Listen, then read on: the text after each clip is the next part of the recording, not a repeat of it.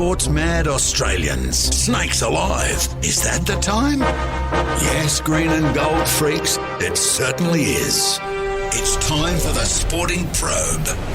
With two diamond pythons twirled around the tree of knowledge across the nation. Boys and girls. Well, a young man ain't got nothing in the world these days.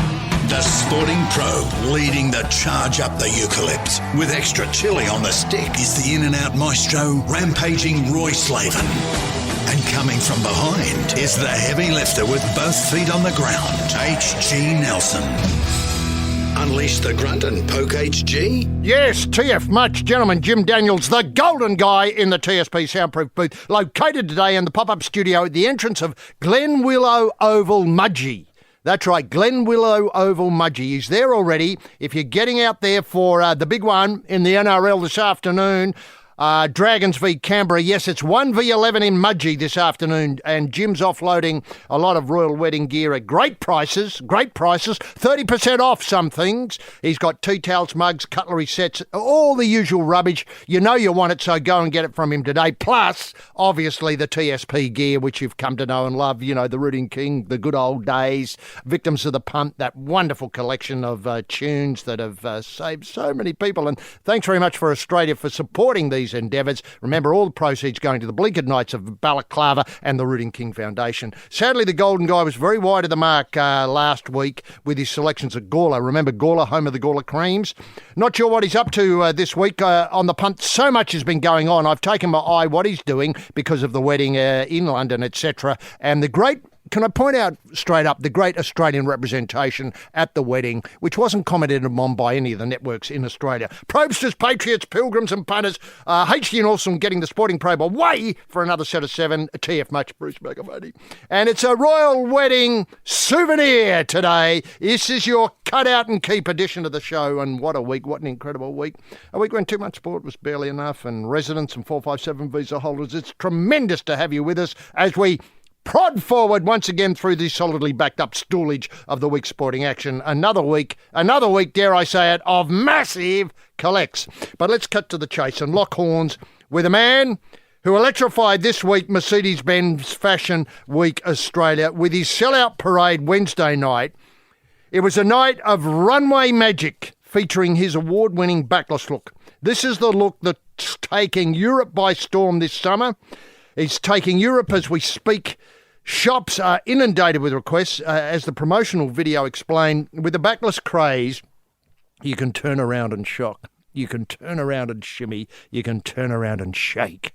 And, well, let's face it, it was the look that triumphed at Melbourne Fashion Festival earlier this year, and he's brought it to Sydney just to show Sydney what Melbourne has already. So many great stars turned out for a sticky beat at the Cut Wednesday night. Obviously, Earl, the Veronicas, Manu was there in the front row, Brendan Favola, Rachel French, Carla Smearson, the Parrot, the cast of Studio 10, everyone was there, and Sophie Monk did a great job on the MC work featuring the backless look. And this bloke is still wearing his royal wedding hat. Did you spot it on television last night?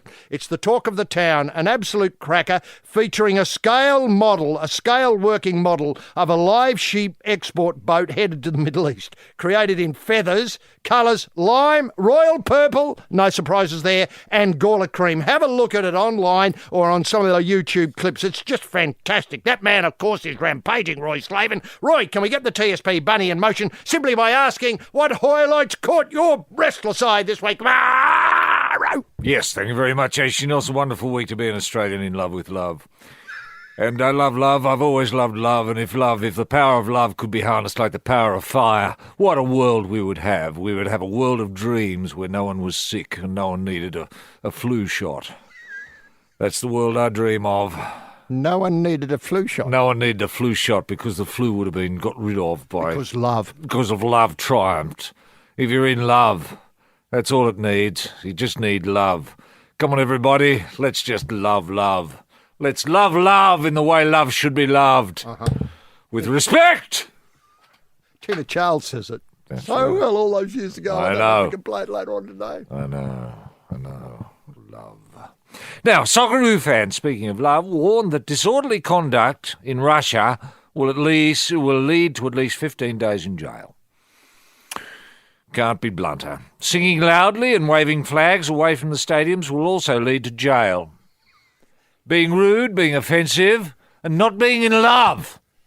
How about poisoning people? And poisoning people. That doesn't lead to jail. That will lead to jail. Now, Cam Smith says goodbye to representative football. I can't believe it, really. You know, this generation of kids who've never seen kangaroos run out without a C. Smith with a C beside his name? I know. A whole generation of kids. I hope they don't fall out of love with rugby league. I hope they don't either. Now, could this be the year of the Blues as a result of there being no C. Smith for the Maroons?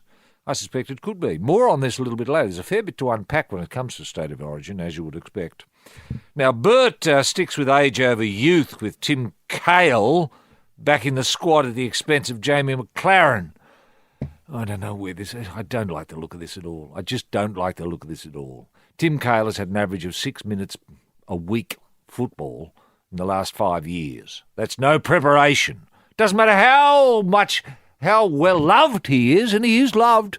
Of course he's loved. Everyone loves Tim Cahill. All over the world he's loved. But I just think the time has come to go with youth. Speaking of youth, Roger back at world number one. Is there ever been a more wonderful ambassador? Someone who not only loves tennis, but loves life itself. He loves 40 love. And he loves 40 love. That is... With his serve to come. Roger Federer. Now, Shane Warne reveals his plan to save Test cricket. It's described as a bulletproof plan, and that plan is as follows. Market it better. That's it. Market it better. Such simple, clear thinking driven by the power of love. Now, Mark Leishman beats Tiger Woods' record over the first 3 days at least with a 5-under, and I think he's leading. He's right in the front going into the last day at the Byron Nelson Classic. Make of that what you will.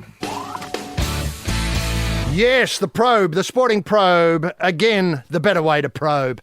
Roy, look, we've got to start with a couple of AFL issues. And the first is this meeting between Hawthorn coach Alistair Clarkson and the murderer of football in Tasmania, Gillon McLachlan, where they appear to have changed the rules of the AFL mid-season.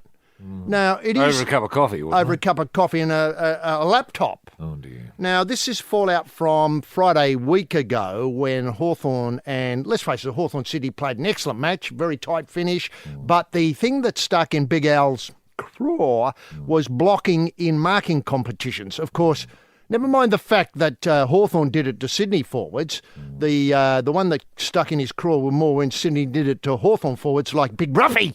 Oh, yeah. Now...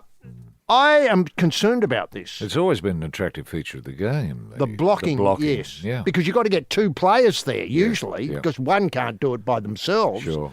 And I'm just worried that, firstly, junior people will think blocking, that's what's okay, was up until last Friday. It was okay, now we can't do it, or we can do it, and we just got to trust the umpire doesn't see us. And I saw in media comments people suggesting that we need more umpires. Now, I know you're a big fan of more umpires in the AFL, but we have to have a blocking umpire, as well as the three central umpires, as well as the boundary umpires, plus the goal umpires, plus the video umpire. It's getting a bit silly now, isn't it? It is. And are you suggesting in your thesis that we need offensive umpires, which would cover the blocking as the ball, in this case, went into the Hawthorn forward line, and defensive umpires, which would look at the problem of the defence in that instance? Look, I've always believed with the AFL it's a special game. It requires a special way of coping with the subtleties that are brought up. And I think the only solution is to have an umpire for every player. Yes, I know you've raised this before. How's that going on? I know you've addressed this over a cup of coffee with the murderer of football. Well, most of them sit around the outside at the appropriate point with binoculars, watching the player that they're designated. And if they see anything untoward, then a flag goes up or a toot or something that indicates play must stop, and the central umpire goes to the flag waver that's sitting outside the boundary, goes over and says, well, what's the story?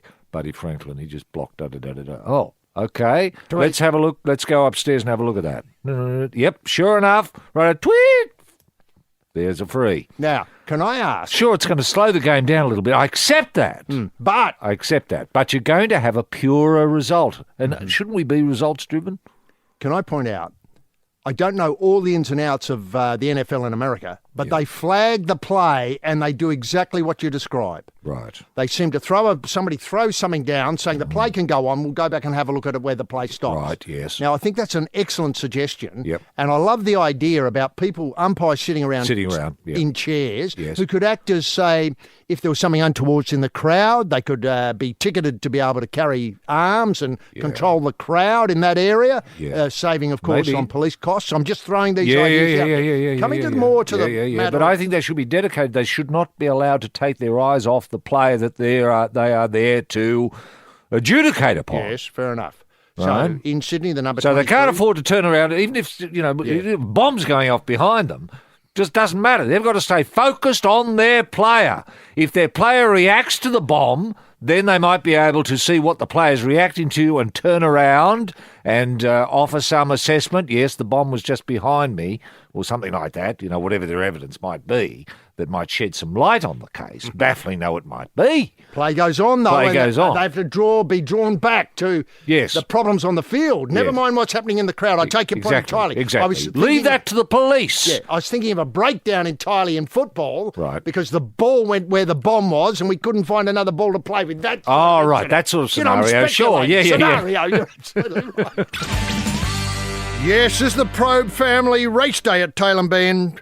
On the pole in the asbestos suit, the racing legend rampaging Roy Slaven, and smoking while filling the nitro funny car is the man about to go bang, H.D. Nelson. Now, this whole incident with Alistair and the murder of football in Tasmania, it does raise questions for teams outside Victoria because they don't have access to Gillon McLaughlin's mind and his thinking, and, they can't bail him up for a cup of coffee.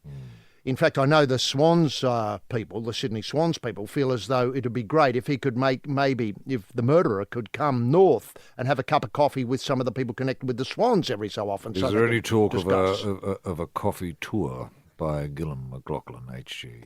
What an excellent idea.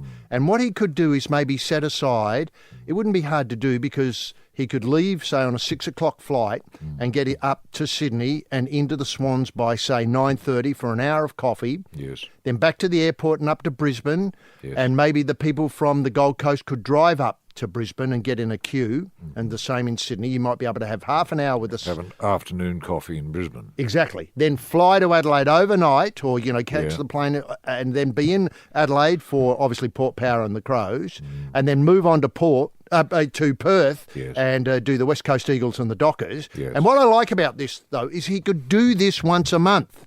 It would only take 2.5 days out of his busy schedule to do it. That should be part of the job, shouldn't it?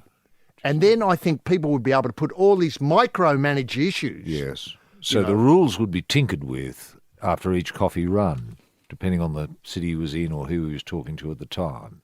Is that the way it works? I think that's how it would work. Yeah. Now, look, one thing that clubs in New South Wales and Queensland speak of an isolation. I mean, I haven't heard this, but they talk privately of being isolated from, obviously, Melbourne. From Gillon. From Gillon, that's right. That's what they mean, isn't it? Yeah. And the game's coalface, i.e. Gillon's face. Yeah.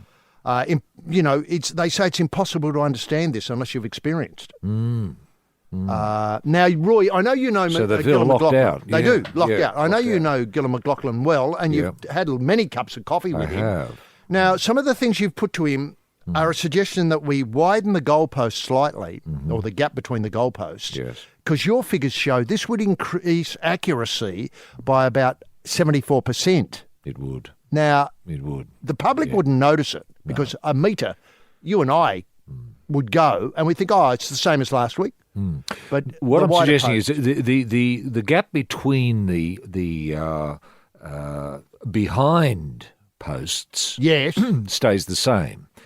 It's just the the goalposts are wider by 1.2 metres, maybe 1.5 metres, something like that. And you've got some vision that shows yeah. a lot of points that were kicked. There were a lot of points kicked this weekend. Yeah. So far would be reduced substantially because of this. Yes, it would. How did he respond? Look, he said he was going to think about it and maybe bring it up with a couple of other people that he might be having coffee with. But I wasn't convinced he was being straight up with me. Every now and again he'll say something and I know he doesn't mean it. And this was one of those occasions. He said, yeah, that's a great idea, Roy. I'll look into that with other coaches. Management speak. Yeah, management speak, and I hate that. Can I ask also, there's a story now, which I think is a big problem for the AFL, never mind the coffee run, which I think they can cope with, is the collapse of football. Now, Gillen's killed it off completely in Tasmania. Now he's having a go at Western Victoria. Is he really? That the teams sort of be Ballarat, west of Ballarat, are struggling to find numbers to flesh out their competitions and clubs are falling over. I mean, do you think he's got to go maybe on a walking tour? Well, that's not bad. What about Western Queensland, HG? Oh, they haven't played it out there for years. No, I know. For decades. No, I know. Wouldn't that be terrific, though, if he did, as you say, a walking and listening tour? Yes, this is Rooting King Lodge, the Probe Centre of Racing Excellence. The man calling for the screens is head trainer Roy Slaven, and cleaning up after champion Scour with a bucket and spade is the apprentice stable hand H.D. Nelson. Now, yesterday, the big one in China, round 2. People talk about the big one at Windsor Castle. Yeah. It was the big one in China, wasn't it? It was the Suns v Port Power. Now, look, it's almost too big now to squeeze it into a program like ours. It feels as though it needs its own program in itself, and we can't donate all the time to talking about this. But, it was a day of Aussie bok choy with that wattle fragrance. Yeah. It was a day of, platypus bill soup. Yeah. Platypus, I mean, that platypus trade is just going through the roof. That's the legacy. Now, one small thing is that they've changed the name of the stadium, Jinghua Stadium, to Adelaide Arena. And I didn't like that. I thought that was wrong. If anything, it should be much more personalised. David Koch, venue, or David Koch Park would be better, in homage to everything that Kochie's done for the Port Power, or even a player. Is it just renamed for a day, is it, HG? Or is that in perpetuity? The new naming of that stadium. Well, I'd like it to be... I would have thought the President Xi would have been great diplomacy. Hands across the water, yes. Exactly. Spot on. Yeah. Now, is that the sort of thing that could be brought up with the murderer, Gillon McLachlan? Yes, it could, over a cup of coffee. Yes. Just say, well, look, in terms of diplomacy, it'd be a very good idea to name the stadium for the day, the President Xi. Or the President Xi... Turnbull or something, get them together. You see what I mean? Got it. Yeah. Now, look, can I ask, are we sending mixed messages to the community? Here we are in China thinking, this is great. We're going to China, the bok choy. Yeah. They're seeing our game. They're going to be part of Australia soon. At the same time, we're bagging them for influencing Australia, in the wrong way. There was but this is pushback. Aren't we influencing them? And actually, my dream is to... as a lead-up to the event, not only love, but as a lead-up to the event, as a demonstration, to have 2 Chinese teams playing each other before... A double header? Yes. At the David Koch venue? Yes, so you could have maybe Taiwan form a team against the Chinese mainland. Now, that, to me, would generate a hell of a lot of interest in China. Yes, I agree. That certainly would. And you see, we've got this problem with the Spratly Islands where there's defensive... We're bagging them for building a big wharf in Vanuatu, and then it's football. Yeah. Yep. To me, it's just that maybe we need... Maybe on one of these reclaimed islands, HG, you could build a stadium there. A neutral ground? A neutral ground, yeah. And, China versus... Now, I would love to have seen, say, some of the people from our DFAT, Department of Trade and Foreign Affairs, their officials, from the Minister of Foreign Affairs down, being part of the crowd. Maybe Now, some of our former ambassadorial staff, like Jeff Raby, who's been in the news lately, yes. and perhaps Kevin Rudd, I think, might have been yes. a Chinese Speaker? foreign affairs diplomat at one stage earlier in his career, yes, to get and Julie Bishop, of course, to get foreign affairs and trade involved on the ground, hands-on, sharing a cup of tea or Chinese tea or something like that with their Chinese counterparts on the side while they watch. Oh, what a lovely idea. I mean, it just takes a bit of imagination, doesn't it, to see that we can bring people together. Isn't that what diplomacy is all about, bringing together people and talking about a common shared interest? Yeah. Can I point out, I love umpires, and look at the umpiring suggestions we've already made today. Yes. People in China, having seen these games, will be as up to speed as any Australian about the rules of the game. Mm-hmm. It was a wonderful display from the umpires. All the skills were there, obviously throwing the ball in the back, obviously a slim grasp of the rules. Mm-hmm. I thought it was... Not getting too close to players so to avoid being hit. The 40-centimetre rule. The 40-centimetre rule, anybody came out of it inside the 40-centimetre rule. Yep. Where do you see this going now? I mean... well, it's a platform, isn't it? It's a platform upon... See... Okay, one game last year, one game this year. Mm-hmm. Why don't we have an ambition, and I've said this to Gillan McLachlan... Over coffee? Over coffee. Why not have an ambition of maybe 10 games by 2026? And how did he respond? Well, he sat up, sipped his coffee and said, look, I'll think about that. Yes, this is the place where the champions gather, the Probe School of Punting, shouting the odds, Roy Slaven, and in the float with a bucket, tube and milkshake mix, H.G. Nelson. Going back to the match in China. Look, they're now thinking, with China cracked, boxed and buried, this is the AFL, and the person you have a cup of coffee with leads this charge, they're going to move on to India. Yes, I did hear about matches. That, yes. Now, these are going to be fantastic because, as you know, I think I'm right in saying a cricket match this year was played, I think Sri Lanka playing India, and the batter couldn't see the bowler running until he in was because of the smog, this is going to be great because a halfback won't be able to see a half forward. It's going to change the game incredibly. Well, players will have to adapt to Indian conditions. Now, how many... I haven't actually discussed this with Gillan, but how many matches are scheduled for India in, say, 2026 HG? If we've got the... How many matches were we having in China? Was it 20? 20 by 2026. Yes. 10, I think it might have been. 10. Okay. Well, 10 a year. Yeah, 10 a year. Well, how many are we going to have in India by 2026? Let's say 6. Well, wait a minute. They're much more oval compliant. Remember, I know. As I understand it, oval... What are you suggesting? We could have more games in India? I think that's because there's many more grounds because they play cricket. Yep. So we can put the posts up wherever we like. Wherever we want to. Yeah, overnight. And remember, of course, the oval shape, as I understand it, is not necessarily accepted as a good idea in China. Whereas obviously in India, there's no constraints to having oval and people going to ovals. And I've always felt the oval held the crowd back. Yeah. As though, well, we don't want to go down there. They're playing on an oval. Right. Instead. I mean, I'm not sure. Yeah. I need Kevin Rudd to advise me on that. Yeah. Now, I'm not sure. But look, we have one venue and we can have the 10 matches at that one venue. That's not a problem. Correct. Yeah. Correct. But in India, it's going to be more flexibility in terms of venue. You'll be able to play at Kolkata, Mumbai, Delhi, yes, you name it, Calcutta, Pondicherry, wherever you want to go. They've all got cricket grounds. Yep. 2 things. Can I suggest, and this is going to rock you, a way of involving the Chinese community may not be with players, but how about as umpires? Oh, that's a great idea. Do you know what I mean? They do love rules.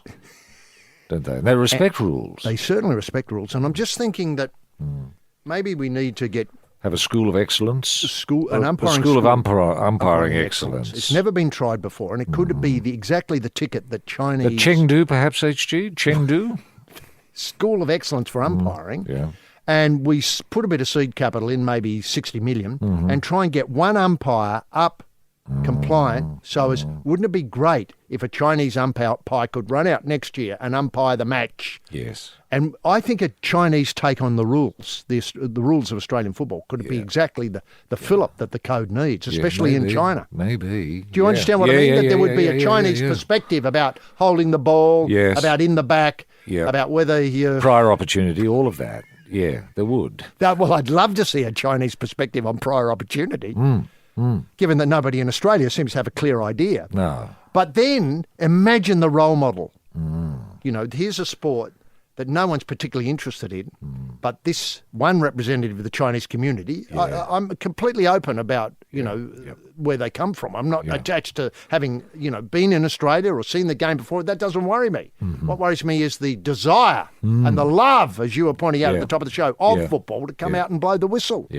Now, the next thing is... Well, there's no reason actually just post-2026, if we are running a series of games, you know, the 10 in China, the 6 in India, that you would start getting a sort of grassroots development of the game happening quite independently in those countries, with the view maybe at 2030 to have a tri-series between Australia, China and India. It's always struck me that this Irish business that we have going is madness. It's too far, it's too removed. We're an Asian country. And they've got their own game. It's a different game.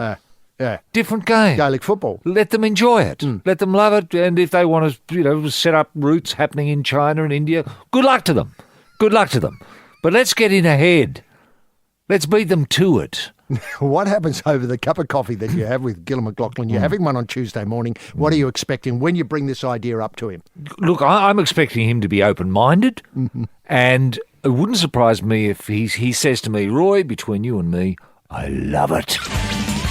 Yes, this is the National Theatre of Probe. In tonight's performance of The Summer of the 17th Doll, the parts of Roo and Barney will be played by actor winner Roy Slaven, and the part of the doll will be played by H.D. Nelson. Now, coming back to football overseas, AFL football, there's a sort of sidebar issue about whether we're trying to sort of introduce the larger game, you know, as a stalking horse to get AFLX up and running. Now, this seems to be a long bow at the moment because I'm not sure where the community stands with its appreciation of AFLX as a separate form of the game. No, the jury's still out, isn't it? Thanks. I think the jury is still out. And the Brains hierarchy has suggested that, let's face it, Richmond, Essendon, Greater Western Sydney and Adelaide have all decided to swerve past China and focus on India. Right. St Kilda has been struggling to get a match up in New Zealand for some time. I think they played... my last memory of St Kilda in New Zealand was against Carlton on an Anzac Day a few years ago. I'm not sure why they haven't been able to produce more of that. And but it's too small a market anyway. Too small a market. It's nonsense, really. Yeah, I think so. Now, get this. The AFL has a general manager for China and India, David Stevenson. I don't know if he's ever had a cup of coffee with the killer, Gillon McLachlan, about the problems, but he says that almost half of Australia's population has a parent who was born overseas or were born overseas themselves. That's true. Engaging that community amid competition of rival codes remains a key challenge. Now, why aren't we taking matches then to the former Yugoslavia? Why aren't we taking matches in the Middle East? The Middle East, I was going to say Syria, where they'd love to see it, or Iraq. I mean, my dream is, of course, as you know, Iraq v Iran at the MCG on that one day in September. Wow. That's my dream. Wow. That all the other nations have been put to one side through this exhaustive, you know, knockout competition. So to be a sort of Sunni v Shia. Well, he certainly would be Sunni v Shia. Not completely, but, you know, you would anticipate an uncompromising fixture that would draw in more than the neutrals. And has the murderer indicated one way or the other? Look, any enthusiasm for Middle East and AFL, HG? Is he... I haven't heard a word from him. Can I just point out that I think his line was, he'll think about it. He'll think about it. All right. Now, before we go on, speaking of... Did the murderer say anything about the New Zealand experiment? No. He's very quiet. Very quiet. QT. Look, I don't know why St Kilda got sidetracked into New Zealand. Because could I suggest he's happy about AFL in New Zealand because it's dead there in the same way it's dead in Tasmania? Pilgrims, you're all winners in the Church of Probe. The Sporting Probe. Probe. Now, Origin's not far away. Back to rugby league now. And God, there's a confusing, what would I call it, information coming out about the selections. I suppose there's nothing really to talk about. We have to point out that Brad Fittler is the coach of the New South Wales Blues. Now, his original comment was that he's going to pick a team that want to have fun. Oh, good, yeah. And they're citing the former track by the great Cyndi Lauper, as in girls just want to have fun. Yeah. Brad just wants to have fun. Right. He's going to pick a team of players to entertain the fans. Okay, and Now- does he think the fans are going to be entertained by By a loss? players having fun? Well, this is... Well, I can't see that myself. To me, that's flawed. People don't want to see players having fun. They want to see players winning. Exactly. Now, he's quoted as saying, I'm going to pick, this is the Fairfax people got this, I'm going to pick the players who I like watching. I think the fans like watching them. I'm a purist. I like watching players that excite the crowd. It's a couple of weeks out, but I think there will be a few of those players who entertain. More than anything, Fittler wants a team of players who are not self-obsessed, jaded or worn down by years of Queensland defeats. Ah, Now... that's different. He wants to pick a team that he wants to watch. Now, this is a disturbing... He might like watching Jared Hayne, but Jared Hayne's completely out of form. Well, he's rubbish at the moment, isn't he? Yes, he hadn't got... he might like to watch... I don't know where we go from here, Who knows what Freddie likes to watch? I mean, it's a pretty frightening thought, really. I don't want to know. Honestly, I don't want to know. I have an old-fashioned view about this. Yeah. You like forwards who go I want forward. a coach who's going to pick a team that he thinks can win and be serious about it. Can win a match. Can win a match, yes. Can beat the Maroons. The best player, pick the best Blues who are going to represent the Blues at rugby league, not entertainment. Can I point out that this match I is... don't want them running out there with nappies on and pulling gags. Yes. Sausages down the front of their shorts Yes. and take it out. And, Yeah, I, for one, I'm not going to... I wouldn't be amused. Imagine Melbourne... This is where this match is being played. Melbourne, at the MCG. The home of rugby The league. spiritual home of rugby Yes. league. Now, what happens here is they know their league. They do. I mean, they've got the Storm. Yes. People there know what's going on. Yes, they so do. they're going to watch a The mob most of... knowledgeable crowd of rugby league in the world we're going to have there on that one game, on that one day, the first game June of the Origin. 6th, Yes. it is. Yeah. It's only a and they fortnight away. don't want to watch clowns. They don't. No. I tell you who's going to be there. Gillum McLaughlin's going to be there. Is Gillum going? He's I might have going. a cup of coffee with him. It's the Probe. Big night out. Just another melodrama of mascara. Now, of course, what happens here is that's one view. Another view is that Brad is going to get the, hopes to bring a sense of calm and clarity when he takes charge of his first Origin side in the coming week. Calm and clarity. Well, I like that. I'll Now, tick wait a those minute. Boxes. This is MCG. Let's not forget that. MCG, June the 6th, the spiritual home of rugby league, the most knowledgeable crowd in the world. And wait for it, spiritual home. What's Brad got in mind? Yoga sessions. Hang on. It's going to be... Hang on. Brad's a devotee of sessions? yoga. Yeah. Yoga sessions? Yeah, the coach is a devotee What, at the of yoga. MCG before the game? I know. Bending and stretching, downward dog, No way. shavasana, all that sort of gear. What sort is it? Is it Siddha yoga? I don't know. Brad does it almost daily when he's not being pulled from the surf. Iyengar yoga? What sort is it? It'll form part of his personal routine during Origin preparations. He'll offer it to the Blues. I do a bit every day, he said. When you look at old people who are either bent over or the ones standing up, the ones that are standing up are always look happier to me. Gee, that's an observation, isn't it? Well, what's that got to do with yoga? Or league. Or league? People have to bend over to play league. They've got to bend over to play the ball. Yeah. I don't like a person standing up and trying to play the ball. If he's got that in mind, he can cut it right out now. God almighty. Now, he says it's a good time out. It's always good to stay limber and flexible, especially when you're playing rugby league, and especially in Melbourne when Gillum McLaughlin's looking on. There's too much information about it being good for you not to have it in your life. I believe the science of it. Oh, he goes on and on and on. Fiddler has used meditation, and wait for it, players running around barefoot on the grass in order to, quote unquote, soak up the minerals in his previous stints as coach. Oh, my God. Yes, you're on the Probe Explorer, heading out for another day of bleaching the reef. The work is never done. The man with the snorkel and spear gun is the skipper, Captain Roy, and down the back of the tub with a 44-gallon drum of White King, a very excited H.G. Nelson. Roy, there was excitement in the world of rugby last night when the Waratahs, what about those Tars, beat a New Zealand team. Broke the hoodoo. Broke the hoodoo. Yeah. I think there was some interesting stats. Muhammad Ali was alive when the last time this happened. Wow. Yeah, so hard to imagine.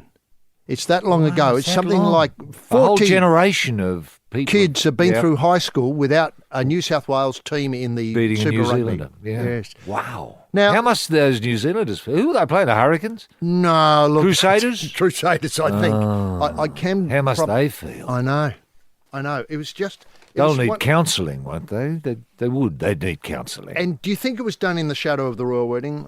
And Well, so maybe they were distracted, those Crusaders. they could have been Yeah. by thinking, "Oh, we've got to get this done quick so we can get to the wedding," or have a look. Yeah.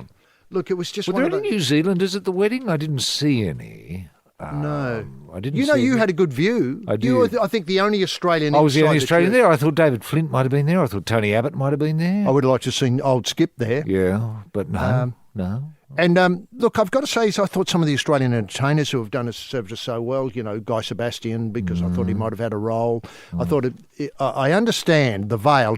People who follow these things will know this. Yeah. The Vale featured a flower from every Commonwealth country. It brought a tear to my eye. Beautiful idea, isn't it? It's a wonderful idea. The Commonwealth is meaning so much to so many people, especially in China. Wherever I go in China these days, they say, "What about that Commonwealth, HG? Yeah. What a great idea." Yeah. Now, Yeah. look, the match here was that cool, 14 degrees breeze, Allianz Stadium. Hardy souls, they've described the crowd as a few thousand. I think that's been How generous. lucky were they? No. They witnessed history. I know. Now, what was great was New South Wales 22-0 in the 44th minute. They had one-man advantage. The pivotal moment came when Tavita Nabura was sent off in the 18th minute for kicking rival Cameron Clark in the face as he descended from catching a bomb. It was a terrific bit of work. I know Toby Green. I spoke to Toby Green about it afterwards. He liked said it? he liked it. Yeah. World class, he thought. Yep. The bloke caught it, turned and kicked Clark in the face as he came down. Did he mistake his head for the ball? He did, but he had the ball already in his grasp. Oh, so it was so one he's of brain two balls. explosion. It's a two-ball comp. So it ended up being 15-13 in the end. No wonder the Tars won, but they got a good break. And remember last week they blew a 29-0 lead. lead, yeah. Yeah, so so they it let was down good. by Foley's boot. Yeah, they were last week, Yeah. but it didn't happen this week. And if we said it was the Highlanders, not the Crusaders, the score at the end was 41-12. But they were playing, as we mentioned. And 41-12. Yeah, That's a 15 on shellacking. 13. How did they get 12 with only 3 men? now, in the same week, in the same day, a piece appeared in the paper, the Fairfax Press, saying Super Rugby is dead. The open brackets, thanks very much, Gillon McLaughlin, closed brackets, and Australia should go it alone. Go it alone? Where?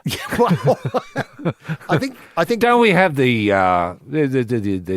Twiggy Forest? Well, Twiggy Forest That's us going Indo-Pac. alone, isn't it? Yeah, it is Indo-Pac. I think Right. the rave is, and this disappoints me. Mao was looking up on the forces fixture list. Yeah. And he reveals that the next match for Force Freaks is against the Rebels. The Rebels are playing the Force. Yeah, I don't understand Is that how part of the works. Indo-Pac? Well, what worries me is who's in control Yeah. of Super Rugby, because as I understood it, the Rebels were part of Super Rugby. All now right. they're going moonlighting, Yeah. looking for quids over in Perth. So it's been run by what we used to call faceless men. Is that Looks it? like. Now, Faceless men. Paul Cully floated this idea once upon a time when Australians were interested in Super Rugby, etc. Yeah. They had a competition. Now, and it's not much more than that. The competition is dead in Australia, finito. Well, not as... No, well, hang on. We had a win. We had a big win yesterday. I pointed out at the start of my Yeah. comments here was that this was written before Yesterday, that Before thing. It the was wedding. There's pre-wedding rugby, post-wedding rugby. I think that's spot on. He says, based on, this is Paul Cully writing, based on my understanding, Super Rugby paid TV audiences Britain, maybe more people are watching Sky Sport UK watching Australian rugby than in Australia. No way. That Is that just does a my feeling? head in. It does my head in. Wow. Now, Does that what do you- mean rugby fans in Australia are going to England to watch their rugby? Man, they're weirder than I thought. Now, wait for it. If Australia goes it alone, it'll create winners in a 10-team national competition. Yeah. So, Well, hang on, haven't we got the shoot shield? wait a minute. National competition, Shoot Shield, I think. Oh, made in no, New South Sydney-based, Wales. Yeah, yeah. Sydney-based. Okay. In a 10-team national competition, how about this? 5 sets of fans go home happy every week. Ah. You get it? Yeah, I do. It's genius, isn't it? Right. At the moment, And maybe these fans that are forced to go to the UK will come home to watch their rugby. now, get this. What I love of this is that only in the last 40 years, only once have one set of fans in obviously the Super Rugby gone home happy, and that was yesterday. Yeah. Last night. Yeah. Against the Highlands. Yeah. Don't underestimate what that And would what a do. pity it was drowned. That feeling was drowned out by the wedding. I mean, how must they feel, so excited? Yeah, we won. What? Over the years, the Chaser has gone to war with, well, everyone. Now in our new podcast, we've joined with Border Force and ASIO to interrogate the scum that threaten our way of life. Writers, thinkers, and worst of all, comedians. Extreme vetting with the Chaser. If you like comedy or national security, catch us on Podcast One. Download the app or listen at podcastone.com.au. No matter what you're into, there's one for everyone. Podcast One. Yes, as the probe tour of World War I battlefields, the man up front with a baton in his knapsack is the General Major rampaging Roy Slaven and letting bombs off in the background to provide that realistic trench warfare smell, the putrid one, H.G. Nelson. Now, there's a lot of movement in television because of rights being acquired by new companies or new players or swapping rights, and so... Very exciting time. It's extremely exciting times. I was thrilled to bits that Shane Warne and Adam Gilchrist are linking up for the Fox cricket coverage. Are they going to head the coverage, HG? I think they're going to head the coverage. Is Warney going to be the Mark Nicholas role? I'm hoping Warney can step up and become the spiritual leader of the commentators. Yeah. I tell you who's a bit absent from the lineups. I haven't seen any news of Michael Clark going anywhere. No. He must have some other iron in the fire, if you know what I mean. He might be assistant coach to Justin Langer. Yes, he might. Or some role that precludes him from being... Well, we're looking for a new national selector for the T20 team. Because Mark Wars stepped down. Yes. So he's joining one of the teams, is he? Is he joining Seven's coverage? Maybe. He's joining Warney at Fox. Is he? And, of course, there's that intriguing thing that'll happen because, oddly enough, Seven have the rights to cricket starting next year, but they also have the rights to tennis for next year. That's right. Now, this will make an interesting... Split screen? Yeah, split tennis screen. One side, cricket the other. Exactly. Makes it difficult for the commentators, though, doesn't it? It will. I think what will happen is, because there's a lot of gaps in tennis... as in, bouncing the ball. They'll cross to the cricket commentary when it's in play, obviously, or thoughts at the end of a game. And one thing that, just to put on pause for future reference is, in Italy, I understand there's a channel that only broadcasts tennis, a channel just dedicated to tennis. Channel. Yeah. Wow. And this is causing a revolution in understanding of tennis and people interested in tennis. Wow. So maybe 7-3 could become an exclusive tennis. Wow. Is that what you're suggesting, HG? Thought, isn't it? Now, of course, the honey badger has been out and about just thrilling this is The people. Bachelor. The Bachelor. Yeah. Is that on yet or over yet? Or? I don't think it's on No, yet. They're okay. still filming, I obviously. always confuse that with Love Island or whatever it's called, but that show looks great. They all look great. They all look our great. Is reality Sophie Monk hosting Love Island, or is it another one she's doing? I think she's doing it, but I'm no expert on these things. I just know they're great, and I know we lead the world in it. Yeah. And I tell you what, I was interested this week because there was a lot of chat about sporting stars swapping over into theatrical enterprises. And I highlight Charlie Taylor, who's quit rugby, a Sevens player, to pursue an acting career. Good on him. He played league for the Roosters and Manly, was in the Australian 7 teams at the Commonwealth Games in the Gold Coast in April. Yeah. He left with a year to run on his contract. He's walked away from footy to pursue a career on the silver screen, according to the Murdoch people. Yeah. He's got big following on Instagram. He's, Love Island Australia, he may pop up on as a sort of a guest. He's doing Love Island. Well, that's not certain. No. I'm not saying that. The whispers are in the media that he'll I thought he pop up might on do Home and Away or something like that fantastic. to begin with before moving on to, whatever, Star Wars 8.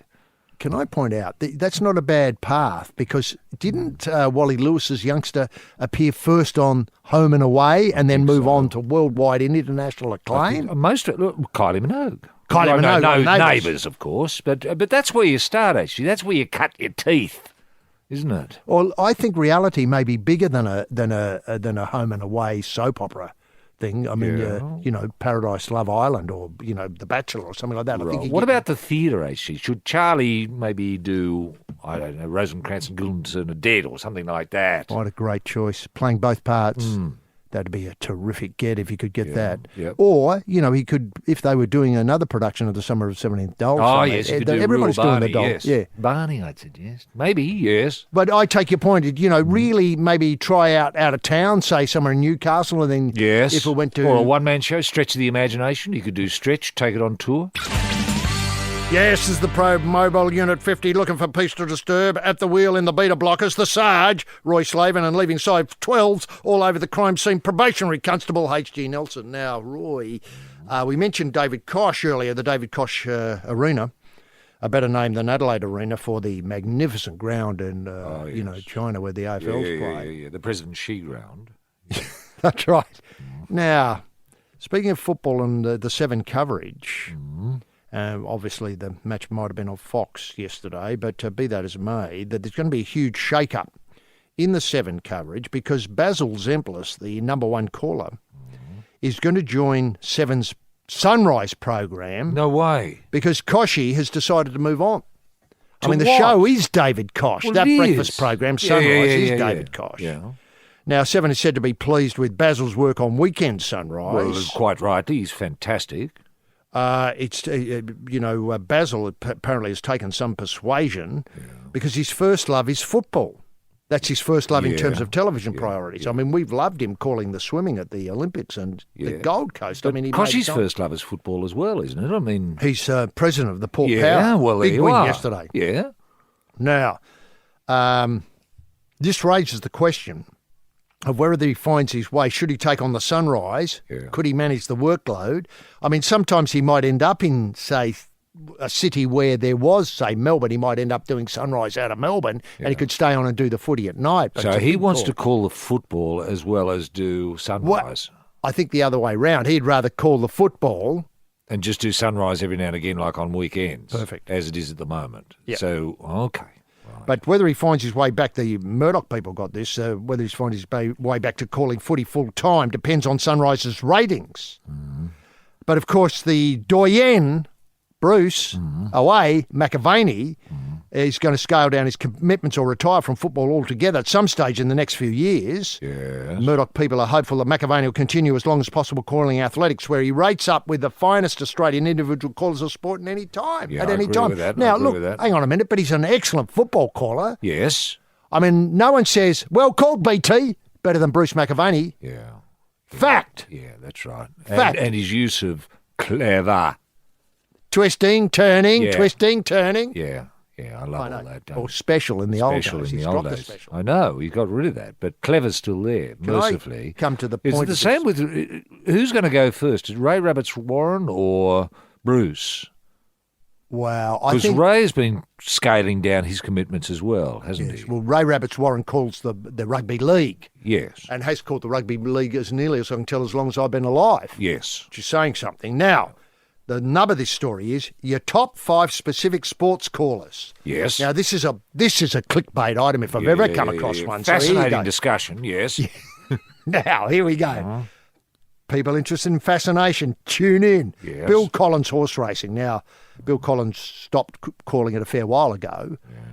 Barry Sheen motorcycling, I can't remember. Is he still doing it? Question mark. Don't think so. McAvaney, obviously athletics, although why you'd exclude him from AFL, I just don't know. I mean, he's in a class of his own. Yes. Dennis Cometti, Australian rules. Well, Bruce and Dennis, they've been my role models for years, you know that. Yeah, they were the benchmarks. Yeah. Then we've got Richie Benaud, cricket.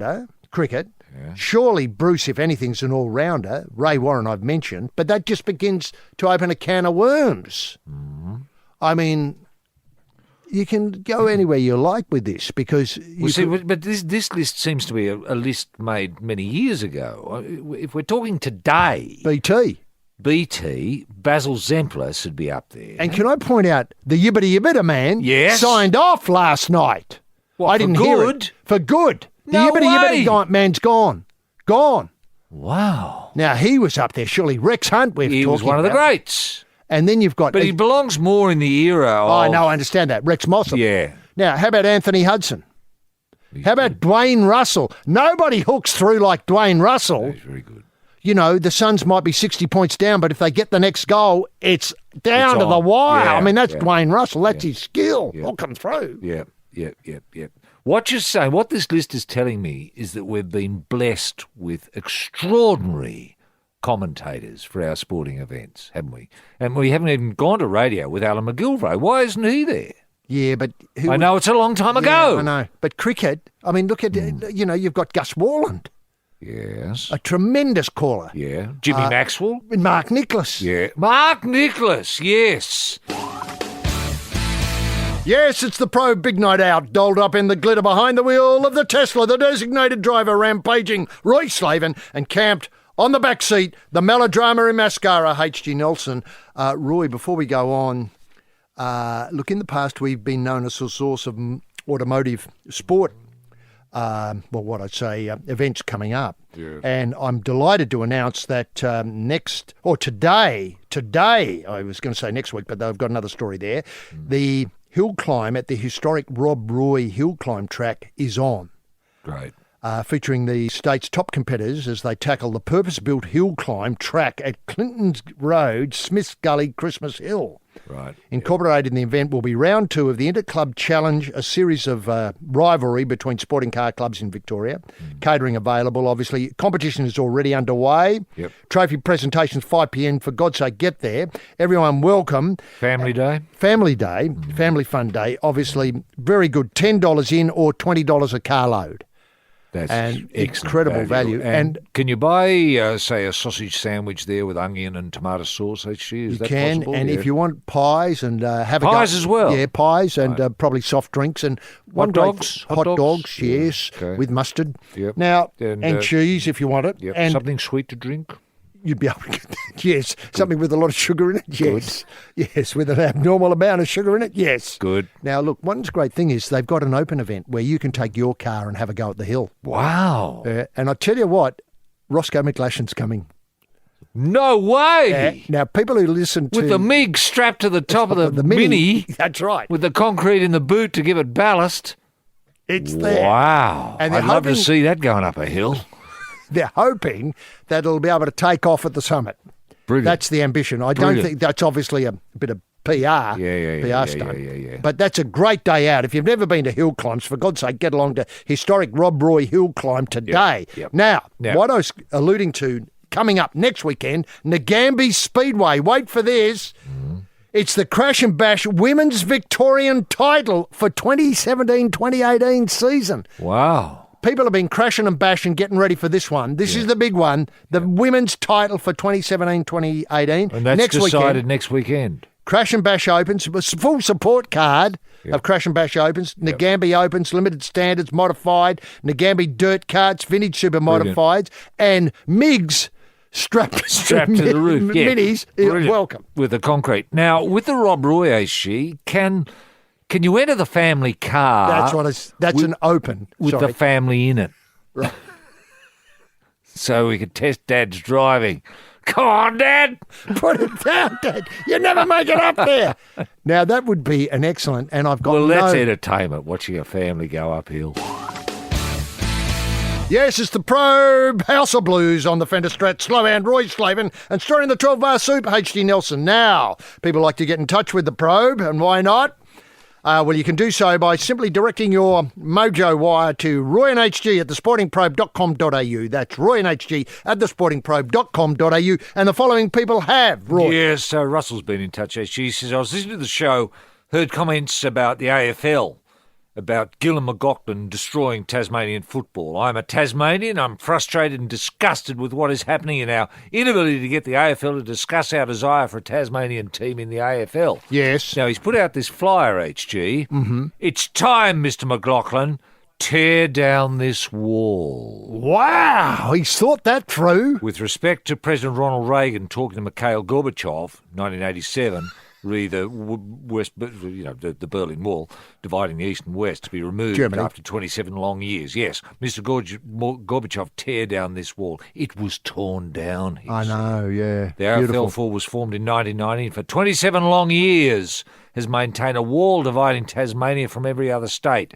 Entering its 28th year, it's time to make history with a truly national competition. Tear down this wall. Isn't that great? That's a very thoughtful way of doing it, but And it's not here's offensive. the Guernsey HG with a Tasmania on it with a T. Has you got a prospective team? You know, he's thought about don't it. Tasmanian think so. players playing in the AFL at the moment, or I'm sure he would have that information, HG, if you wanted to get in touch with him. But I think the time has come for McLaughlin to what? tear down the wall. I was going to say Lazarus-like, maybe go down and have a cup of coffee. To begin with, yeah. And then leave. invite all of the current first grade AFL players born in Tasmania to think join about him for a cup of coffee. Wow. With a photo op. Yep. Maybe at the markets there And in Hobart. a nice peace Salamanca pipe. markets. Salamanca markets, and they get the peace pipe with some Yes, non-cancer forming mole. that's right. That could be beautiful. Enjoy some seafood and then go to Mona and have a look at the gallery there and discuss betting. Now, Marto, I think, has been on the line, and he said, I'd like to share with, the audience, the probe audience, his favourite moment, McAvaney moment, which happened during the telecast of the Sydney 2000 Olympics. This reaches back. He'd also like to know where it ranks in our top 1,000 favourite Bruce McAvaney moments. Now, this is apropos of our earlier item about, specific callers and so on. Clever. Twisting, turning.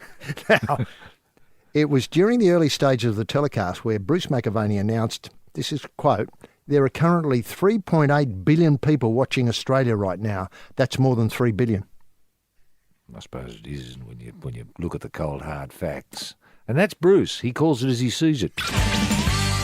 This is the Probe Philharmonic with the Maastricht variations on I Thank You on first violin, the melodic maestro, rampaging Roy Slaven, and crashing the saucepan lids in 5/4 time, tone deaf and tuneless H.G. Nelson. Now, Moscow, Russia, World Cup gets underway roundabout in the same week, I think, that the first State of Origin erupts with Guru Fred at the controls. Yes. Now, there's some disturbing reports about people going to Russia. Oh, you've got to be on your best behaviour. Best behaviour. The Gold Commander Deputy Chief Constable Mark Roberts, who's in charge of trying to keep English supporters safe at the tournament, said security around the stadium on match days will be, his words, and this is disturbing from somebody who's experienced as Mark Roberts, off the scale. Off the scale. With thousands of officers in riot gear supported by the army. Now, Yep. remember in the London Olympics, it was the first time I'd observed this, it may have happened before, but in the London Olympics, so few people turned up that they got the army in to fill the seats. That's right. It appears that Russia's taken this as a useful idea and gone one step further Yes. and banned the audience from coming and filled the seats up initially with riot police and army. I think it goes further than that, actually. I think there will be army there will be police, and the general spectators, the Russian spectators, will all be KGB officers. That's my Old school understanding. KGB Yes. officers. I think it's the FSB now, Is it the really? new school. They're certainly Skripal compliant. Yes. Now, he warned ticket scalpers could be fined $37,000. I'm not sure how he arrived at that number. Disorderly conduct could lead to 15 days behind bars. Assaulting police officers carries the risk of a 10-year prison sentence. Yes. And mass disorder, such as rioting, could see people jailed between 8 and 15 years. Yes, that's I mean, they're right. telling people stay at home. They don't want anyone there, the Russians. They don't want people coming from overseas to watch any of these events. No. The only way you can manipulate it with your drug-filled team is to have it as if it's in a lab, a science lab. Are you no people there. Are you saying that you're betting that the Russians will win this? I think I am. Now, you wouldn't want, and he, obviously the chief constable points out, you wouldn't want to be in a Russian prison described as a football hooligan. No. I'm not sure how that translates. No. I They'd to have get their Kevin own right. word for it. Now, a very large presence of police with shields at games is the norm in Russia and parts of Eastern Europe. Fans need to be respectful. He warned that waving flags, drinking heavily, singing loudly in public stadiums or away from stadiums could be taken the wrong way. Yes. So if you sing the national anthem, say in the street having a beer, Yeah. you're marched gone off. 15 years. They can get you 15 years. If you show an Aussie flag and sing Waltzing Matilda and you're more than 100 metres away from the stadium, you're gone. You're gone. You'll never see your family again. You'll never see your family again, no. And what's DFAT doing about this? Where's the Foreign Minister's position? Is she pro this? She said nothing at this stage, but more importantly, the Sports Minister. Oh, well. Totally absent. Mm-hmm. I mean, there should be a DFAT warning, shouldn't there? Don't go to Russia. I think that's what I would be advising. Don't go to Russia. If I was in the Department of Foreign Affairs, I'd certainly be putting that on travel advisories. Yeah. Now, and there'll be pressure on the Socceroos not to win either. Not to win. Should they ever come up against Russia, my advice would be, boys, be careful here. Now, be careful of what you dream of, because you might win the game but end up with 20 years in stir. 1, 2, 3 in, 1, 2, 3 out. It's the sound of a working probe. Now, also, can I point out that if you decide after hours to go to a Russian casino, the worst thing you can do there is win. Oh, yes. Don't win. You never win. No, you don't even try to win. And if you do win, you give your money back. You say, who should I give this to? That's right. Is there a charity I can help out? Yes. Now, of course, remember, let's not forget Foreign Secretary Boris Johnson. He's always on the money. He's likened the Russia World Cup to Hitler's 1936 Olympics. Wow. I mean, that's a big call. Yeah. Well, I think really. I mean, were there many arrests made in 1936? Fans, Aussie fans.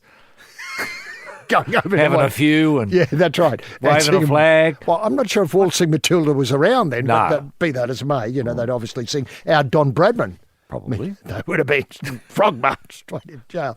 The boss said he was very confident Kremlin would use its considerable state security apparatus, the SSA, to ensure the event was not marred by violence or disorder.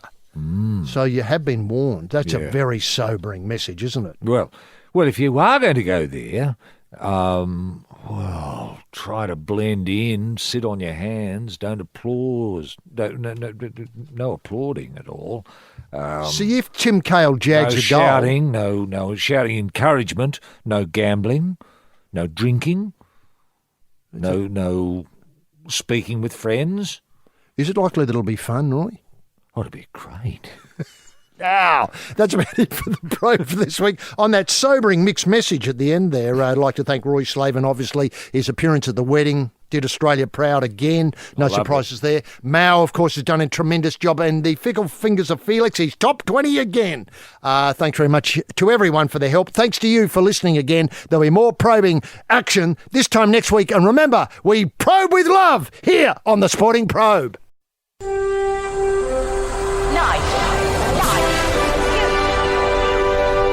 Bonafide sports-mad Australians. Snakes alive. Is that the time? Yes, green and gold freaks, it certainly is.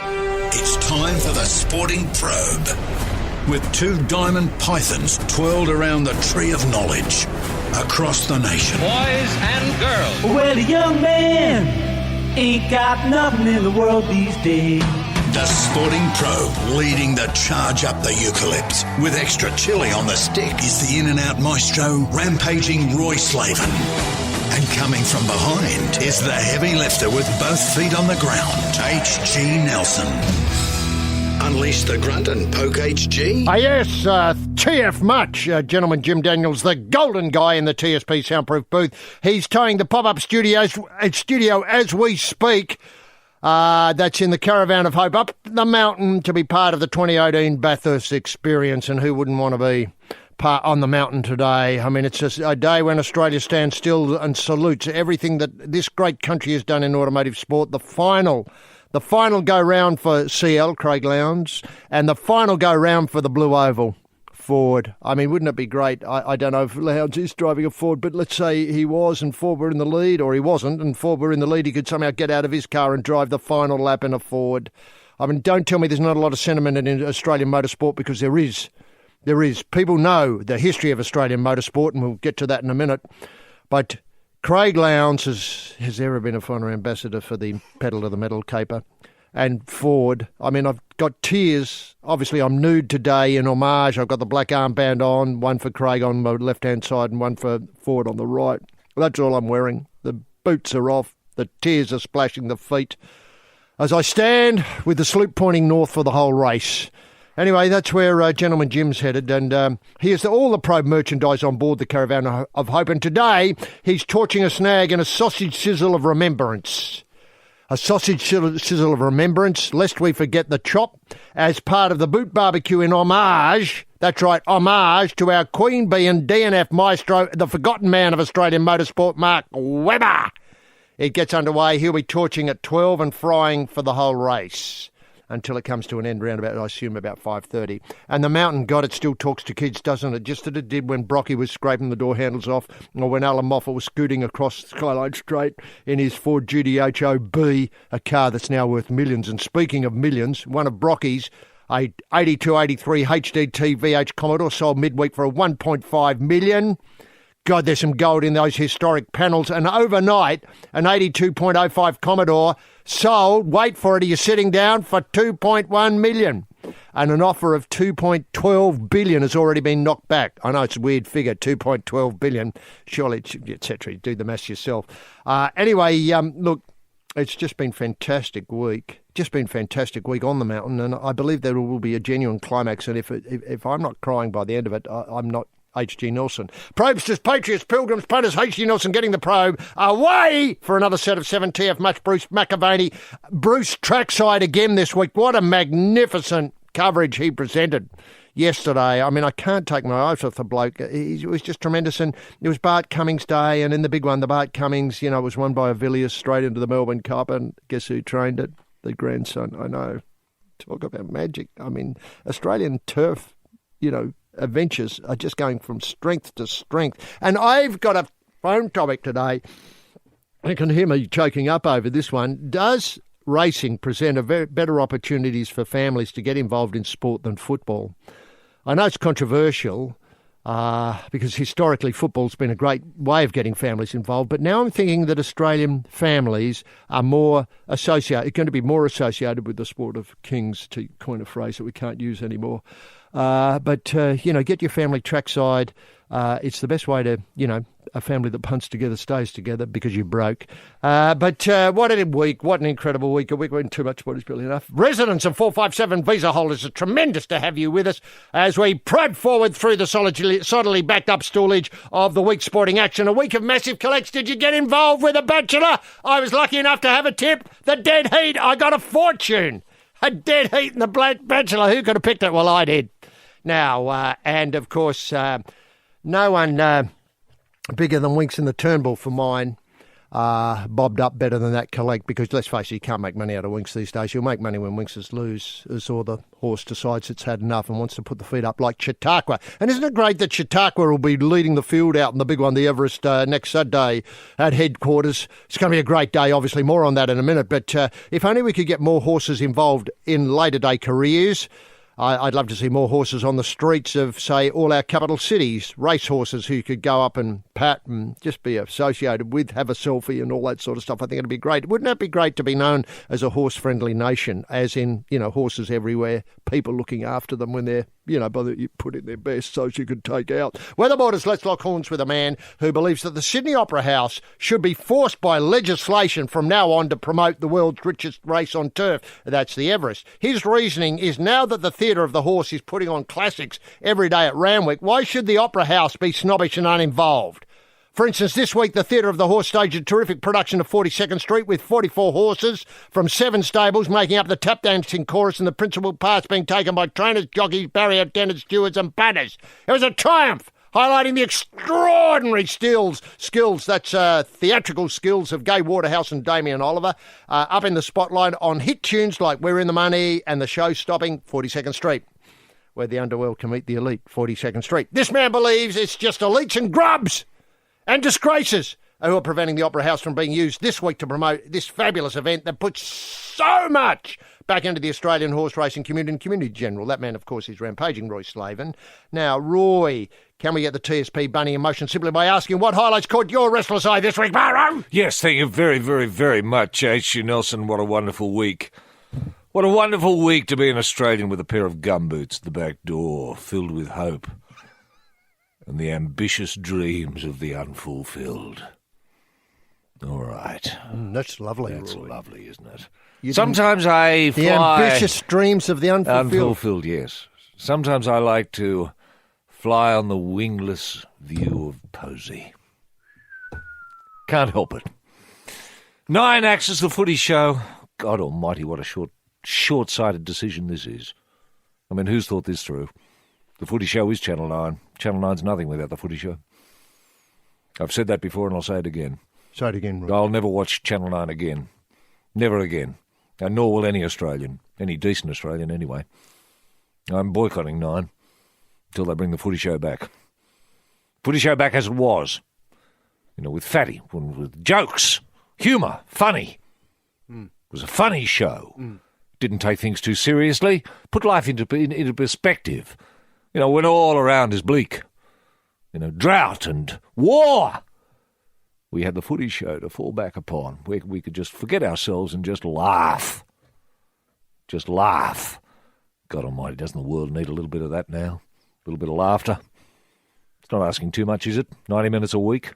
Thursday night, put the feet up and laugh? You thought this through, 9? And I'm never talking about 9 again. Now, the cornflake is back with an ATP win and talk of a Davis Cup recall. A lot of Bernard Tomic freaks, a lot of fans, Bernard Tomic fans, very relieved this week. I did think that, Channel 9 might have done a special on Bernard Tomic, the cornflake. But no, nothing coming from skid marks, nothing at all. Cornflake, bowl to bowl. Yes, bowl to bowl with the cornflake. Now, superstar bugger all Bogut's Kings give the LA Clippers a bit of a scare in Honolulu. I think the Clips came out pretty well ahead at the end, but there was a quarter there where the Kings didn't look too embarrassing. That was when I think Bogut was off the field at the time, or off the court. Now, Mile Jedinak has retired from international football. Can I say, Mile, you've done enough. You've done enough, mate. Nobody could slot it from the penalty spot like you did. It takes a cool, calm Aussie to be able to bring home the biscuits that often, and you did. Nobody can ask any more of you, old fella. You can retire in dignity, with dreams fulfilled. Now, Winx wins the 3rd consecutive Horse of the Year award, and what a magic night. Can I just thank all the people who were responsible for putting on the night? We've been going to the Horse of the Year for many years now, HG and myself, and I looked across at HG, we both had tears. And I said to HG, is this the best night we've ever had? And he said, yeah. It was just a wonderful night to celebrate the horse, celebrate Australia's love of the horse, celebrate everything about 4 legs that we love. And Winx. And Winx. And, of course, what a night for Winx. When Winx came out, took a bow. Not a dry eye, everyone standing up. And what a speech. And what a speech from Winx. I mean, didn't go on too long, just the right length. Typical Winx, timing, perfect. Now, Europe wins the Ryder Cup with a spectator losing an eye.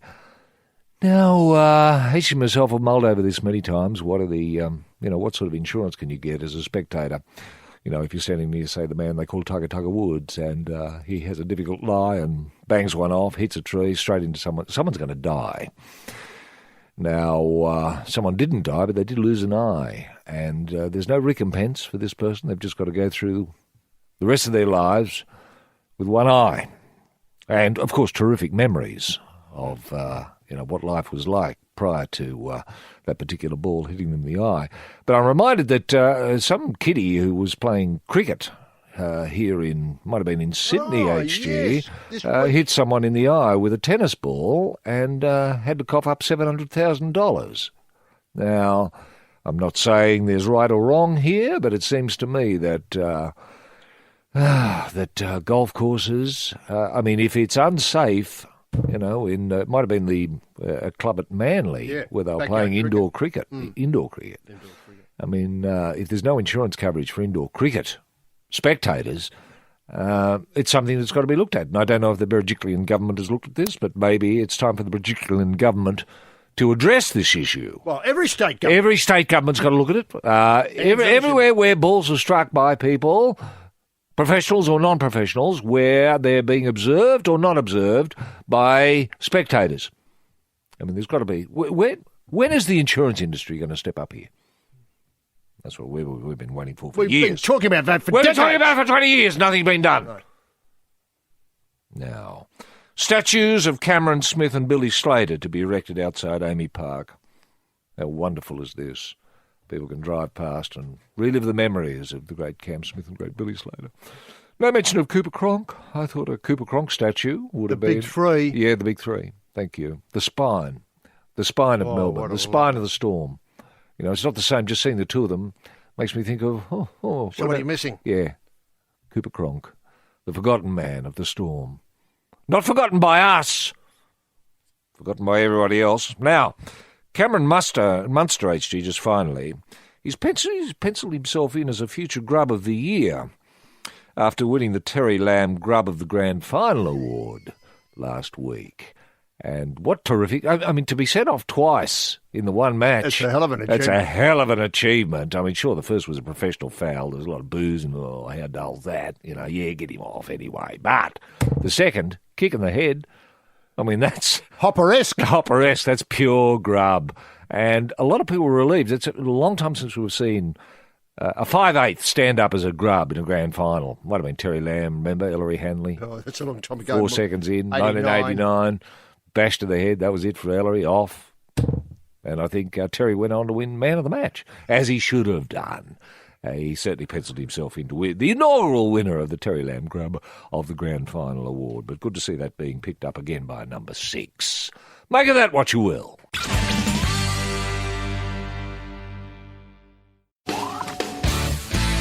Yes, this is the Probe Hyundai. We're on the road to Quorn. Behind the wheel in the Rogers is Captain Fat, rampaging Roy Slaven and making an ice pair up front, camped in a bucket of ice. It's Mr. Freeze, H.G. Nelson. Roy, let's come to the big story of the week concerning the Everest and its promotion on the Sydney Opera House. Yep.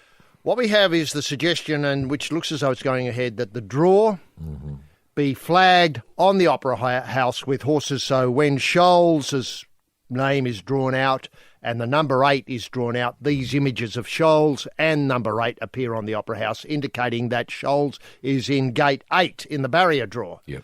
Now, the parrot, Alan Jones, has been very vocal about this, and the parrot's had a very big squawk and intimidated, I believe. Well, you know, let's face it, stood over. Don't use that word unkindly when it comes to the parrot, because, you know, I love his squawking. Yes. But he has got his way on behalf of the racing community. Now, I know Peter V'landys, who's in charge of the Everest, believes that the Everest should be considered as a race above Group 1. He says it's a more important race, being the richest race on turf in the world. Group 1, sure, they're great, they're fantastic, but they're not as valuable as the Everest, so money speaks all languages here. Yeah.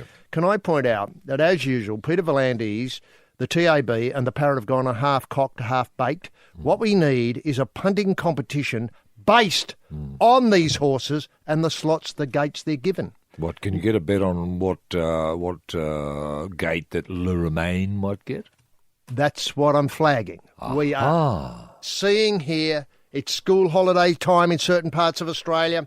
It's got the opportunity of being a prime-time television event. Get somebody like Grant Denyer in front of it. Down at the Opera House, you know, that left-wing lynch mob can do New Year's Eve from the Opera House. Yes. Very effectively. Yeah. Now, don't tell me that somebody with the television skills of Grant Denyer couldn't get 12 horses and 12 slots.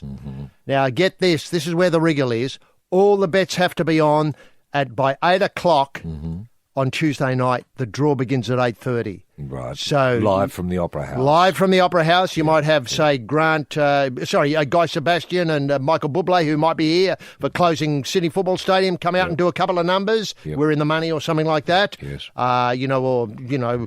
Yeah. I'm an old cowhand from the Rio Grande. Anyway, they can make up whatever they want to sing. Grant comes out and says, all bets in. Yes. Now, this is where it gets interesting. We've got 12 horses, 12 slots. So you might think, I might have $1 on Scholes getting into slot 3. Yes.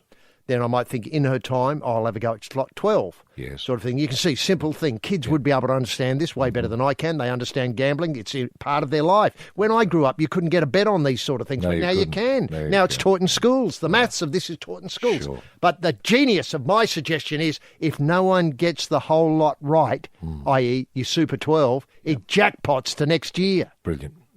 You know, this is what I'm so annoyed with the parrot, and Volandis and that lot and the TAB is they don't follow it through. They get the idea half-baked, half-cocked, going off half-mongreled about the Opera House, but never think of punters, kids, school holidays, etc. getting involved. I know. Now, don't tell me, I believe our Tats Lotto draws or those, best in the world. Thanks. Yeah, best in the world, without doubt. So don't tell me we couldn't come up with a way of making a punting competition out of the Everest draw, but we're not. We're not. We're so blinkered. We're so old-fashioned. We don't see that racing cannot be confined to tracks anymore. No. It has to come into the general community, into the culture of Australia. Not so much racing, but gambling, you mean.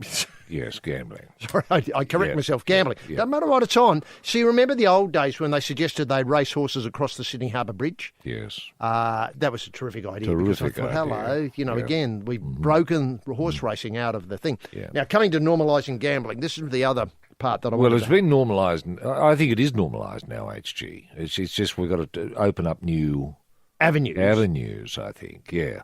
And I think the first thing, and I was, like you, disappointed that Alan didn't go far enough. No. See, for ages now, I've been wanting the Sydney Opera House to have a TAB. Now, I don't know how often you've been at the Opera House or one of those... Otello. Yeah. Terrific operas. God almighty, we do them well so professionally. Very professional. Best in the world. Best in the world. Okay. And you might be seeing a play there or something like that, and you think, oh, good, I wouldn't mind getting a bit of money on. If there was a TAB at the box office, I mean, it's no big deal. I know. Just a machine there. Yes. They could probably have a couple of those self-serve machines. Yeah, they could. But I'd like to see it manned. So you get first-class service. Yeah, Opera House service. Yeah. Opera House staff could advise you on... best odds. Yes. Now, I'll even go further. I think that the program, let's say it's La Boheme, has a couple of interval breaks. Does. They coincide with the running of the feature events. Yes. Say at night. A little bit of coordination between arts and racing. It's not a big ask. And I tell you what would be great is to get your dog racing involved in that. A night at the dogs at the Opera House. A night at the dogs at the Opera House. Why not? That'd be perfect. I've got no problems with that. And this idea that we've been prosecuting for a hell of a long time, to have a hill climb over the Opera House. I know. Well, I mean, it's screaming out to... every time I look at those silly sails, I think, God almighty, I'd love to get a four-wheel drive up there. Hey, wouldn't it be great? And money involved? And I tell you what, Jörn Utzon would appreciate it, and he would support it if he was with us. I know. Now, coming back the other way... He loved his racing, he loved his gambling. Yes, that's right. Loved his horses, loved his dogs, loved his cars. Loved his hill climb. He did. Now, coming back the other way, are you disappointed that cultural events out of the Opera House aren't being involved more in this sort of, trackside events? Yes, I am. I was keen to... I always wanted Joan Sutherland and the bloke she was, Richard Bonning, is that his name, the great conductor? I always wanted them to go out to Flemington or to be at Royal Randwick, dressed in their gear. Her dressed as... Juliet. Yeah, Juliet. That was a great performance, Juliet. Even as she got older. Just mingling amongst the punters. And people could say, oh, Dame Joan, what do you got on the 5th? That sort of stuff. Selfie Joan? Yeah. Yeah, obviously you can't do that anymore, but I take your point. But we've got plenty of stars today. Today. Yeah. Now, look, can I just point out, the other thing is that I'd love to see a horse race named after, say... The Opera House? Well, the Opera House. How about Pavarotti's Plate? Just a bigger horse. So as we're getting the idea that people, Yes. People involved... we could broaden it to make it a little more popular too, actually. Why not an Andre Rieu Stakes? Eh?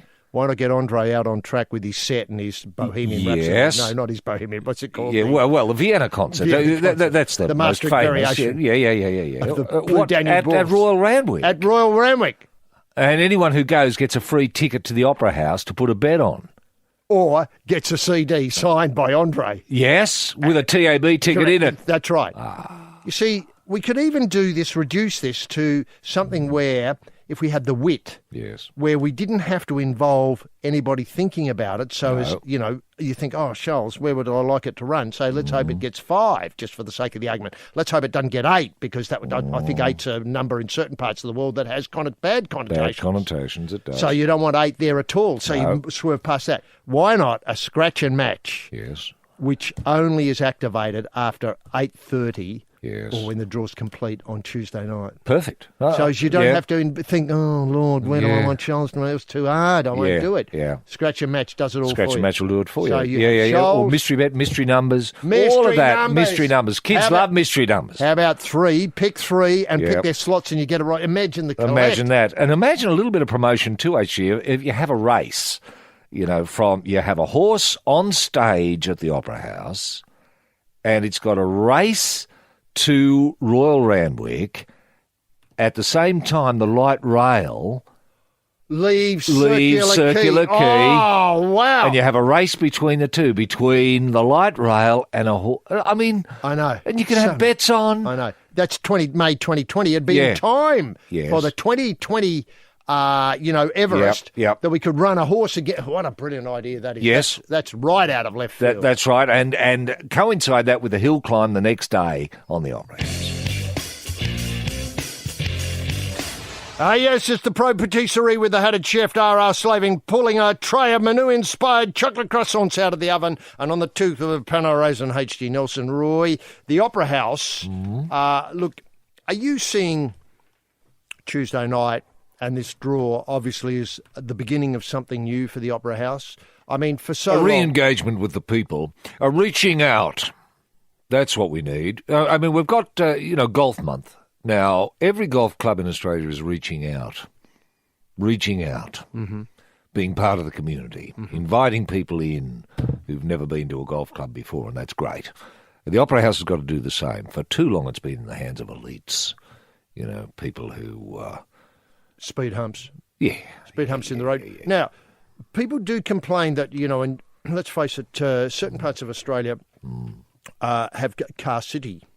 It's a way of buying cars fairly cheaply. Oh, yes. Now, or relatively cheaply. Sure. Now, do you think they should be allowed to be part of that reaching out process? Turn to... Well, let's look, take it back. okay. Look, like you, I would love to be able to go to the Opera House and buy a car. I think you've got it. Now, sure, you might go there with the view to seeing a show. That's great. But wouldn't it be great to be able to leave with a car? So I know they've got that double helix car park there. Mm-hmm. Now, surely one half of the helix could be dedicated to used cars, people who just want to sell their car privately. So you could park your car on your way to a show, take the separate helix, walk up and just think, oh, look at that. There's a terrific Ford there. They're only asking, $12,500. That's a great bargain. I wouldn't mind leaving in that tonight. Now, go further. How about the forecourt, which is a huge area, which is Yes, often it is. wasted? Often there's nothing there at all. Nothing there at all. Yep. Why not turn that over to car sales, say, once every third Sunday of the month? Yeah. And then you might have plants in there at another Sunday. That'd look terrific. Yes. If you had Why not a market? a market A market. every weekend Every weekend. out the front. On the forecourt, you could buy your meat, you could get your herbs, your flowers, a car. So, if you want to go camping, you could get your camping equipment. If you wanted to buy a barbecue and get a couple of gas cylinders. Now, can I just say... The only constraint is your imagination. Yeah, no, I understand that. And get those mugs that you like where you can't get your fingers through the handles. Yes. Those artisanal mugs. That's right. Now, Mugs made by people who've done pottery classes at Tech. Is that what you mean? that's what I mean. Yes, Now, yeah, can I love just that. ask- Can I just ask, and I don't mean this to be misunderstood because I love the artisanal community and everything they're doing against, consumerism and so on. I mean, it's a political movement now that we've got. But I'm just wondering if some of these ideas might cheapen the heritage listing of the Opera House. Whereas if you say... Well, who determines that? The United Nations, is that it? Well, elites. Elites. Yeah, let's not shy away from Thank it. you. Elites. Your buttress, Harry types. Sadly. Who've never been to the Opera House, but sure, they can make rules about what you can do and what you can't do there. Now, can I I suggest... mean, who's in charge of the Opera House? We, the people. Australians. Australians own the Opera House. Lifters We and paid leaners. for it with our Opera House lotteries. We did.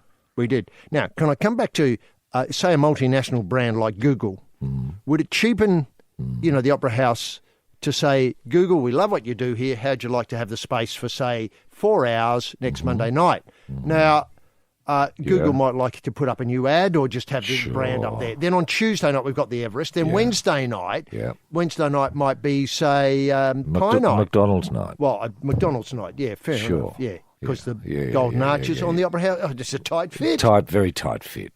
Very tight fit. So all of a sudden, this racing thing is going to expand incredibly what people think about the Opera House and what it can do for the city of Sydney. Yeah. And to think that this is going to the world. That's right. The world. That's right. And to think that people in China will be seeing this. Yes. The people in Beijing will look on their television. And the people in Beijing are going to think, God, I'd love to go there and experience that. I'd love to go to the Sydney Opera House in Australia and put a bet on and buy a car and get a hamburger. And a mug. And a mug and maybe see some sort of show. But that's not necessary. You know, I'd be happy just to leave with the new car or the second-hand car at a very good price.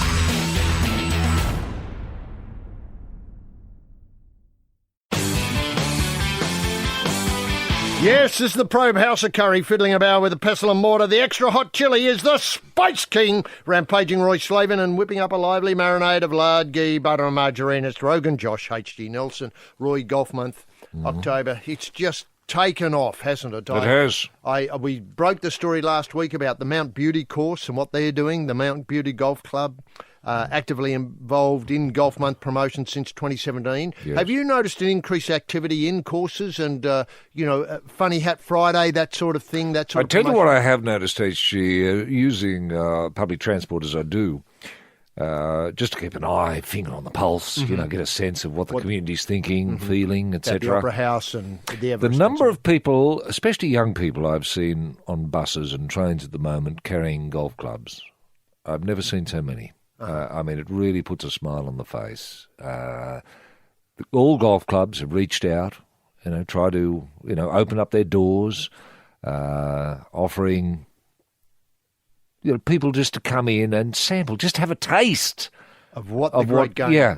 What the great game can offer. I'll give you an idea of how wide spread it is. The Goldfields Open Classic, this is in Kalgoorlie. Yes. Takes place October the 27th, 28th. Is that a 4-ball with an Ambrose? Yes, look, it's got everything. That's to climax, obviously, Golf Month, coming in the last weekend. Yep. It's a 36-hole stroke play event. Okay. Men, women and juniors. It'll be preceded by an 18-hole men's Stableford event. Stableford, good. Yeah, on Thursday, October the 25th, 18-hole, 4-ball best ball on Friday the 26th. Right. They've thought it through. Yep. And that 4-ball best ball, that gets kids in, doesn't it? It certainly does. Yep. And it give you an idea of the quality. Is there a shotgun start happening? There is a shotgun start, yes. They've got it all. And this year's Siteworks Labour Hire Junior Desert Open, which is part of Golf Month, is featuring the final appearance of two of the Kalgoorlie's finest junior golf club participants or members. Yep.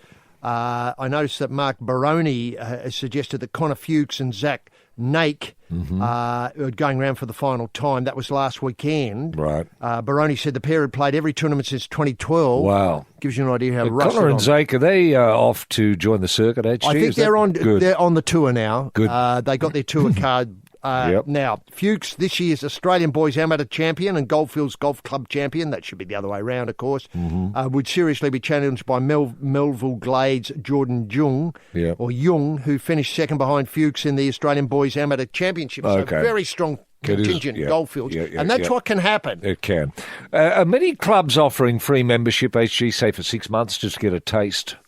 That's what I'd like to see. There's a lucky door competition at most golf clubs, I think if you go in and look under the dinner plate, you'll find you have one, and some clubs are going silly with this. I tell you what wouldn't have hurt, HG, for the Opera House to open up its doors so that people could buy this month a golf club or a set of clubs or what have you at the Opera House. That wouldn't have hurt. Are you suggesting... I'm suggesting the Berejiklian government get in touch with the Opera House and get in touch with, say, I don't know, one of your... big bag makers. Bag makers, club makers, Thank you. Yeah. And just see if it's possible. They're on the forecourt or just inside the stairs that very, very rarely are used, that open section there where you used to be able to get a cup of coffee, where there you could set up a series of, clubs you could buy, bags you could buy, How about- and maybe ambassadors, maybe an ambassador, like, I don't know, Aaron Badley. Could come Would in it and hurt sing. for the Opera House to Put on a night of Badley. get Aaron Badley to come out, just to be in the concert hall, maybe a couple of nights a week, just Why to not? open up and tell his story? And sing a couple of numbers. Does he sing He now? does. Yeah, he sings. Okay. Yeah. Now, look, how about this? Obviously, we could place golf holes around the Opera House. You'd have to play upstairs, play Yes. downstairs, play in corridors, in and out of, it would Offices, be offices. etc. Yep. It'd be like mini golf, obviously. It'd would. have putt-putt elements. Yeah, but yeah. nonetheless, it'd give people a taste. And It that would. seems to me what Golf Month's all about, Yeah. giving people a taste. How about this? If you put a big net up, HG, there's no reason you couldn't have a driving range on the forecourt. Well, it'd be crying out for a driving range to be built there. And how about this? A lucky ticket prize Yes. of a set of clubs. Yes. So you might be going down to see La Boheme. I don't Yeah. know why La Boheme's the only thing they've put No, on. I'm sure they do other Yeah. operas. And sometimes the Australian ballets there doing, say, Nutcracker or That's Sleeping true, Beauty. yes. Imagine going down there, not that interested in the ballet, but No. really interested in bagging those golf clubs. Yes. Well, there's no reason why if you didn't buy a set of golf clubs, you could get a ticket thrown in to see the Nutcracker. Yes, this is the Probe House of Exotic Broadloom, checking the weave on a couple of nudes, and the Tree of Life creation is the carpet whiz, rampaging Roy Slaven and fleecing the clueless tourists with some lively hall-runner fakes is H.G. Nelson Roy. We've been drawn into talking about The Bachelor. I know we talked about how much money we made on it. That's one thing, which was great. But how did you see the final Bachelor? I saw it as a tragedy. A real tragedy. What, lost opportunity? And love gone wrong, yes. Right. Yes, I think love was there, HG. I think it was there. I think Nick is in love with Little Brooke. And Little Brooke just put her hand up and left. Before she didn't go to the rose ceremony, the final rose ceremony, because it was beneath her dignity. So she just left. And I think that's what broke Nick's heart. So he was left with, might have been Sophie and Brittany. And Sophie and Brittany didn't know whether one of them was meant to not get a rose at the ceremony that was aborted because Little Brooke left. And so they were uncertain as to what was going on.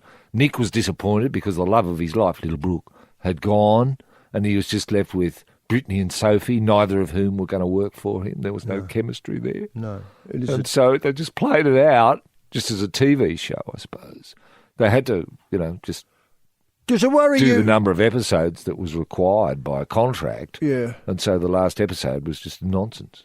Roy, does it worry you that after the final ceremony, that people still comment about their role and their participation in it and being feeling as though they're unfairly Yeah. treated? Or should there be an embargo on silence and let speculation continue amongst people who saw it and therefore know a lot about it? Look, I think there should be some sort of counselling for people who invested in it emotionally, i.e. the contestants. There might have been 28 to begin with.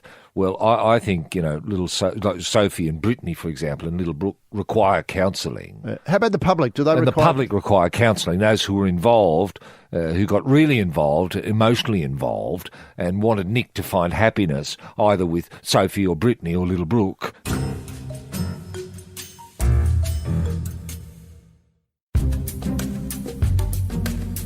One great thing that's happening to Yeah. help spread some balm on those raw Emotions. emotions is that David Beckham is coming to Australia next week. Yes. He visited us some time ago, but the former England captain and Manchester United great will host a special skills coaching clinic in Sydney next month Terrific. for 10 bidding Socceroos or Matildas. Great. Now, I suppose the important thing is he's part of the old England, Remember, of course, it was a new England that we saw in Russia this year with Harry Kane leaving the field to such great glory. Yes. Never mind what part of the draw they were in. That's a separate issue. They had to get the goals in the back of the net. Now, David Beckham is connected with the old English, the big-headed England, where nobody did nothing. And so they weren't very well liked by the community. Now, is he going to be able to pass that sort of skill on to our young Socceroos and Matildas who might be interested in this? And do you think it sends an awkward message coming so soon after Golf Month? I suppose. Well, it's happening during golf. Well, month, isn't next it? month. Oh, it is next month. Oh, Yeah, I that's made a official mistake now, there, is it? sorry. Okay, good. Okay, as long as it doesn't muddy the water with golf month. I don't want anything else happening. I mean, apart from the Everest, of course, and the gambling, all of that. That's got to go on, That's Roy. got to go on. I know. Yeah. I know that's got to go on. Now, is there any talk of David Beckham, say, bending one around the Opera House? Whoa. I think people would love to see that. I tell you what. Couldn't the Opera House throw open its doors for David Beckham just to boot a pill around and see how many What he kicks can it would do. take him to kick his way, say, into the opera and then down to the drama theatre? You see what I mean? I know. And I people know. get bets on it. Kids would turn up, go David, and that Yeah. sort of stuff. Do it in 3, David. Yeah, do it in 3. And is that the sort And of... then he could talk, maybe Mile Jednik could come out and interview him or something. I don't know, about spot kicks or about how do you bend it? Millet and David together. Together at the Opera House for one night only. Yes, it's the Probe Twitter account. Creating the best fake news is the man with a feel for the phony, rampaging Roy Slaven and banning you and you because you're all jokes. H.D. Nelson. Now, yesterday, Roy, the Prime Minister's 13 played in a rugby league match in Papua New Guinea. Yeah. And we've just seen the Prime Minister on the mountain. I mean, Doesn't he look good? he does in a hat. Yeah. There's something about, the way he gets around in a hat that makes you think, how does he do it? Yeah. Are there 2 of them? Sadly, he wasn't in Papua New Guinea yesterday for the Prime Minister's 13. Which I thought was shameful. So did I. Can I just It say, was his 13. he picked them, Prime Minister's 13. and let's face it, every time he gets an opportunity to talk rugby league, just shouts out, "Go Sharkies," Yes. as though that's meant to be Well, that would have meaningful. meant something to the people of Papua New Guinea, Because they're however, mad because about they love rugby. their rugby league. I don't remember rugby league as the national sport in Papua Yes, New Guinea. Anyway, that's right. fears of an earthquake. Get this. They love their league, Yep. so they came out even though they were worried about an earthquake, the supporters of rugby league in Papua New Guinea. Yep. The fears of an earthquake saw the Prime Minister's 13 games in Port Moresby stop for 10 minutes as thousands of fans swarmed onto the field. Yes. The Australian side won 34-18. Halfway through the first half, Australian rushed to an 18 lead, but when fans in a state of panic jumped the fences and onto the field, they had to halt the play, They obviously. did. A local security guard said people had witnessed the tall light tower moving, prompting a small section of the crowd to get off their seats and run onto the field. That's the Very- early warning system, is it, HG, the light tower? I suppose. It is. Yep. If you see that on the wobble, Yep. get out of the Get road. out of the road. Run to the rugby league field, the nearest rugby league field near you. Run to it. That's right, and stand there in the middle. Yep. An earthquake would tremor collapse of the towers. What ensued was chaos. Thousands of people, even though originally they say a small section of the crowd, gives you an idea of how big the crowd was. The crowd was enormous. Yeah, describe a small section, and that was thousands upon thousands of people. That's right. Do you think over 1 million people could have been in the ground? Easily. So what ensued was chaos. Thousands of people stormed the playing surface as Australian players lined up a kick restart. The players then raced off the surface towards the bench as they were surrounded by people. Now, There was no public safety issue, though, was there, HG? Because you couldn't be safe. The safest person in Papua New Guinea at any time is a registered rugby league player. that's right. Now, it was an amazing experience, PNG experience. Cherry Evans, who I think skippered the side. He did. Now, something I'll never forget. It added a whole new experience. While it may have halted our momentum, that goes to show they love the love they have for rugby league, as you point out. Yeah. The safety issue. Yeah. Hang on. How does it show their love of rugby league? You think there's an earthquake, you run out into the middle. No, you think there's an earthquake, but you still go Yeah. because you're not put off by an earthquake. Yeah, but Because but the light tower didn't start to wiggle, the early Till you warning got there. system, until nearly halfway through the first half. So it wasn't as if people were anticipating an earthquake, so we better go to the rugby league. I don't think it worked like that. They happened to be at the rugby league, and hello, it's on the wobble. Let's go. Let's go and meet the players before it's too late. Now, can I point out? That's what it was about. Yeah. I want to meet a kangaroo before I go. Now, can I point out that I think there was a bit of, shall I say, fan adulation involved here? Well, of course. They're gods. They're Yeah, I know. gods. So, thanks. They're gods. They're on television every week. Yep. They're stars. Everybody knows who DCU is. Yep. Everybody knows the whole Shark story. They do. Peter Beattie is a god, Yep, a yep. walking god up there, He the is. boss of the NRL. Yep. DCE says that's something I'll never experience again. You have to take it for what it's worth. While it had an effect on the game, this weekend was much more than a game. Yep. When they were running out, and they were smiling. They weren't running out of fear. They were running out of happiness. I knew nothing was wrong. I thought I'd give some people a high five. That's DCE, isn't it? What a politician, a natural politician. Exactly. Hands across the water, hands across that contested bit of, the Torres Strait there. Yes. The pitch invaders aided the home side, who struggled before that. Mm-hmm. Nick Kotrick scored an opening try following a long Cherryham's pass, etc., etc., etc. Yeah. So the interval in play, it didn't seem to slow them up, and the score was 34-18. And let's face it, it's not.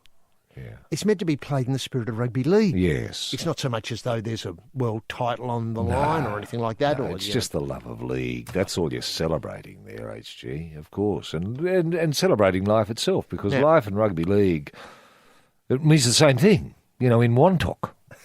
Now, can I point out that there's a lovely image, and I know the Murdoch people have got this, obviously News Corp papers have, of David Clemmer and Tyson Frizzell stripped down to their underpants, their Rogers, and because they'd given their whole kit away to the kids. To the people who came to the game. And HG, I know this is hard to believe, but in some parts of the world you'd get arrested for that sort of behaviour, taking your clothes off and giving it to children.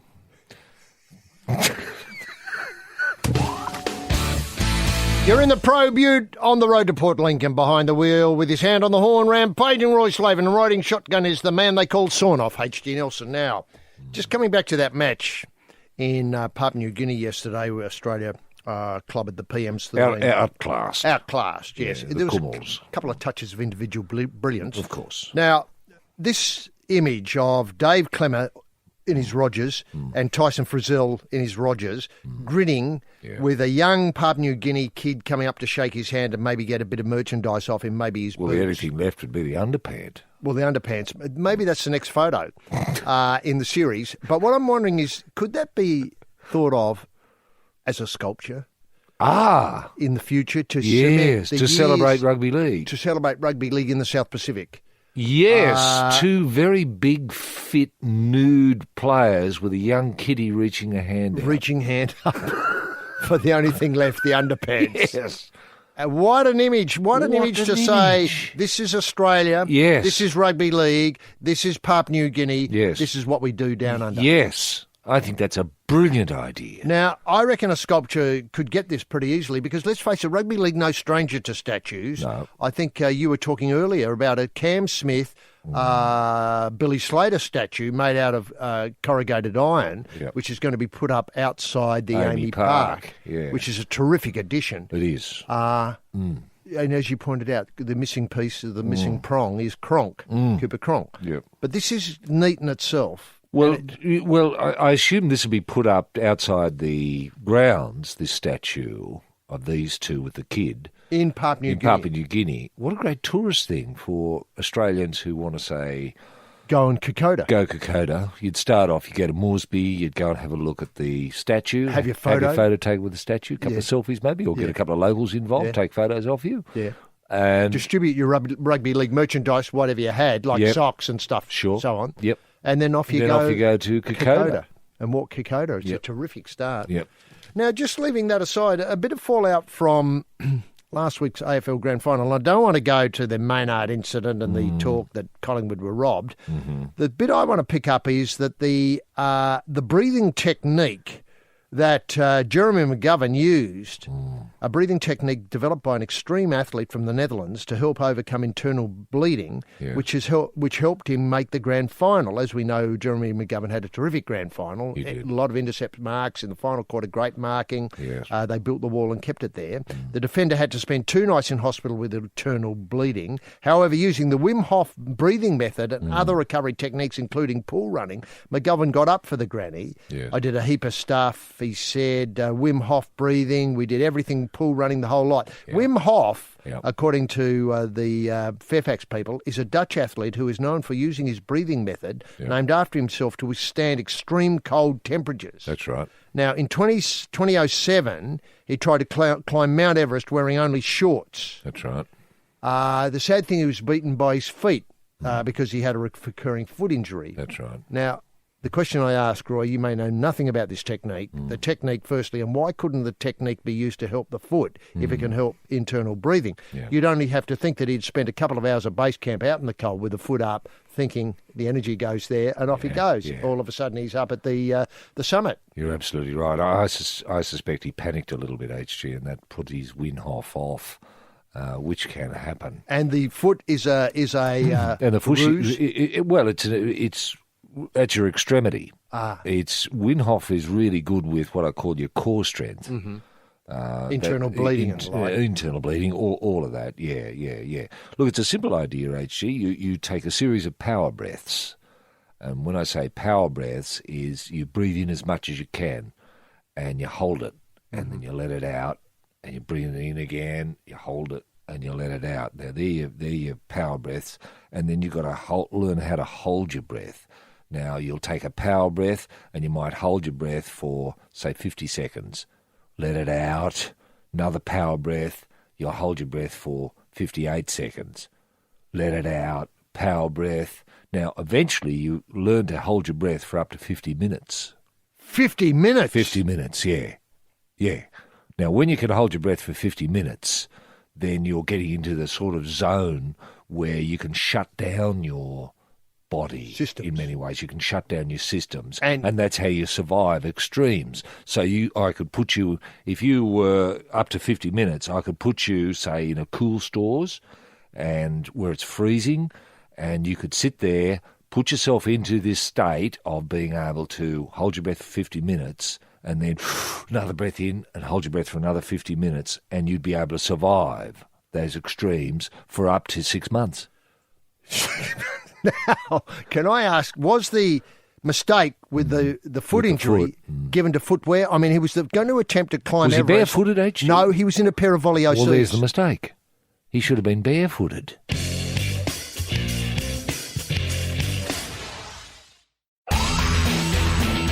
It's the Probe, all right, with Roy and HG, and people do like to get in touch with us from time to time, and you can do so at royandhg@thesportingprobe.com.au. That's royandhg@thesportingprobe.com.au. Before I throw over to Roy, just a couple of updates about Golf Month. The Atherton Golf Club, FNQ, has a ladies' Let's Golf free introductory session next Sunday. That's a terrific thing to get involved in. I understand the Everest winner will be there.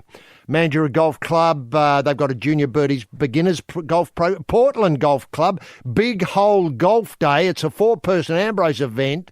Minimum 2 GA players, any combination. 11.45 for a 12:15 shotgun start. Brilliant. $10 per player. You can bring along a friend and introduce them to golf. Don't forget to wear your footy colours. So that's an interesting continuation. Isn't it? Okay. Portland Golf Club. Yeah. Now, the Helens Golf Club in Tasmania, where the fish are biting, come and try Golf Day on the 28th. The Bathurst Golf Club, come and try Golf Learning Clinic. So there's a lot going on in golf. There is, isn't there? Isn't that fantastic? And there are, I believe some clubs, HG, are having come along as your favourite golfer. A lot of people turning up as Greg Norman. Is that right? What is in the latest look of Greg Norman? I assume so. As shot like semi-nude. Yeah, that's what you mean, isn't it? Yeah, that's right. Yes. It's the new fit Greg. The new fit Greg, yeah. Yep. Okay, emails, Roy. Yeah, I got one here from James, HG. He says there are plans afoot to rip up Anzac Oval in Alice Springs in order to turn it into an art gallery. Oh, good God. Can this be right? I mean, honestly, what are people thinking? This will require shifting the home of Alice Springs Rugby Union and Rugby League to a new location which is yet determined, or yet undetermined. Now that the season is over, could all NRL players be drafted in to deconstruct, relocate and reconstruct the Cox masterpiece that is the Sydney Football Stadium out here in the Alice? Whoa, now you're talking. What a brilliant idea. Such a project could keep rugby league players off the streets, so to speak, thereby saving the public from unsightly behaviour until round 1 2019.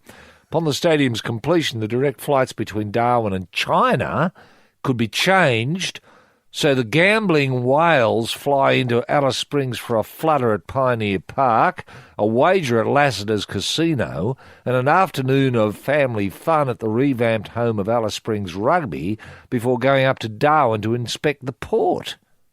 That's the Chinese-owned port there. Yeah, that's right. Thank you very much, Andrew Robb. Everyone's a winner. That's incredible. It's a brilliant idea, isn't it? Now, can you see the Cox there in Alice Springs? I can. I certainly The stadium. can. I think there's plenty of room there. Yep. And I did get along, obviously, research is important, and I did get along to the closing ceremony at the... the Malcolm Bublé. The Bublé. And one thing that I was very pleased to see is the number of toilets that were there, bust in, so to speak, Portaloo style. For Bublé. People like going to the toilet at Bublé concerts, don't It they? appears as though, if you're a bit choked up, put the Bublés on, and all of a sudden... It'll be steady as she flows. Yeah, that's right. I don't know how that works, but it does work. I notice this myself when people put a bit of Bublé on. Suddenly there's a queue. The Sporting Pro, Roy and HG. Yes, so we were in the email section. Roy, have you got another Yes, one I there? do, HG. This has come from DK. Yep. DK Not says... DK Lily. Oh, gee, I hadn't thought of that. No, well, yeah. Well, it might be DK Lily. Anyway, DK says, while building my carport, that'd be DK, with my pre-Royal Commission loan to house my Chinese book collection. That's interesting. He was listening to an old podcast, HG, of us, apparently, from September 2011, yeah? And apparently we quoted the Rugby League saying this, and I quote, "Rugby league is still considered to be the most green sport in the developed world. The code is determined to reduce its carbon footprint to 5% of its 908 level by 2018, unquote. I've waited 7 years to ask, given it's 2018 and the season's over, has there been any update from our socially progressive, forward-thinking, community-focused friends at the NRL? I'm assuming they're finished ahead of schedule and under budget. I can't be the only probester wondering." Well, I've heard nothing. No. Look, I understand there's a big meeting coming up relatively soon to consider the world problem in this area, and that, as I understand... What's the impact of global warming on rugby league? Yeah, that's right. That's right. But I understand from people at the top that we're going to do it in Canada. Well, that's what I've heard. So if you're talking Paris... We're going to do Paris. We've done Paris already. We're there. We're ahead. Yeah. Now, what I'm thinking is that Rugby League has obviously done it probably in the first 3 months of that edict coming out. Sure. 5% of the 1908 footprint. Yeah. Well, the 1908 footprint would have been enormous because remember you had the Balmain power station there, coal-fired power station. You had a coal-fired power station at Glebe, so when the Glebe Fruiterers played the Balmain Tigers, it was just... You couldn't see because it was smoke. Smog. Yeah, smog. Yeah. And, of course, you had to travel by train, those old-fashioned trains. That's that right. were Coal-fired. Yep. Yeah, coal-fired. Coal-fired. And then when you had to go to play Newcastle, if you ever did that, coal-fired. Imagine the footprint there. Yeah. But, look, the other thing was this: people used to walk to the grounds a lot. They were local area. People lived in the area that they played in. They did. And were proud to do so. Yep. Proud to represent their area. It was a very keen thing. That's true. But it was often common, HG, if the game was late in the afternoon or dusk, to carry a broom dosed in petrol and set fire to it. So you'd get thousands of people streaming in carrying these burning brooms. You remember that? Yes, the Probe Centre of Climate Science dipping another frog into near boiling water. The Prof, rampaging Roy Slaven, and down in the basement stoking the furnace with briquettes, the coal man, H.G. Nelson. Now, this is good news. It concerns one of our national sports. A big match in South America today. The Pumas got away from Australia early. They racked up 34 points. But the plucky Aussies, that's the checker-coached Aussies, have brought it back and stored respectability to the whole rugby world by scoring 45 points, mostly in the second half. Yeah. A fantastic win for Australian rugby. A real shot in the arm that's been needed. It has. Otherwise, if they lost this match, we wouldn't have been going to the World Cup. We would have been bottom of world rugby. Yeah. And just before I come to a question I want to ask, and the question I want to ask concerns the Indo-Pac tour, how well that's going for Australia. But I put that on notice and say that our skip, Ollie Hoops, is passionate, patriotic, and much of a team man as anyone in world rugby. However, he said this week that he thought of the Wallabies. He said, quote, "I'm very proud of where we are." Isn't that good? Isn't It's that good? slightly disturbing, though, given that we're virtually bottom of world rugby. Yeah. But where we are, I'm very proud of where we are. Proud of where we are. I'm just wondering if the Rugby Australia administration, whose work I love, they've taken a winning team and turned it into a... Someone's got to pull him aside, and he's got to think about what he's saying, hasn't he? Well, that's the commentator says. That's obviously not what he meant. No. He didn't mean that.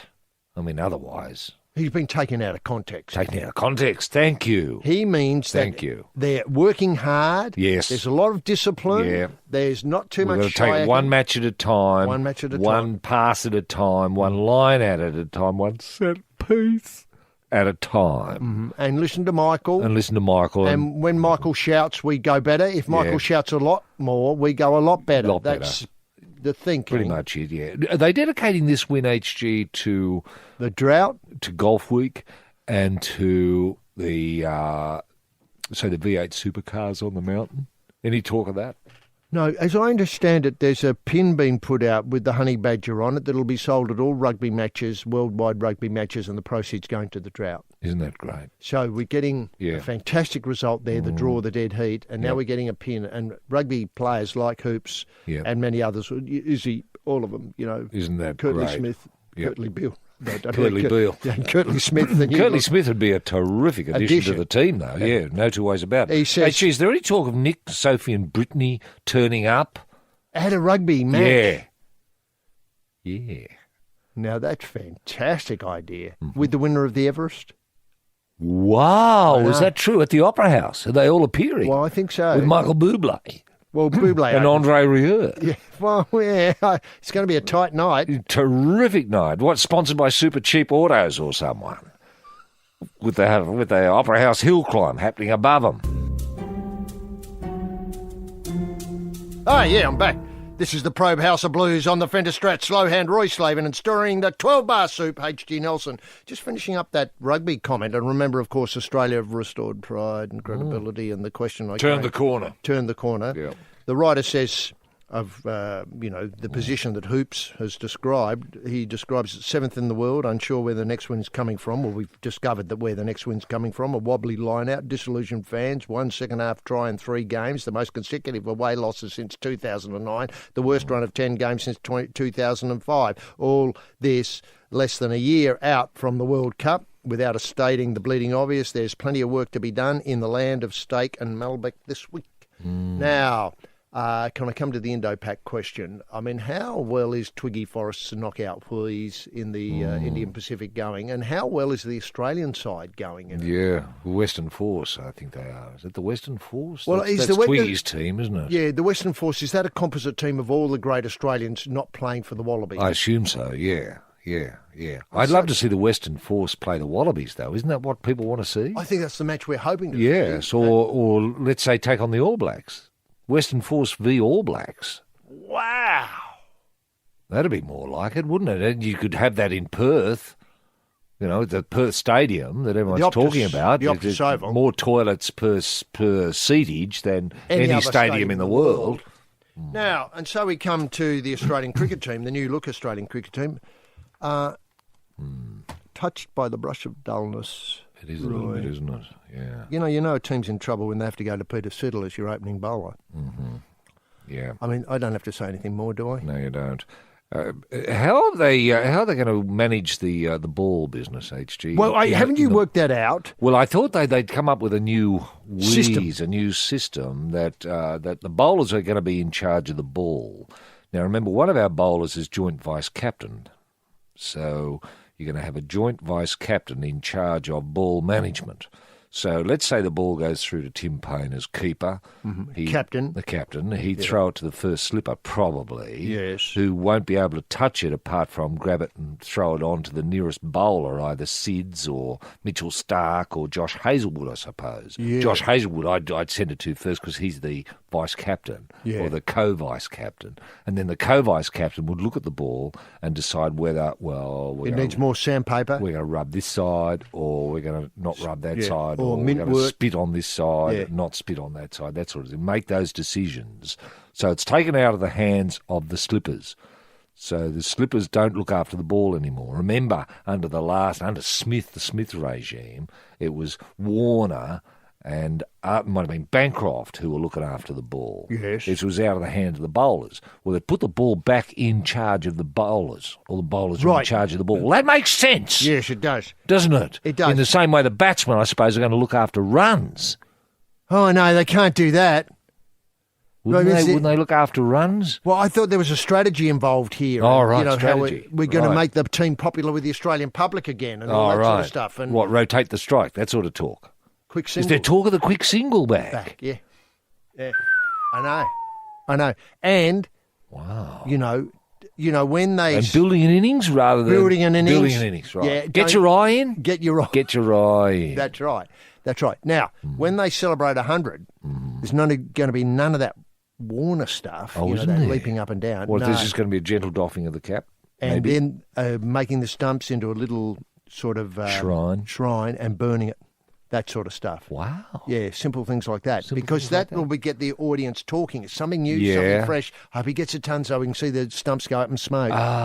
So there's going to be a lot of what I'd call respect. Respect for the ball, respect for how the ball is managed, respect for the batting, respect for runs, Respect for the helmet. respect for the helmet. Yeah. See? Right. So there's no talk of respect for the baggy green because we associate the baggy green now with ball tampering, don't we? We do. I know I've said this to you off air, is that I think it's time for the baggy green to be consigned to the ash can I of history. think so. I mean, I wouldn't care what colour it was, a Why baggy, not a golden baggy? a golden baggy, or how about a Gawler A cream? golden baggy of honour. Or a Gawler cream baggy of honour. Well, you get your Gawler cream baggy when you come into the side, and then when you've done enough, Yeah. obviously You can earn a gold. Yeah. Yes, it's Roy and HG on the Sporting Probe. We're probing for the next few minutes. Now, we come back to where we started with, obviously, Winks and its incredible run yesterday. Now, I'm just wondering if Winks could be part of the Everest celebrations. I mean, why aren't we doing more with simple things like a parade of horses? I mean, Grand Final Parade at the AFL Grand Final does a tremendous job of bringing people to the game. Couldn't the Everest field walk down George Street on the light rail, maybe go on the light rail course from Circular Quay out to Randwick, indicating where you'll be going, should it ever open, on the train? With people with a sort of, you're talking ticker tape parade here? Ticker tape parade, people dressed in the colours of their favourite horse. Yes. Maybe with a couple of banners held up, much in the manner of, say, the AFL Grand Final that they burst through. Everest, best race in the world, or something like that. Everest Opera House, draw, 8:30 Tuesday night. Simple things like that to get people thinking about What it. about a guard of honour, HG? A guard of honour? A guard of honour. I'm thinking our police and our fire is now volunteers, and maybe our ambos. They're the forgotten people, They're aren't the they? forgotten people. In the first responders unit. Yes. Yep. So, and of course the Australian Army. Let's not forget them. And are you seeing If that we could have a line-up. from Racecourse, for those who know Sydney? Yes. It's a fair way. Yep. And this would be a real one in the eye for Flemington, wouldn't it? And It would. it's Spring Carnival. It It'll make would. it look a tawdry, try-hard event. Yes. With a race that's hardly worth bugger all, the Melbourne That's right. Cup. That's Talk right. about The Cox stopping plate it. disappears. Oh, Who forget it. cares? Yeah. I mean, Suddenly. it does. Yeah. Yeah. And with Winks there, I mean, to give... Well, that's I'll right. tell you Well, what, you imagine the streets lined, HG, with military, fully armed. yeah. Oh, well, obviously fully armed because you never know where threats are going to Exactly. come from. Fireys, togged up to the nines with ready their to- gear, ready to put something out or bash something in. And all our volunteers. Plus, let's not forget rural and regional Australia. Why not some farmers?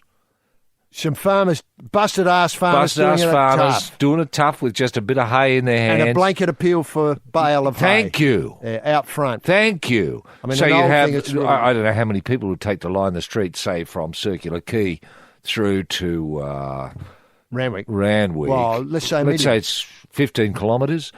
Would that 12, be right? 12 kilometres. Okay, so we'd need, think it's 12. people could work out, How many? we'd need probably about 5,000-6,000 people at per, least Per, side. yeah.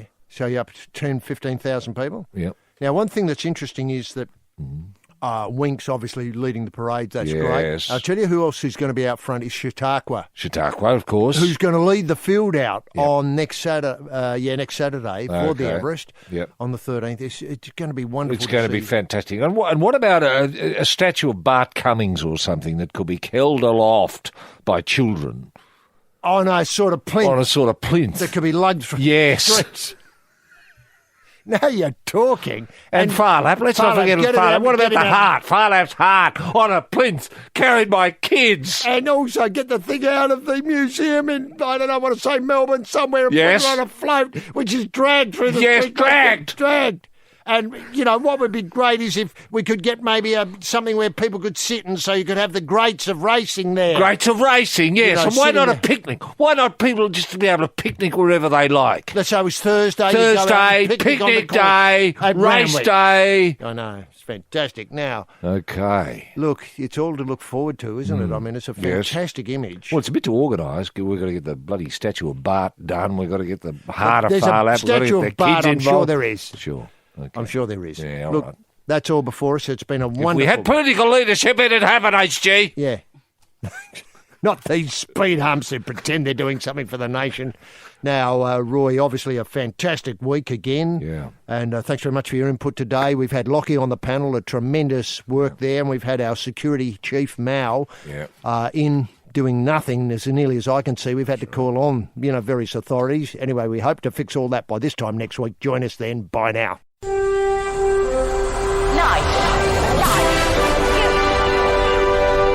Bonafide sports-mad Australians. Snakes alive. Is that the time? Yes, green and gold freaks, it certainly is.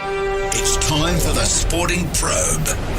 With two diamond pythons twirled around the tree of knowledge across the nation. Boys and girls. Well, a young man ain't got nothing in the world these days. The Sporting Probe leading the charge up the eucalypt. With extra chili on the stick is the in-and-out maestro, rampaging Roy Slaven. And coming from behind is the heavy lifter with both feet on the ground, H.G. Nelson. Unleash the grunt and poke HG? Yes, TF Much, gentleman, Jim Daniels, the golden guy in the TSP soundproof booth. Jim is doing a double-header today in the pop-up studio. He's at the MCG for the AFL Biggie Demons v Swans. It's a hands across the water event, hands across the Murray for the farmers, obviously. Swans, Sydney Swans, for those who are a bit late to the page, playing the Melbourne Demons, and it's a must-win for the Sydney Swans if they want to continue in 2018. It's not the end of the section, but if they could win today, it'd be a big tick. And then he's waddling over to Amy Park for the NRL thriller Storm v Sharks.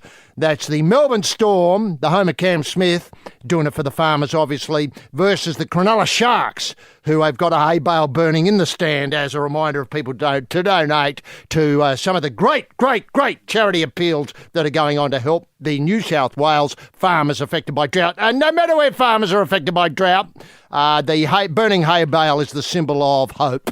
So he's got all the probe gear on board the trailer, and he'll be donating a percentage of the proceeds to the appeals. I'm not sure, I haven't spoken to him about how much. I'm hoping for 100%, but obviously that'd mean he'd be losing money, and I'm not sure that I want to put him in that position. Probe-sters, Patriots, Pilgrims, H.G. Nelson getting the Spotting Probe away for another set of 7. TF Much, Bruce McAvaney. What a week. What an incredible week. A week when too much sport is barely enough, and residents and 457 visa holders. It's tremendous to have you with us as we prod forward through the solidly backed up stoolage of the week's sporting action. A week again of massive collects, highlighted by the Forbes Cup last Monday, where I got all the losses of the previous week back in one hit. So let's cut to the chase and lock horns with a man who this week made a brief submission to the McCosker Committee's valuable work in resetting the culture of Australian cricket. This man spoke for 9 hours, and the committee, or someone who spoke to me on behalf of the committee, said they were riveted by what he had to say. In trawling 30 years at the very top of the cricket heap, this man stressed the need for the current 11 to go into the room of mirrors and have a good, well, you know the rest. He said the whole team needed to step up, draw a line in the sand and never cross that line that they've just drawn. They had to refuse to press the panic button and they should never lose their composure. That was a big problem with this first 11. They lost their composure and found themselves fiddling with the gear and spotting under, sandpaper in the underpants. And they should never stumble out of their comfort zone. It was a tight-lipped and ashen-faced Rick McCosker. Remember Rick the Snick McCosker, the bandaged look, all that sort of stuff? Interestingly enough, was reprised last night in the Eels' mighty win. Go you Parramatta Eels, mighty win over the joint venture, the St George Dragons, with Jared Hayne having his face wrapped from head to toe, if a face can be wrapped from head to toe, with the bandages because of a kick to the head. It was an incredible win, and Jared's 3 tries hadn't been done since 2001.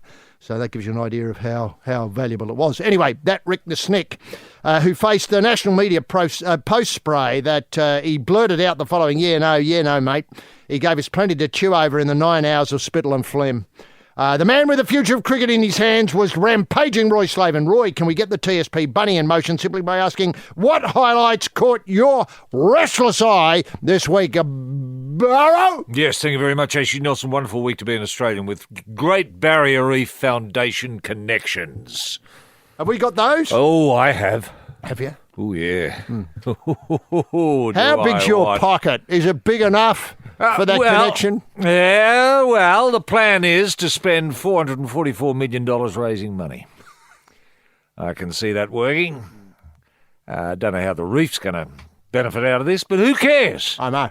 It's not about the reef, it's about perception. And money. And money, let's face it. Now, Billy to retire. That's Billy the Kid. That's Billy Slater. He's going to retire at the end of the season. Probably the best since the Little Master. Could I suggest he's much better than the Little Master ever was? I don't want to trash talk the Little Master, because in his day he was good, but the standards weren't all that good then. No, different game. Different game, different time, different era. He didn't have to do as much. Players weren't as fit. They had jobs. Some worked for the police force, others didn't. They did. And, it can be a stressful job, and so rugby league came as a bit of joy at the end of the week where you could just forget about your troubles and hit someone. They were the days of the Little Master, but unfortunately for Billy, he was denied the opportunity of joining the police force. And what, too small? Well, as far as I know, he never applied to join the police force. Others may disagree with this. There were suggestions that Billy was once seen in a police uniform. I don't think that's right. I'd like to see the photographs. It was a dress-up. It was a dress-up. Oh, a fundraiser, that's right. Fundraiser for drought. For drought, yep. Now, Andrew Gaff. Was 8 weeks enough? We might unpack this a little bit later on, or should he have been, as some were calling, rubbed out of the code? Rubbed out as a grub. Calls for punching to be outlawed in all forms of football. You know, I thought it already was outlawed in all forms of football. There are some codes that allow you to punch, are there? Apparently. What, rugby union? Well, no, you're not allowed to punch in rugby union. There's not a code of football that I'm aware of where you're allowed. I mean, you can sure do it if you can get away with it, full marks. But generally speaking, if it is observed by anyone with a whistle, you're gone for punching. But anyway, I'm joining the call for punching to be outlawed if it's not. If it's not outlawed, what's going on with the rules of the game, the various codes? Because punching has always been, in my view, something untoward. Not allowed. Not allowed. Now, Ricky Ponting, that's the new face of Cricket on 7, has called for a shot clock to speed up cricket. Oh, we might try to work out how this is going to work. I mean, when does the shot clock start? Does it start when the ball hits the boundary rope? Does it start when the ball's returned to the keeper? Does it start when the ball's in the hand of the bowler? I mean, when does the shot clock begin? And for how long should the shot clock go? 10 seconds? 10 seconds between balls? But it's not a shot clock. Well, when can a captain say, oh, hang on, I want to change some fielders here? Does he get It's not penalised? thought through. It's not How's it going to work? Anyway, that's the new face talking. Chautauqua, he's failed to jump again, and it might be all over for the plucky, lovable little sprinter that Australians have had a love affair with for so long. Chautauqua. It's not going to be the same without... $9 million. I know. It's not going to be the same without Chautauqua. About, is it? We got Winks coming back. I know we got Winksy coming back, but it's not the same without Chautauqua. Now, Usain Bolt is to train with the Mariners. Now, this has been on the cards now for a while, and nobody believed it until he turned up in shorts. Terrific for Australians. So what a shot in the arm this is. This is really going to get punters clicking through the turnstiles to have a look at the Mariners go round. My only suggestion would be it'd be terrific to get Andrew Bolt to join the team. Wouldn't that be something? Wouldn't that get the turnstiles ticking over if there weren't only one bolt to look at, but two bolts? Hey? Two bolts in the goal square. One tall, the other not so tall. They're playing what we call soccer. Yeah. No goal square. Oh, there's no goal square? No. Oh, well, in front of them. Oh, well, why not? Let's put in a goal square. Let's put a goal square. That'll do. When the Mariners are playing, so you can put a couple of bolts in there. Now, Nine released their new tennis lineup. Wait for it. Yeah, Here this we is are. exciting. New names, fresh faces. Okay, now it appears John McEnroe is going to be the Bruce McAvaney of the caper. He's not. Jim Courier doing what Jim was doing on Seven. That is responding. How'd you see it, Jim? Well, you got it. You know what I mean. Todd Woodbridge. Well, you've lost me now. And little Alicia Mollock, which is a welcome addition, I would say. But I don't know about Todd. Todd Woodbridge. What about Mark? Mark was doing some commentating there for a little while. Woodford. Mark Woodford, yeah. He was the man who described people being at net. You got to get net. He wouldn't put a definite article in front of the word net. You couldn't have the net. It was just net. He's going to net. Thank you very much, Mark. Well, no wonder they hell of a contribution. Marched him out of the bloody commentary box quickly. Now, does the AFL have a place for snipers? Snipers. Suggestion: Nathan Brown has put his hand up with a sniper act, a grub act. Is Gaff's punch a sniper act? A sniper act, yeah. No one saw it. I mean, there was no free. No. I don't know what you have to do to get free in the modern game. And just finally, actually, the Big Easy. We mentioned the Big Easy last week. Big Easy looked as if he was going to take apart the Fiji Open. Well, he didn't. No, Big Easy. He stumbled. He stumbled. He came in third, I think, which is not bad for the man they call Ernie Els. Make of that what you will.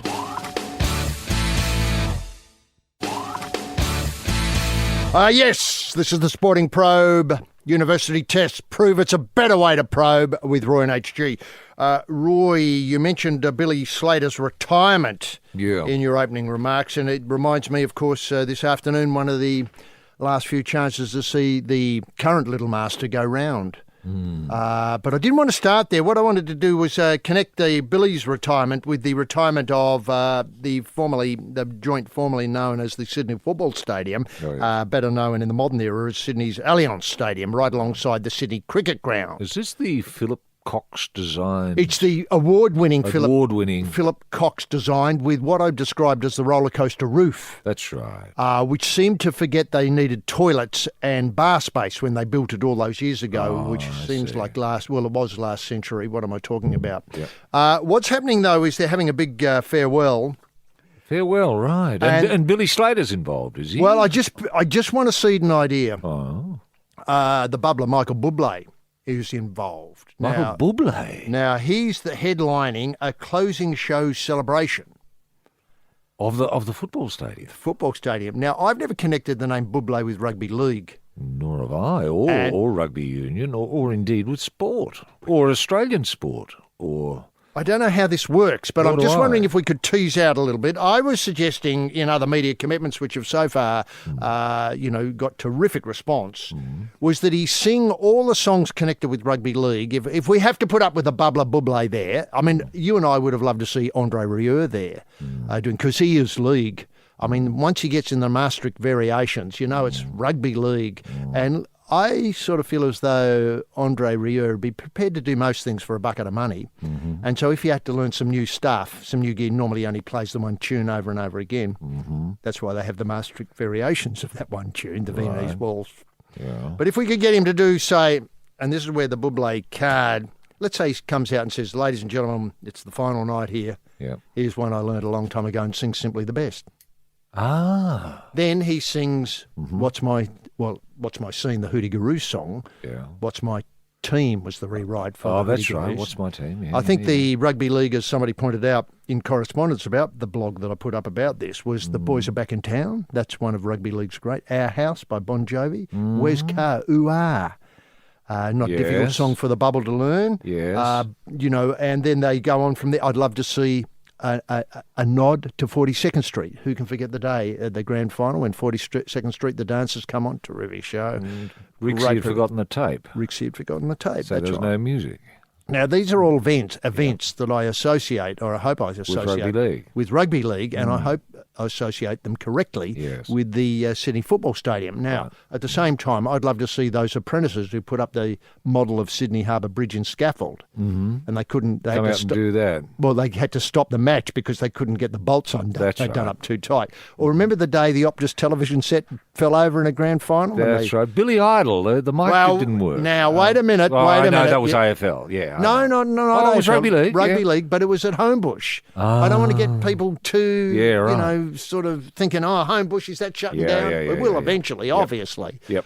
Now, I assumed, okay, Michael Bublé, well, that's right. We've seen Michael Bublé, I think, at the Logies. He was terrific. there's no doubt that he's terrific, but has he can got really anything to do with hold rugby He league? can hold a note, can't he? He can. He can hold a note. He sticks mainly that older style gear, different Yes. demographic. I don't see it as talking to rugby league. No. I've got you under my skin. Couple of numbers from Frank Sinatra. Yeah, how my- sweet it is. How that sort sweet of it is, stuff, night and day, you know. Yeah. Oh, no, look, I'd assumed that he would be doing a series of duets with... Rugby league players? With Immortals. So... Hang on. Let me get this right. Let me get my head around this. Yeah. First up, we've had 5 new Immortals announced. They'd be the first up. Well, a couple of them aren't with us anymore, HG. I think they were before the war. sorry, We yes. can't expect... Oh, well, with Living. digital. You could digitalise... Put them maybe. up on the screen. Yes. You see, And he you'd have could- images, evocative images of the Little Master. Could he sing with both someone, parts? With someone singing the way the Little Master might have sung.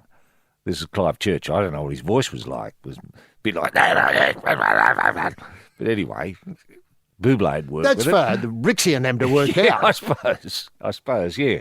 And then Billy Slater would come on and they'd do a duet together. I don't know what it'd be.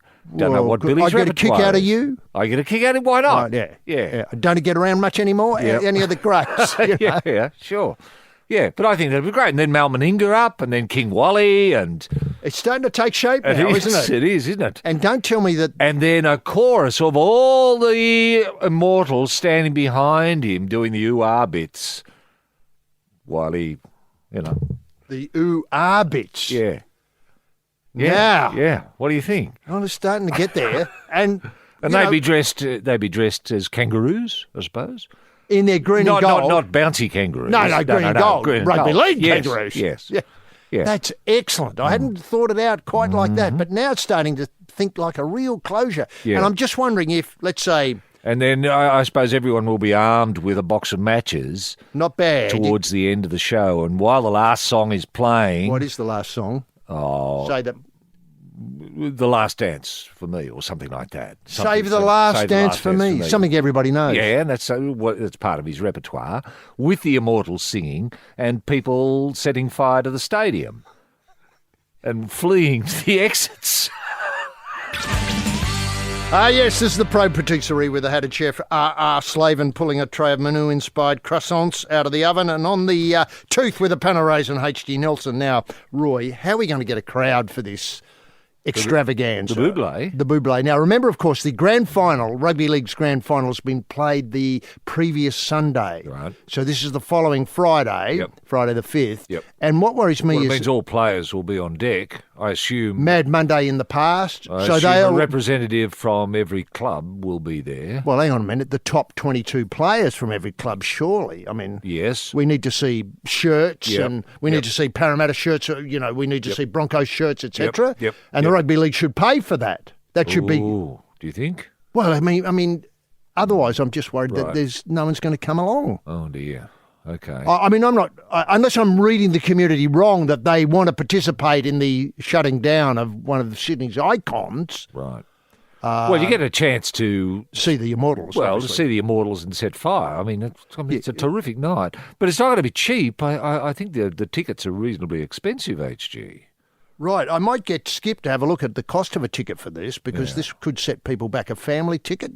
By the time you chuck in pie and chips, and remember, it's still got the same old toilet problems and the facilities you have to queue. Yeah. I mean, when Buble comes on, what's he opening up with? He's opening up with Boys Are Back in Town. Something like that. Well, that's the time to get in the queue for the pie and chips. Otherwise, you won't get fed. True. Now, what I'm worried about is, I like the idea of burning the joint down, but can I suggest a reenactment of the demolition of the Berlin Wall would be a more useful, Oh, so people bring along A maybe hammer. a hammer, a sledgehammer. Oh, okay. And take a bit of. Is that mentioned in the advertisement there, HG? Well, it does bring say along here, your own hammer. If you come with a sledgehammer, you get him free. Oh, okay. Now, Good. can I point out that in the future, I tell you what. when When was the last time we had? I don't know how many people had fit in. Would they get 70 or 80,000 if they include people down on the ground as well? I suppose they would. When was the last time we had 80,000 at a league do, Australians in the one space, each with a sledgehammer? Not often. See, there's a lot going. A lot. can I say that I was just going to say how valuable a piece of the Sydney Football Stadium will become in future years. When Rugby League has its own Antiques Roadshow, which you've been calling for many decades now, turning up with a piece of the SFS, say in 2050, that'd be a surefire But winner. if it comes with a story, story, it obviously I was was upon there. this piece of stone that Mal Meninga stood and sang. Yeah. Whatever. The Voice. Yeah, on The Voice. Yeah. So if it comes with a story, then sure, it's going to be worth something. And where I understand a lot of cost is, how do I put it, built into these budgets, for the redevelopment. And as I understand it, there's no plans yet for what's going to replace it, No. which is fantastic. No. Fantastic. Just people are going to, the engineer's going to turn up on the day and point and suggest the goalposts go there and we'll put the big screen up there and off they go. I suppose that's the way it works. Are they going to recycle any of the concrete HG or anything like that? I mean, can people bring their memorabilia back as part of the building of and the... put it through. Yeah, sorry, just before I come to that point, and I can't give you an accurate answer on that, because I don't think there's any plans for that yet. Right. What I'm hoping for is that the demolition cost will be done on the night and incur no expense to the rebuild. Because as you know, demolition is a huge problem in It is these a huge buildings. problem, I mean, yeah. Coxie built that thing to last in know. 86. He did. I mean, several centuries. Yes. I mean, she's pretty solid. Yeah. But I think that's a lovely idea. And what I'd like to do But is... the demolition could be... What you're suggesting is if everyone comes with their hardware, that the demolition will be completed towards the end of the Buble concert.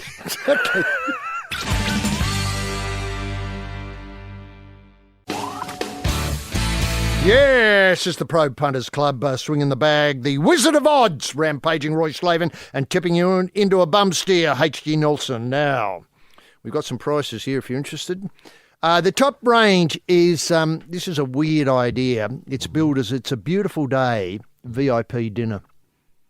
Oh, is this part of the Buble experience? Thanks. This is part of the big night where we smash up the Sydney Football yeah, Stadium, the Buble experience. So you arrive with the sledge and you have dinner with Michael. Yeah, $994.05. That's per ticket, per person. That's not a family ticket. That's not you, mum, dad, 4 kids. How big's the table if Michael's sitting at the top?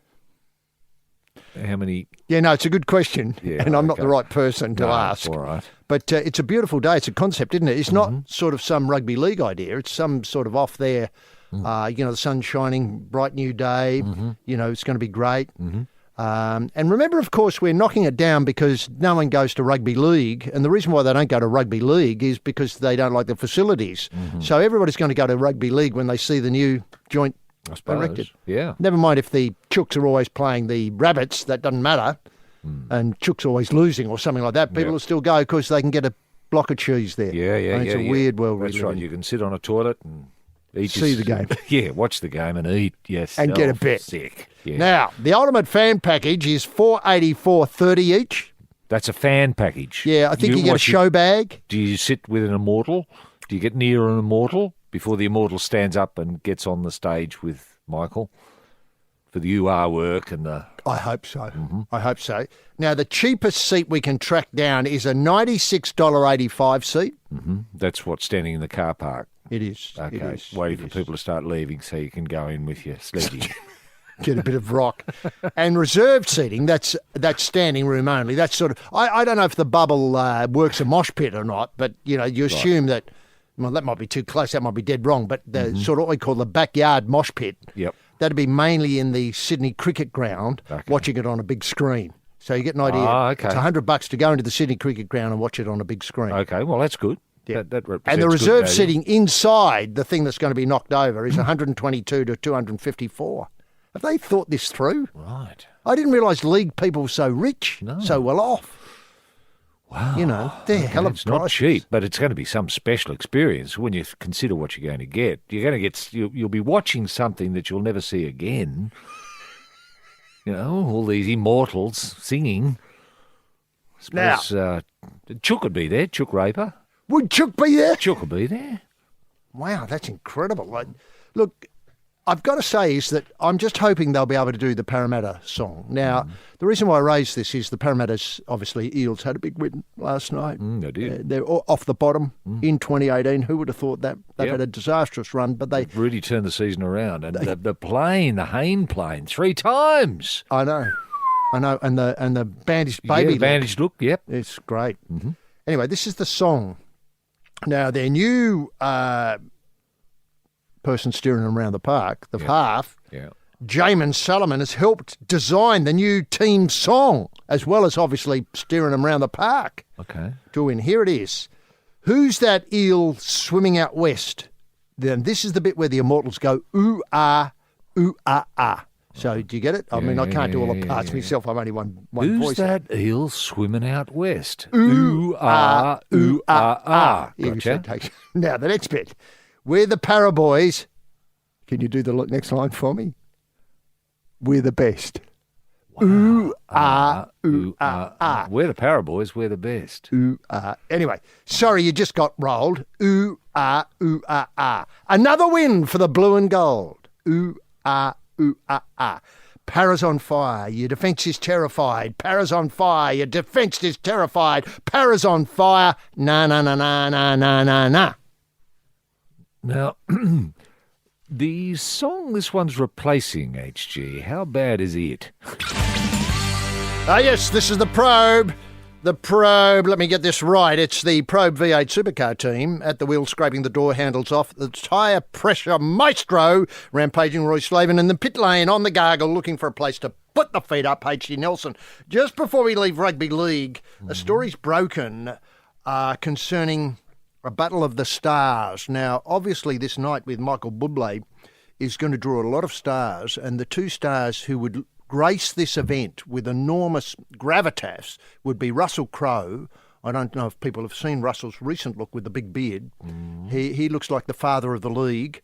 And Hugh Jackman, the Wolverine, the star of Hollywood. And as it turns out, I mean, the league's so go ahead, isn't it? Yeah. That the next year, the opening season is a blockbuster showdown. The opening of the season, this is 2019 season. Yep. Discussions are well advanced for a blockbuster showdown between South Sydney and Manly to open the NRL season in the US next year. It'd be the first time an NRL match has been played outside of Australia or New Zealand. Now, people have to get used to the future of rugby league. Like in about 3 years' time, all matches will be played overseas. We won't have venues and grounds big enough. Obviously. Why are we building a new stadium then to replace the old stadium? Well, If no one's going to use it. If all games are going to be overseas. Hang on, get with it, Roy. Yeah, sorry. Yeah. Now, it's got nothing to do with rugby league. It's got to do with concrete. Concrete and money. Yes. What are you doing? Now, obviously, Russell, the bearded one, owns the Rabbits. Yep. And Manly's most famous supporter is the X-Men star Hugh Jackman. I didn't know that. So it's incredible. That's fantastic. So they'll go on shows in America Yes. promoting it. They'd go on the talk shows. The talk shows, that's right. They'd probably go on Jimmy Kimmel's show. Yes. That'd be great. And they'd probably sing the theme songs. They probably Whoopee, would. I'm a Rabbit. Well, yeah. Well, Hugh could. He's a terrific singer. He's got the Manly song down. Yes. I don't know what it is, but I'm sure it's great. And I bet you they'd love to get their hands on the rights to be able to sing the Parramatta song. I don't think Parramatta will let them. Sure. Now, is this also... So that's terrific promotion, isn't it? Because everyone in Hollywood knows those two, and they know they're Aussies, and the rivalry between the two, that's just... Imagine the sledging. Yeah. Yeah. Now, the NRL hopes it can use the pulling power of the Hollywood superstars to increase the interest... Oh, they won't need that pulling power. Anyway, to increase the interest in the match. Well, of course they'll use the pulling power of the pair. And they'll be at the game themselves. They will. And people can sit near them and point and have selfies and all that sort of stuff. It'll be fantastic. It'll be, and the great thing is hands across the water. Yes. You know, again, now, the Melbourne Storm were originally slated to take on the Rabbits, but Manly have now emerged as likely opponents. Right. And now, who's the big name connected with the Melbourne Storm? Molly Meldrum. Molly Meldrum. But Molly's not so well known in the States. That's the problem. Molly and Yeah. Russell... I don't know if they've ever done work together. No. But you know that Hugh and, Russell would Hugh will be absolutely professional, yes. They'll be able to do something. Yeah. And it's understood the match will be considered as a Manly home game. Right. So obviously all the Well, money... look, this puts a lot of pressure on other clubs to get Hollywood stars as supporters, doesn't it?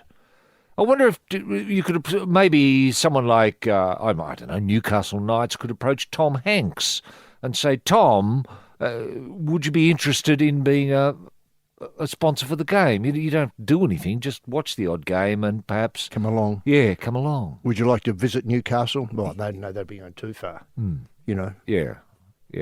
I'm just imagining. No, I've seen where you're coming from. Every club is going to have to reach out and find a Hollywood star. Yeah. God, it's an onerous job, isn't it? Well, it is. You might be sending off a lot of emails. Yes.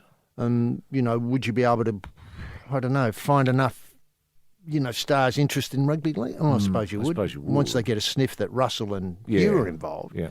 Now, the proposal was discussed in detail, at the NRL's Finance Committee on Friday. Good. Still needs to be approved by the Australian Rugby League Commission. That's it. Given. Was that Peter Beattie? It's Peter Beattie. Yeah. It's understood there are plans for the match to be a multi-year deal.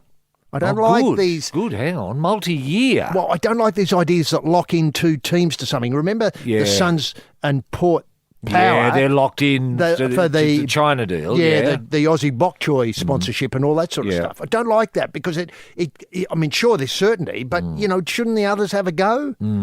Yeah. I mean, why wouldn't America like to see Parramatta with that great song, the Tom Hanks Knights? Sure. Anyway, dubbed Round Zero, the fixture is set for Saturday, March the 9th, time zone, obviously allowing for... Yep. Oh, well, that's fantastic.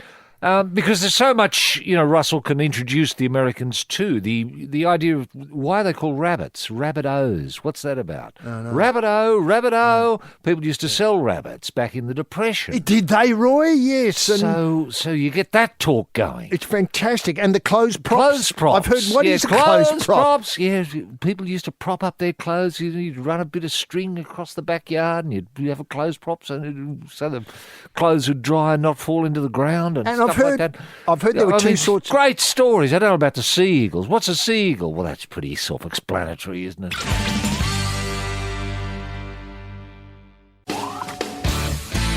Yes, it's the probe, all right. University tests have proven that it's the best way to probe with Roy and HG. Now, look, there's terrific news in the world of rugby union. Now, I Yes. say this with Bledisloe breathing down our necks. Correct. The Bledisloe Cup is fought out, for those who don't know, between Australia and New Zealand. Yes. And for the last 100 years. Yeah, I was going to say 4 centuries.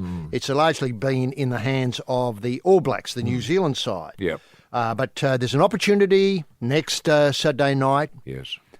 for the new look Wallabies to really put it up to the All Blacks, and with the opening of the Bledisloe matches Yes. to really, throw down a gauntlet. Yes. Yes. Now, Yeah. can I say this because as a way of introducing this, there's a double header. It's the Australian women's side, Yes.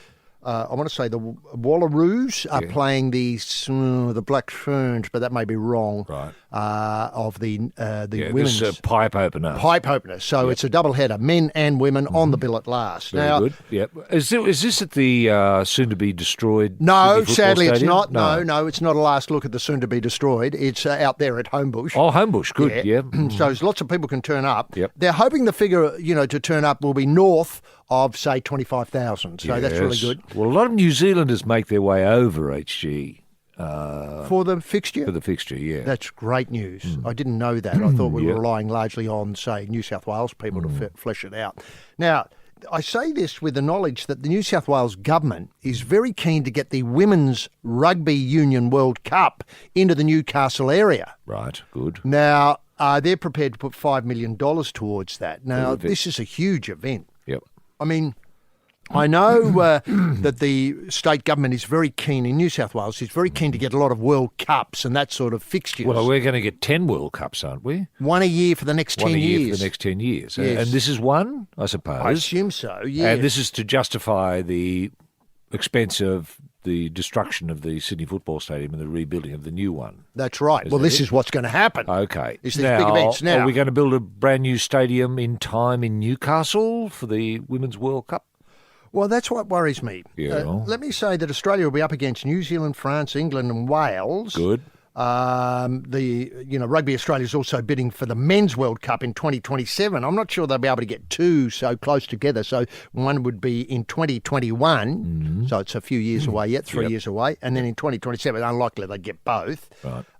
Rugby Australia is hoping it's a mix of world-class stadium, a vibrant city by the sea location, and a chance to provide a bona fide athletes' village experience in the Hunter Valley that'll prove a trump card and get us over the line. Right. The Women's World Final in 2014 in France drew 23,000 people. Right. And the matches will be played at the Maitland Sports Ground and the Newcastle Sports Ground number 2. But I'm just wondering, you know the area pretty well, whether you could see other areas benefiting from these matches, because let's face it, they're high-qual matches. And I'm just wondering, in your role as the face of Wattsford Oval, whether you can see maybe Gambia v Kenya at Wattsford Oval as part of the Women's World Cup, and are you actively pursuing that? Yes, I am. We're always looking for opportunities. A match like that, see, Wattsford Oval at the moment has a capacity of, I think it's around 247 people. But we are planning on expanding the grandstand a little to maybe add another third. If we can get another 100 people. 80 or so. Yeah, or so people. That'd be fantastic. But Newcastle has plenty of facilities, HG. You know, you've got Cardiff Park, you've got Cardiff Oval, you've got around the Glendale area, you've got some terrific facilities there. Around the lakes, you've got terrific facilities. If you go go west, of course, Maitland has Maitland Oval, terrific oval there. Go further up towards Muswellbrook, terrific facilities there. So facilities, and of course, you've got the final itself will be played at the International Sports Centre, opened by the Queen in 1973.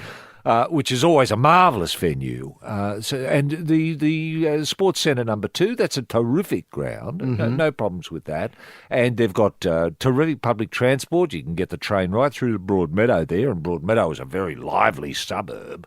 people love that, and you can walk if you wish through to Wickham and Civic, and really enjoy the fruits of the eastern part of the city, right down the end of Hunter Street, which has been terrifically developed, and then wander around Cook's Hill and go to King So Edward much to Park. do, in other King words. Edward Park. There's Yes. tremendous things to do, and that's not mentioning the beaches. Merriweather Beach. I know, fantastic. It's great. Can I ask? And Stockton, you can get the ferry across to Stockton. Can you? And spend once a you go to terrific Stockton, day. you'll never want to leave. Yes, this is the Probe Philharmonic with the Maastricht variations of The Boys Are Back in Town. On the first violin, the melodic maestro, rampaging Roy Slaven, and crushing the saucepan lids in 5/4 time, tone deaf and tuneless H.G. Nelson. Now, Roy, a little bit of racing, and I'm going to swerve from Chautauqua and Winks for the minute and say this is a really good news story. The property of racing legend Bart Cummings, Yes. the property called Prince's Farm at Hawkesbury, has been sold to Racing New South Wales and is set to become the metropolitan centre for its project of rehoming retired horses. Oh, That's race horses. I'm not sure how many they can have out there. I think they can get about 46,000 on it when last I did some survey work. The obviously 60-hectare property, an equine paradise, Isn't that lovely? and referred to it as horse heaven. But since the big bloke's death in 2016, it's been part of a family dispute. Now, the Fairfax people understand several trainers have been given the opportunity to buy the property in recent months.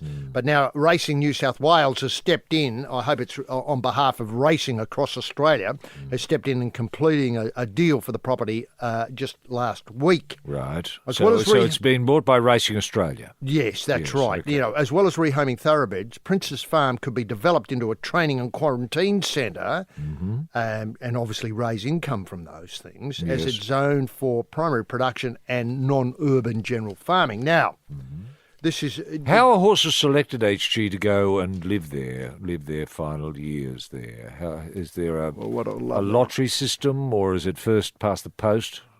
You mean most wins?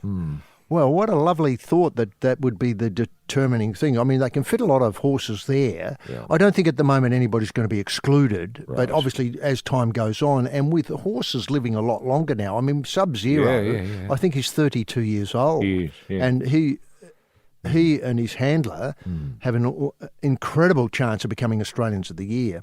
And wouldn't it be great to develop some punting ideas around the Australian of the Year thing? So as horses, especially if it becomes popular, obviously Winks is going to become Australian of the Year eventually.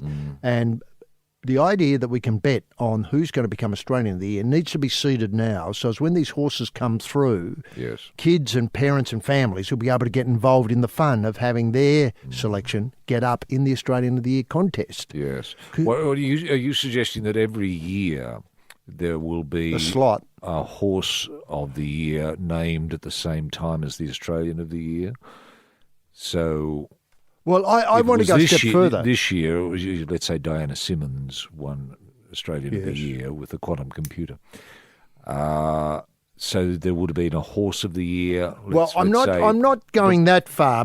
If it was going to be Bludging Slug, for argument's sake, so Bludging would come through along with Diana Simmons, with the Prime Minister, and obviously Sir Peter. Obviously, the Governor General, the yes, big for the announcement, and Johnny Farnham would sing something, hopefully inappropriate, and you're the voice, Yep. and then off we'd go. My idea originally was, and I think that I don't want to rob Sub-Zero of the top honour, because isn't it time we had a horse of the year as Australian of the Year? Oh, well, sure. But this is just going to open. And You want an extra category? yeah, in I there. think I do. And enough. so your image is, let's say it was this year, it was Bludging and Diana, Wouldn't it be great? that she would ride the slug out for the ceremony. Oh no, it's tears in my eyes already. Yeah. Already. Yes. Wouldn't that be fantastic? Yes. That the Every Australian of year, the the Australian is of the on Year Sub-Zero as is they on a come in. horse Yeah. coming through. Now, the property recently has been used as a working farm for broodmares and foals, part of the coming system of developing weanlings, yearlings, etc. Anyway, New South Wales Racing, on behalf of Australian Racing, has made a commitment to find a home for every racehorse in the state on its retirement, and last year bought a 1,050-hectare property at Capertree, north of Lithgow. Oh, Caper Tea, yeah. Caper Tea, sorry. Yeah. Caper Tea, Yeah. north of Lithgow. Yeah. The purchase of Prince's Farm. Ooh, gee, it gets cold there, HG. Yeah, well, they do all have rugs I suppose they would. and fires. And remember, of course... I mean, I can see them staying there in summertime, but is there somewhere for them to go in winter, HG, or do they go to Bart's place then in winter? or Where it's- sort of summer and winter pastures. Yeah. Well, that could be the case. Now, I know... Mind you, the transport's going to cost a bit, isn't it? How many horses are involved? Well, hang on, wait a That'll minute. be a convoy of about 1,000 trucks. Wait a minute. Won't it be a drive, along the roads, and it'll be fantastic Oh, every year? the long paddock. Thanks very much.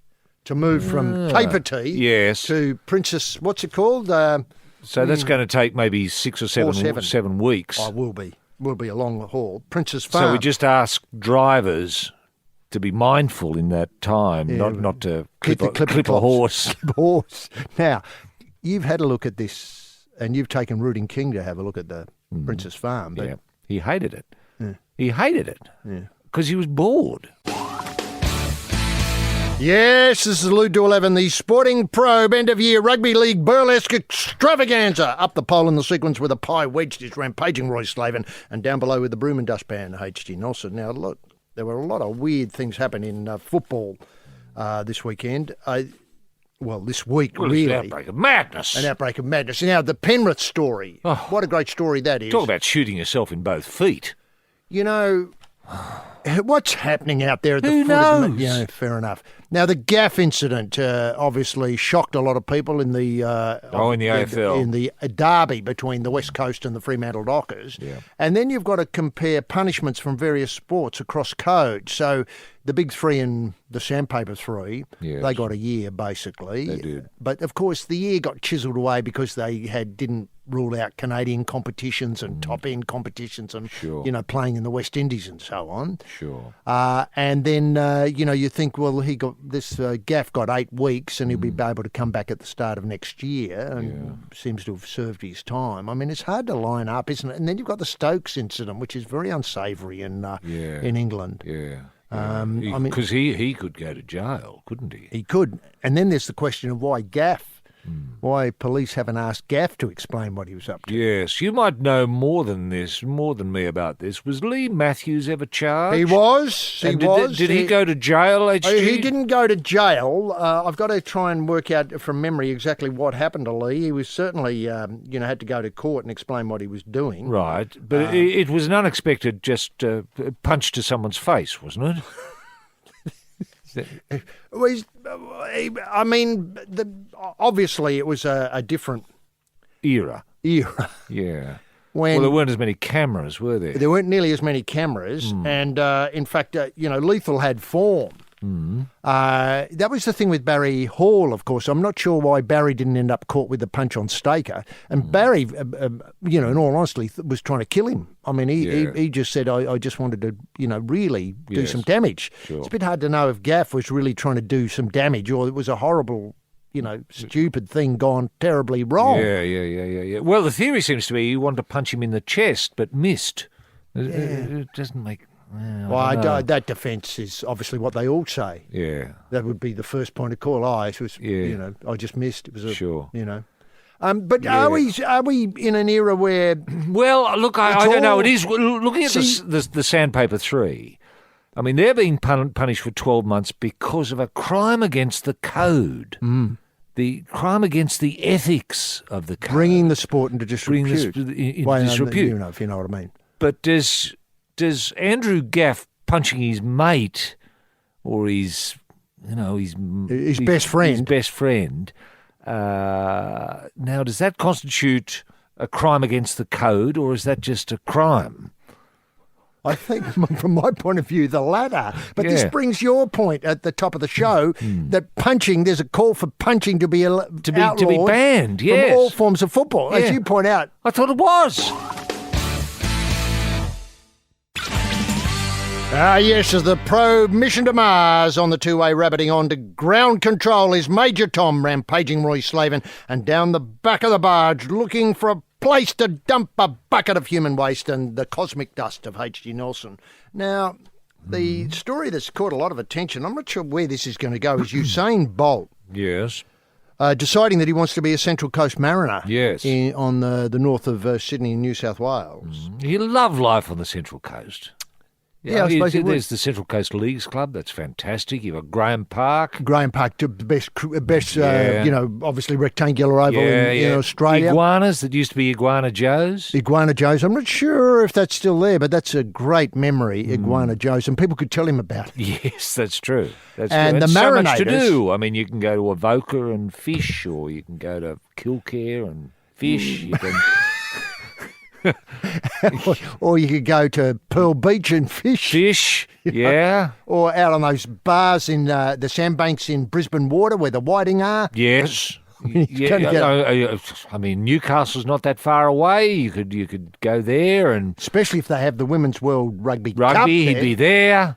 Now, and he's going to be feted no matter where he goes, HG. He'll be asked Hey, Usain, come on in, mate. Yeah, come that's on right. in. Now, what would you like? You want a beer? Yeah, that's right. Now, or he might be able to open an art exhibition. Yes, he local would. Art exhibition. Yeah. Or well, at Gosford, maybe... there's that lovely that lovely gallery there with the Japanese gardens. I can see him having a cup of coffee there, and then Usain, they're ready for you. I declare this exhibition that's open. Right. And then goes back to his coffee, and then there'd be off to people training. wanting selfies, and It's going to be great. Now, look, the coach Mike Mulvey, he hasn't reviewed any footage of his failed stints with the other clubs. People who follow Usain's career know that he's tried out with a few other clubs over the journey. yes, Bold, of course, has long held a dream of becoming a professional footballer. right, And will live and die by the opinion of the coach Mulvey. right. He's not been offered. He's agreed to live in the Gosford area on an indefinite trial period. Yeah. I've had 36 guys coming in for trials. I haven't had time to go and watch the video of every player that's come in for training. We've taken advice from people who have seen players, and that's how we've gone about our business using our networks. I'm sure when he arrives, he'll give a good account of himself, and we'll see what happens. Now, Yep, good. the great thing here is that Mulvey's putting a team together. Yes. You know, obviously he's got a couple of people who might be able to be up front and being on the end of something that Usain might be doing in the midfield. And Is he in the midfield? Well, I you just say? made that up. Oh, okay. You know, Right. I've got no idea. The thing is, he's got enormous speed. I don't know if you know this, but he's held world records in the 100 metres, so he could probably start, say, in the... He could be a goalie and a striker at the same time. Correct. Is that what you mean? He could boot the ball route one style to himself and put it in the back of the net. Now, that's a hell of a trick. It is a hell of a trick. And I think Mike Mulvey would be aware that he's got that. Well, ammo. Mike Mulvey would be thinking, well, we've got to utilise this bloke's speed. That's what he'd be thinking, wouldn't he? I mean, it's pointless just having him stand around. So- you've got to have him moving. He's got to be a Well, that's what I moving mean. man. Yeah. I said, from the midfield up front. Now, Sure. he might decide that But he can only do it in short bursts, can he? I mean, over 100, over 10 seconds, 9 seconds at a time. Yeah. So after- yeah, but after how now. many? Bursts can he do? Yeah. I think you have to use him sparingly. You have to Just can I point out, put him on for a 10-second burst and then pull him off. well, or pull the trigger every so often. And then what the thing is, you surprise the opposition when you pull the trigger. I suppose. But the opposition had twigged. They think, oh, Usain's come on. Get ready. Or he bludges Yeah. in the back half for, say, 3 minutes, and then all of a sudden... Explodes. Thanks, right. Then bludges for 7 minutes. And is he Right. coming, or is this one, is he going to come again? Yeah. No. Wow! He's gone. Okay. You know, I think that's how you use it. Okay. But what Do I we know where he's going to live, HG? Is he Gosford area? I know. But he'd want to be by one of the beaches. Well, I wouldn't think he? he's out of Terrigal? Would Oka, he live north of Oka. at Terrigal? Terrigal, yeah, Terrigal's very go-ahead. It's got that shopping centre down there just by the beach Does. with restaurants and cafes. Yeah. And, The Haven there, get a nice cup of coffee and walk up the Skillion and have a look. Do a bit of fishing. much to do. Now, can I ask, Grassy, when he put a team together, I mean, obviously, in the modern era, you've got video, you've got obviously USB sticks and, obviously all sorts of access to imagery. Yes. But Grass didn't have any of that. No, he didn't. Could he rely on newspaper reports and, say, a bit of Super 8 Well, vision? in get a those team days, together? HG, each player, usually you turn up with 3 references. Mm-hmm. References were very important in those days. From other coaches? From other coaches. Or fans who had seen them play? Dear Coach Granell, I recommend to you Mr. R. Slaven. He's a young kid with plenty of ability. He has an attitude problem. You do well to play him in the centres or in the second row. His defence is usually pretty good, and he has some interesting ideas when it comes to attack. He generally is of clean appearance and respects the community's values and will not be a disturbance or a problem. So you get a reference like that. If you've got references from 2 or 3 former coaches. Authorities. Yeah, authorities. One might be from the police force, dear coach, we have never had to deal with Mr. R. Slaven. He's never been arrested. That's all it needs to say. Or somebody like from the police or a mayor or a councillor who might have said... Justice of the peace. Maybe. Justice of the peace, perfect. Yes. I follow, say, Lithgow Yeah. Rugby League and have so for many years and have noticed this Roy's work since the under-6s, Yes. where he flattened a lot of people and then moved on to flattening them in the under-9s and then flattened a lot more in the under-13s. Yes. He was sent off once in the under-16s Sure. for too, etc. Too Yeah. excitable flattening. Yes. And so on it goes. So that's taken into account. It is. And often things would be, there was a sort of code in the reference, that might say like, Mr. Slaven has never been guilty of violence in public outside the whistle. Yes, it's the Sporting Probe, all right, and people sometimes want to get in touch with Roy and myself, and they can do so by going to royandhg@thesportingprobe.com.au. That's royandhg@thesportingprobe.com.au, and the following person has, Roy. Yes, John of Geelong's been in touch, HG. He says, does Gill, the murderer, McLaughlin, have any idea what he's doing? Can I say he probably does? He's Probably does. trying to kill. He's trying to kill everything. Yeah. He tried explaining away that the AFLW doesn't deserve 2 more games per season, comparing it to the World Cup, and it being only a 1-month tournament. Does he have any idea that the World Cup takes 2 years to compete? To complete, I should say. 2 years for the 211 FIFA-affiliated nations grouped regionally to fight it out home and away to cut the 211 down to the 32 we saw in the final. Excellent point. This is on top of a full-time, fully professional football commitments the players have to their club teams that must be at the highest level in the countries they play. He has no commitment to the AFLW, and it will go the same way as the Tasmanian football if he's allowed to remain in charge. It's a very thoughtful sober assessment of where we're up to with the AFL. Yeah, and there's nothing I can disagree with. Yep, this is the Rooting King Lodge of Excellence, the Probe Racing Centre for Retirement. The man calling for the screens is head trainer Roy Slaven, and cleaning up after a champion scour with a bucket and spade is the apprentice stable hand H.G. Nelson. Now, we always get these sort of stories at the end of, say, a rugby league or AFL season, and I just preface these comments by saying I'm still not completely sure that I understand what's happening with the Horn Mundine stink. As nearly as we can tell, it was very go-ahead, and then it wasn't, and then it was going to be worked out between the various peoples, i.e. Horn people and Mundine people. I don't like this uncertainty, and I don't like the idea that other areas of Australia have put their hand up and said, we'll have it at our place. So I assume the Adelaide Oval, who have a record of putting on these great events, I think they had Green Mundine earlier this year. They really go ahead there. They tip in money. They get a huge crowd, a great atmosphere. They do. Great atmosphere. Personally speaking, I'd like to see it relocated, say, in rural and regional Australia as a means of generating some income for that part of the world. You mean, like, if I get you're right, are you thinking that you might have this at Grenfell? Yeah. And it'd be part of the hay bale on fire, the drought relief assistance that goes. So the hay bale on fire stink would be terrific. Yeah. I mean, I don't care who gets into the ring with Horn if that's the case, because I'm sure they'll come across and donate the proceeds. And let's face it, these fighters, whoever turn up, will get millions of dollars. Yep.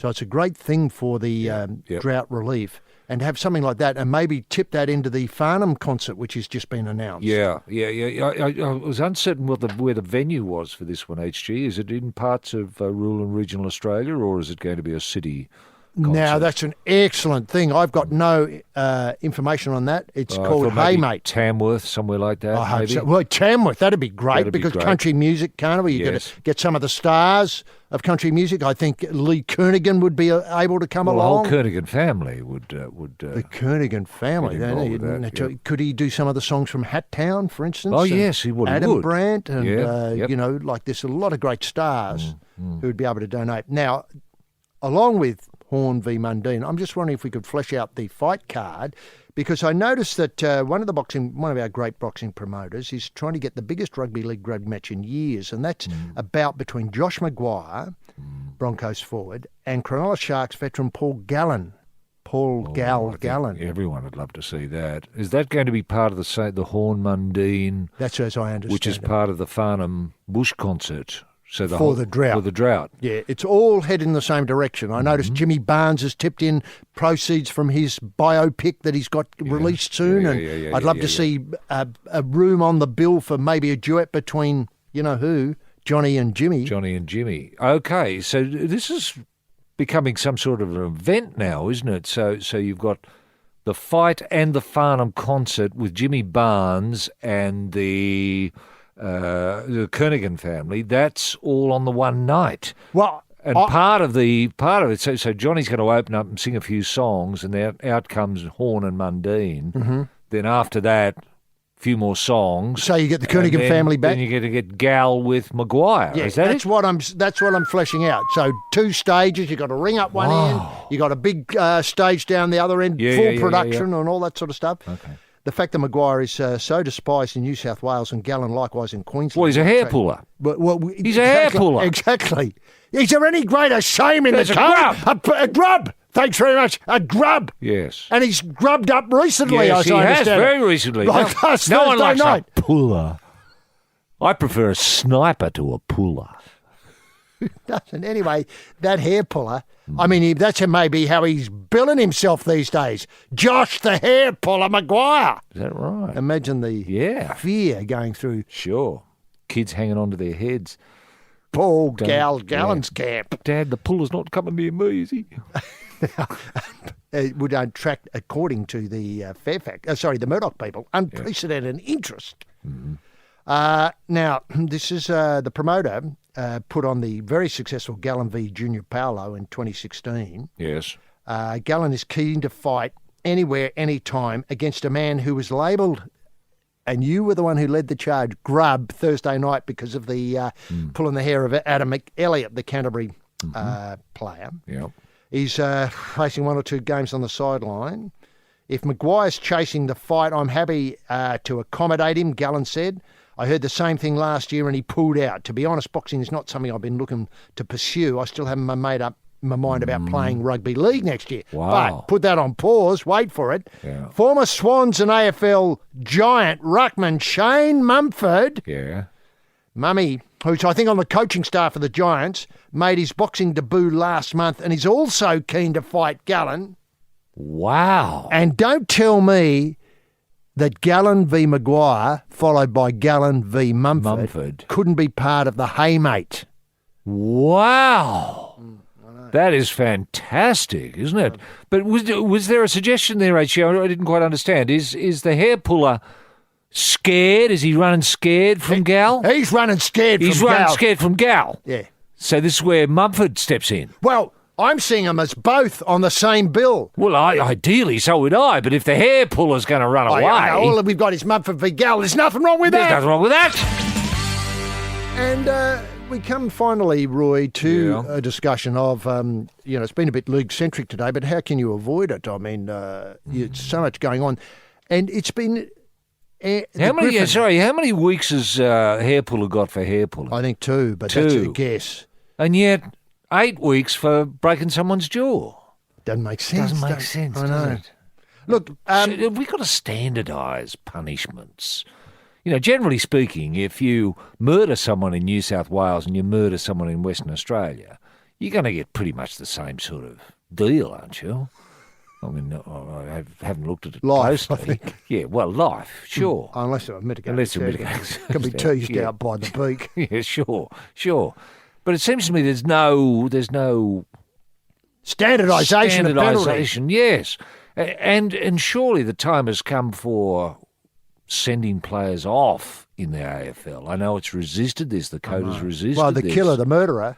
Is the murderer The murderer doesn't like it. He doesn't like it? No. Okay. But that just means, when it comes to a grand final, we've seen this. You just get someone just goes up and punches someone in the head, and that's it. There are no consequences. They might get, It's a complex issue, and I don't know that I can tease it out neatly for you. No. I agree with what you're saying, though. It makes no sense, and surely we need, at the highest authority, we've got these sporting commissions. I think the leader of the opposition called for one last week, and the previous week, the woman with Boom Boom on her mind, she called for one or organised one. This is anti-corruption. Yes, but this is not standardising punishments. I'm just wondering if they could take on that. Standardised punishment committee, don't we? So that you've got certainty. If you run out on the paddock and punch someone in the head, you're going to get 8 weeks or 10 weeks, no matter what your code, no matter where you're playing in Australia. Isn't that what we need? Isn't that what the public is crying out for? Yes, but of course the players are incredibly inventive. I don't disagree with the one word that you're saying, but the players are incredibly... Who would have thought this time last year that you and I would have to cope with sandpaper down the underpants of cricketers? Sure. They're inventing things you and I can't dream up. Sure. And there's no point saying, I'll bring in the code and disrepute, because some beak will argue, well, they enhance the code. Oh. Do you know what I mean? They brought a new idea into sport. That happens all the time. Yeah, right. Right. Well, maybe we've got to make sure that players are not represented by smart-ass barristers. Is that what you mean? Is that what you're getting at? Well, I think they would be... Surely they just turn up by themselves. Justify it themselves. All right, you've hit him in the head. Why? Well, I hate him. All right, you got 8 weeks. That's it. No mitigating circumstances. Hating him's not a mitigating circumstance. No, fair enough. Isn't that... Yeah, Don't we need that sort of clarity? Well, or is this too simple go to a the world cricket. I'm imagining? Go to the cricket. Did they hate South Africa enough to put sandpaper down the underpants? Is that what it was? Yes, they did. Well, at least Warner appears to have hated Warner, he really hated it, didn't he? He hated them. He had every reason to. Well, it's a separate issue, but I mean, all of a sudden you've brought in mitigating circumstances. So we what I'm ban it for a suggesting year. Hate is not a mitigating circumstance. Hate is not. I mean, we've got to encourage it. You've got to hate him, hate your enemy. But it's not a mitigating circumstance. You can't say, oh, well, look, I hate him because I hate him. So at one point, the coach is drilling the idea of the hate, the book of feuds. Yeah, I mean, know. isn't this what motivates the South's Roosters? Does. Every time, every year, every century. Yeah. Well, you got to ask yourself, what drove Grub Maguire to pull the hair? Hate. Mm-hmm. But did that get him off? No. Should it get him off? No. I don't think so. No. Yeah. Look, I pull his hair. I pull his hair because I hate him. Oh, fair enough. Oh, well, get out of here. Here's a Mars bar and a copy of this week's, Stella. Now, these are complex issues which we'll be discussing again next week in an intensive for drought relief. Oh, I didn't know. Fair enough. That'd be great. Anyway, thanks, Roy, again. It's been excellent work as usual and, great drive from the back line.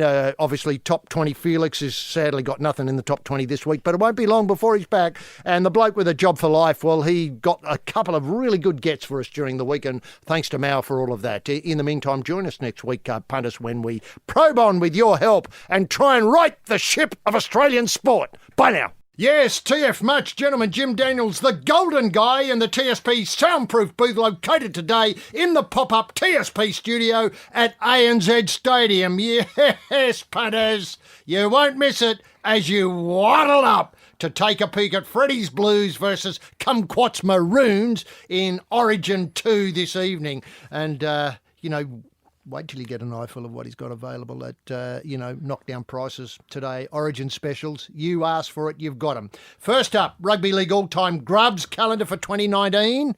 That's there, the Grubs calendar. And something new in Probe merchandise is Rooting Kings Good Old Days Volume 3. Yes.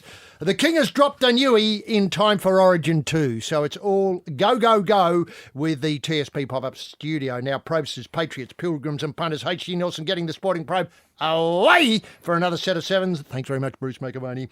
And the probe brought to you again this week, as it is each and every week, by the Nissan Navara. That's the Ute with the 360, even if I could say it, the 360-degree view. It's the car that almost allows you to see around corners. And if you're brave enough, get into your ute and drive it out into the middle tonight for Origin 2. It'll be the best seat in the house. Sure, people might think, what's that ute doing out there? Well, you're enjoying the view. You're immersed in Origin, having a look at it on the inboard screens. It's just a fabulous, fabulous way to travel. What a week, what an incredible week. And a week when too much sport was barely enough, and residents and 457 visa holders, it's tremendous to have you with us as we prod forward through the solidly backed up stoolage of the week's sporting action. A week of massive, massive collects. Did you get involved in Russia? I mean, you were mad if you didn't. Those two first Russian fixtures they had. Just stand in the queue and get the payout written all over them. I mean, can I point out that if you have one big in Russia, and many people listen to this program in Russia, look, if you have one big at the local casino, for God's sake, don't walk away with your winnings. Just leave it there or find an official and give him the money. But if you're punting, on football and you're, with a reputable, I was going to say TAB or betting outlet, i.e. in Australia, I think you'll be pretty safe. But if you've won money locally at the casino, please be very careful. But let's cut to the chase and lock horns with a man who this week signed on as the face of Watford Oval for another 5 years. Inking his involvement for another 5-year stretch was the news of a $6.9 billion sponsorship deal from the Russian oil and gas giant Gazprom in partnership with the Chinese telecommunications multinational Huawei. This cash injection into the Lithgow area will enable the Oval to be top-dressed this summer and allow for repairs and refurbishment to the change rooms that have been planned for some time, i.e. the past decade, to go ahead. The Fowlerware installs 3 and 9 in the men's change rooms will be updated, providing something more than a hole in the ground and a busted door, which is terrific news for visiting teams and home teams. Now, in a joint statement, the Federal Minister of Sport and Foreign Affairs described the deal as a breath of fresh air, a real old-fashioned game changer, and on a par with the Finleys for Fine Furniture deal of the late 70s. The man who put the package together and is obviously the face of Watford Oval is rampaging Roy Slaven. Roy, can we get the TSP bunny in motion simply by asking what highlights caught your restless eye this week, Maro? Yes, thank you very much, H.G. Nelson. Wonderful week to be an Australian in a world where values are under threat. Now, to look on a sober note, HG, I noticed that Peter Thompson has left us. Peter, of course, 5 British Opens. I always thought of him as the thinking man's golfer. He played quickly, he had a no-nonsense style, and the golf world, I think, is going to miss his measured tones, his common sense, his wisdom, his sober nature. And his swing. That simple swing. It was a beautiful swing, and I know I'm going to miss him a lot. I respected Peter a lot. I think the last time you and I saw Peter would have been at the centenary of 100 years of the Australian PGA, a big do that was put on at, I want to say, the Town Hall in Sydney. It was incredible. It was an incredible night. Night of nights for golfers. I think we spent a fair bit of time with quite a few golfers that night. It was a terrific night. Peter was in great form.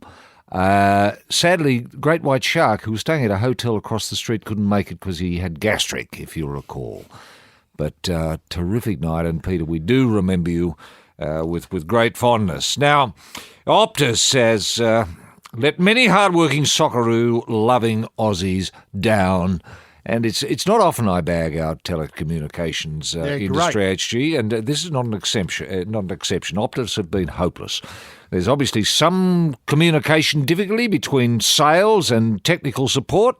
Sales, obviously, everyone was on board.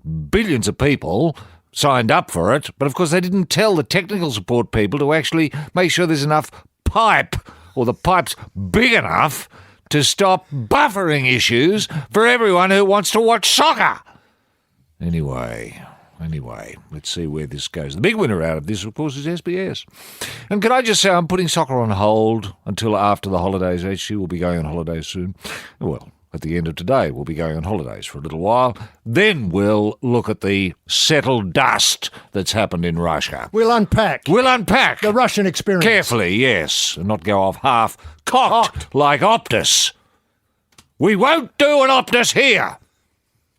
Now, Jared Hayne has revealed his vision for rugby league in the United States, and I love it. Sit back, just listen. What he is suggesting is a tri-series of tests between, wait for it, Tonga, Fiji and Samoa. No mention of New Zealand, no mention of Australia, no mention of Great Britain. I don't know how this is going to work, but it could be. In Utah, this may well work. HG and myself have spent a little bit of time at Salt Lake City, and we've noticed how strong and powerful and important and what great contributors the Fijian, Tongan and Samoan communities are in that neck of the woods, and that may well work there. If that's what Jared's got in mind, I'm right up behind it. But if he imagines Songa versus Fiji at Denver, that's not going to work. No. That is not going to work. Now, Richmond's Alex Rance is accused of screw-gripping Geelong's Patrick Dangerfield. A grub act. A grub act. We don't need that. We don't need that in our great game. We don't need people grasping at tools during a match. It's just not on, and this should be weeded out. Unless, of course, you can get away with it. In this instance, it looks as if Rance may well have got away with it. Nothing was said. Now, Dustin Martin, speaking of AFL, he's touched an umpire again. Now, when's this bloke going to learn? I mean, he's been fined again, of course. But, I would have thought his Brownlow expectation should have taken a nosedive, just with one touch, let alone two. I mean, he's becoming a serial toucher, an umpy toucher. Is that a grub act? Now, Roger wins his 98th title and reclaims the world #1 spot. And he's really the Peter Thompson of golf, of tennis, I should say, at the moment, Roger. Australia, of course, demoralised by England at Trent Bridge. I mean, this Langer revolution, is it working? Short answer, no. Long answer, probably not. Boris Becker, now, you may recall last week we mentioned that Boris Becker's problems with bankruptcy had seen him joining the Central African Republic as an ambassador for God only knows what. Anyway, it appears his Central African Republic passport has been declared a forgery. A forgery. Can you believe it in this day and age? Boris Becker going around with a forged passport and the bloke hasn't been arrested? Something's going on. Mercifully, Special K and Ash Barty show very good early grass court form. Make of that what you will.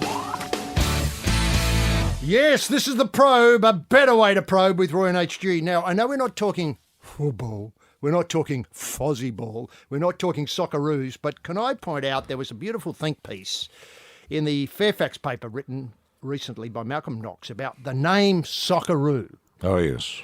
Now, he writes, what exactly does a Socceroo stand for? The nickname was, according to Football Federation's official history, coined by journalist Tony Horsted when an Australian team was on a goodwill wartime tour of South Vietnam in 1967. Mm-hmm. That's a hell of a record, the Vietnam War, Yes. 67, we were knee-deep in, Yes. long tan and so on. We were. It looked terrible, but Yeah. there it was. The Socceroos must have been a breath of fresh air in those days. It would have been. Yeah. It would have been, absolutely. Yeah. Seeing fit young Aussies Yes. not shooting, No. not laying mines, etc.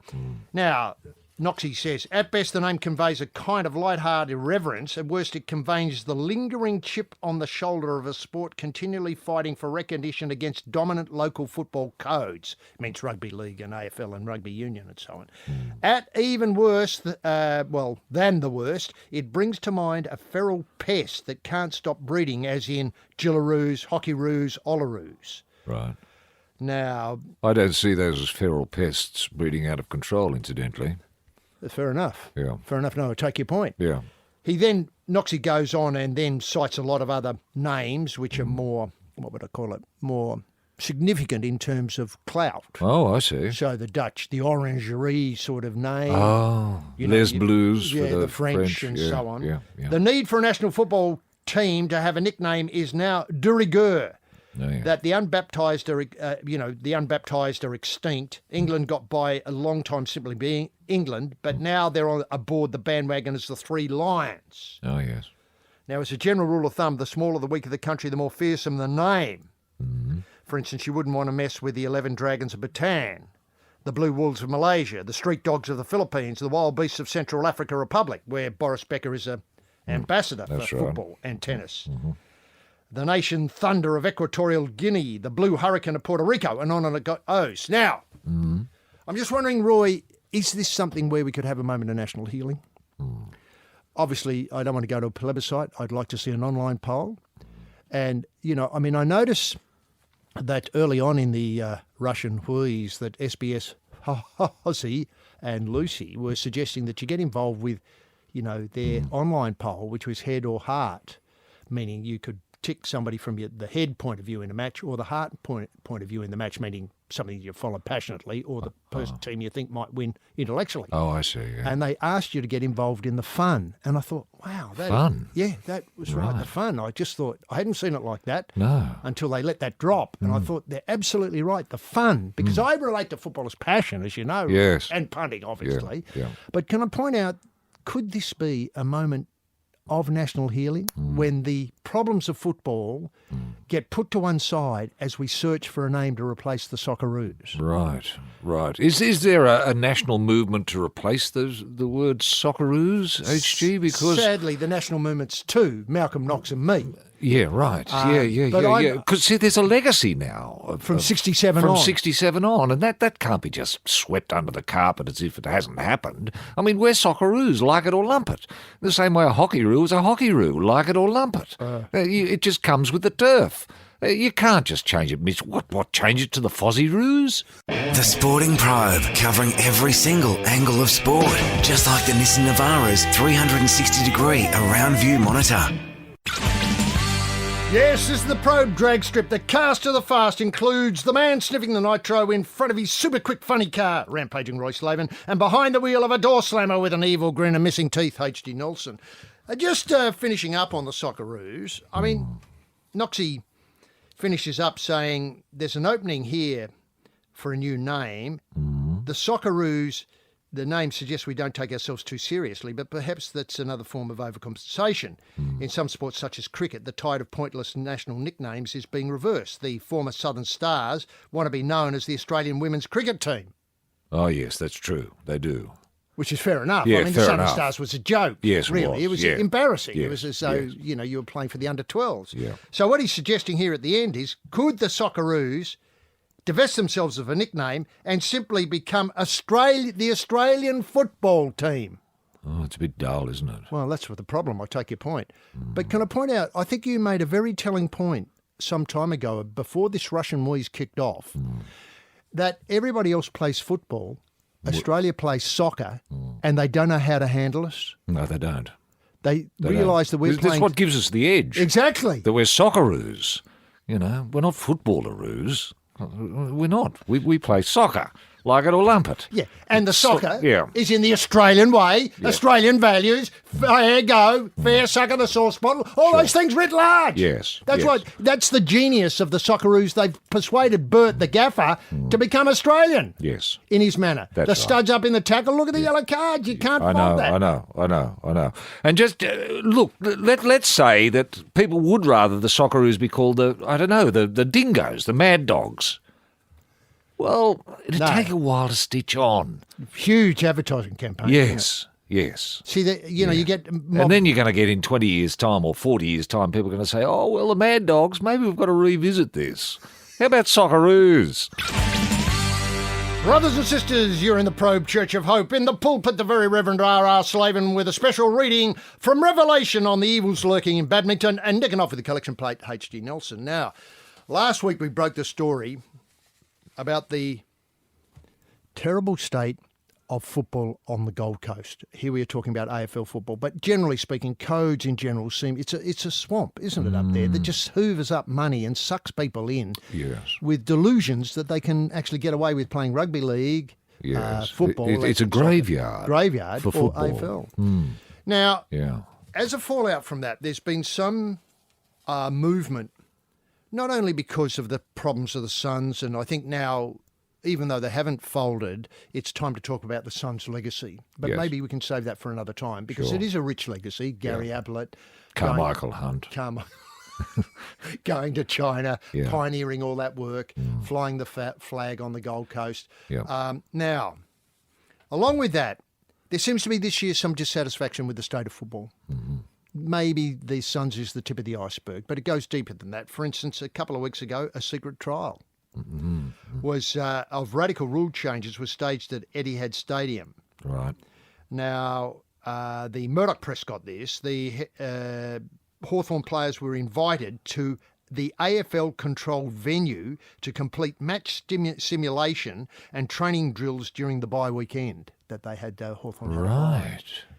No vision. No. The session was adjudicated by AFL umpires and took place after the Hawks had completed their main training run at the ground. Obviously, I've seen the film and was there at this session. Yeah. It confirms how serious the AFL is about tinkering with the game in an effort to reduce the congestion next year. Dear. It's not the first time the AFL has experimented with the club. North Melbourne and VFL clubs staged secret trials of AFLX last year. Hawthorn coach Alistair Clarkson has pushed for the AFL to all but abolish prior opportunity. Right. This is a fundamental pillar of the game, It is. prior opportunity. Yeah. Yeah. And it is... Replace it with what? Well, nothing. And it is understood a stricter interpretation of holding the ball was trialled. Meaning if you take possession, you're charged, isn't quite the right way to put it. Tweet, you're holding the ball. It means that the game is going to revert to something that looks like football as the sort of football that's played in Russia. People will kick on, tap on, rather than taking possession. It's going to change it dramatically. Right. It's changing like that already, subtly. It'll become more a game of soccer. Exactly. Because you won't be game to touch the ball in case you get caught with the ball. Right. Yes. You won't pick it up. Yeah. Now, Yeah. it's understood the last touch of out-of-bounds rule and play-ons from backward kicks were among the rules trialled. So here's a couple of things. In other words, if you touch it even off the hand or the boot or the knee or the buttock and it goes out of bound, the other team gets the ball. Right.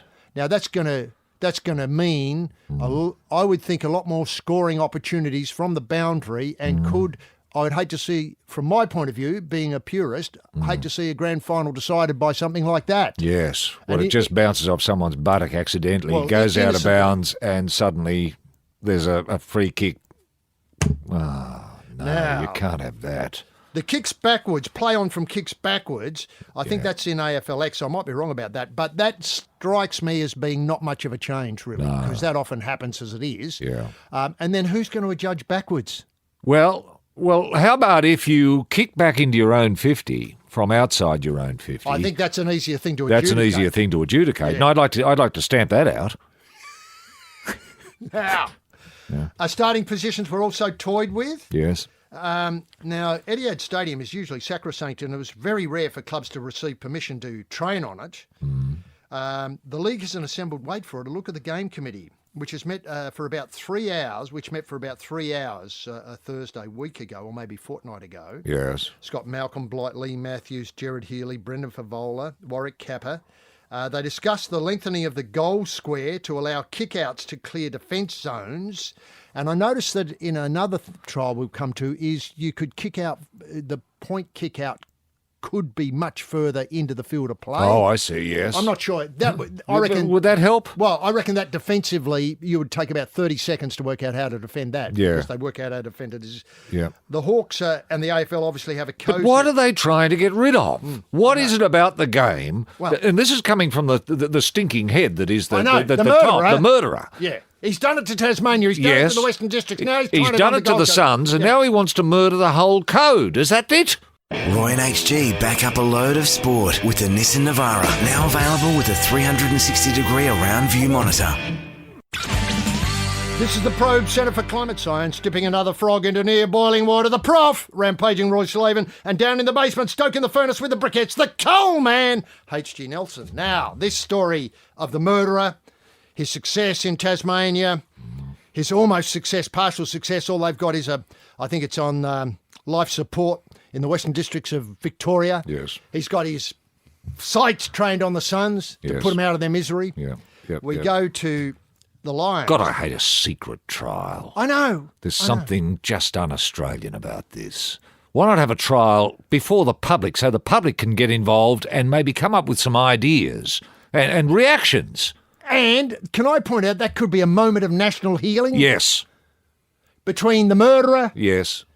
the commentators, Yes. the officials, Yes. the public, the stakeholders, Yep. and NAB footy kickers. Yes. And why have the secret trials in the very space where the game is dying? I know. But it gets worse. Now, players this week have experimented with kicking the ball in after a behind 25 metres out from the goal line. This was what we were talking about before the break. Yeah. So 25 metres in, you can go 10 metres at the moment. Now you could double one and a half times that. Yeah. I'm How not, does that help? it doesn't. I And don't why? See, God Almighty, don't we want to reward attacking play? Yeah, that's so difficult, isn't it?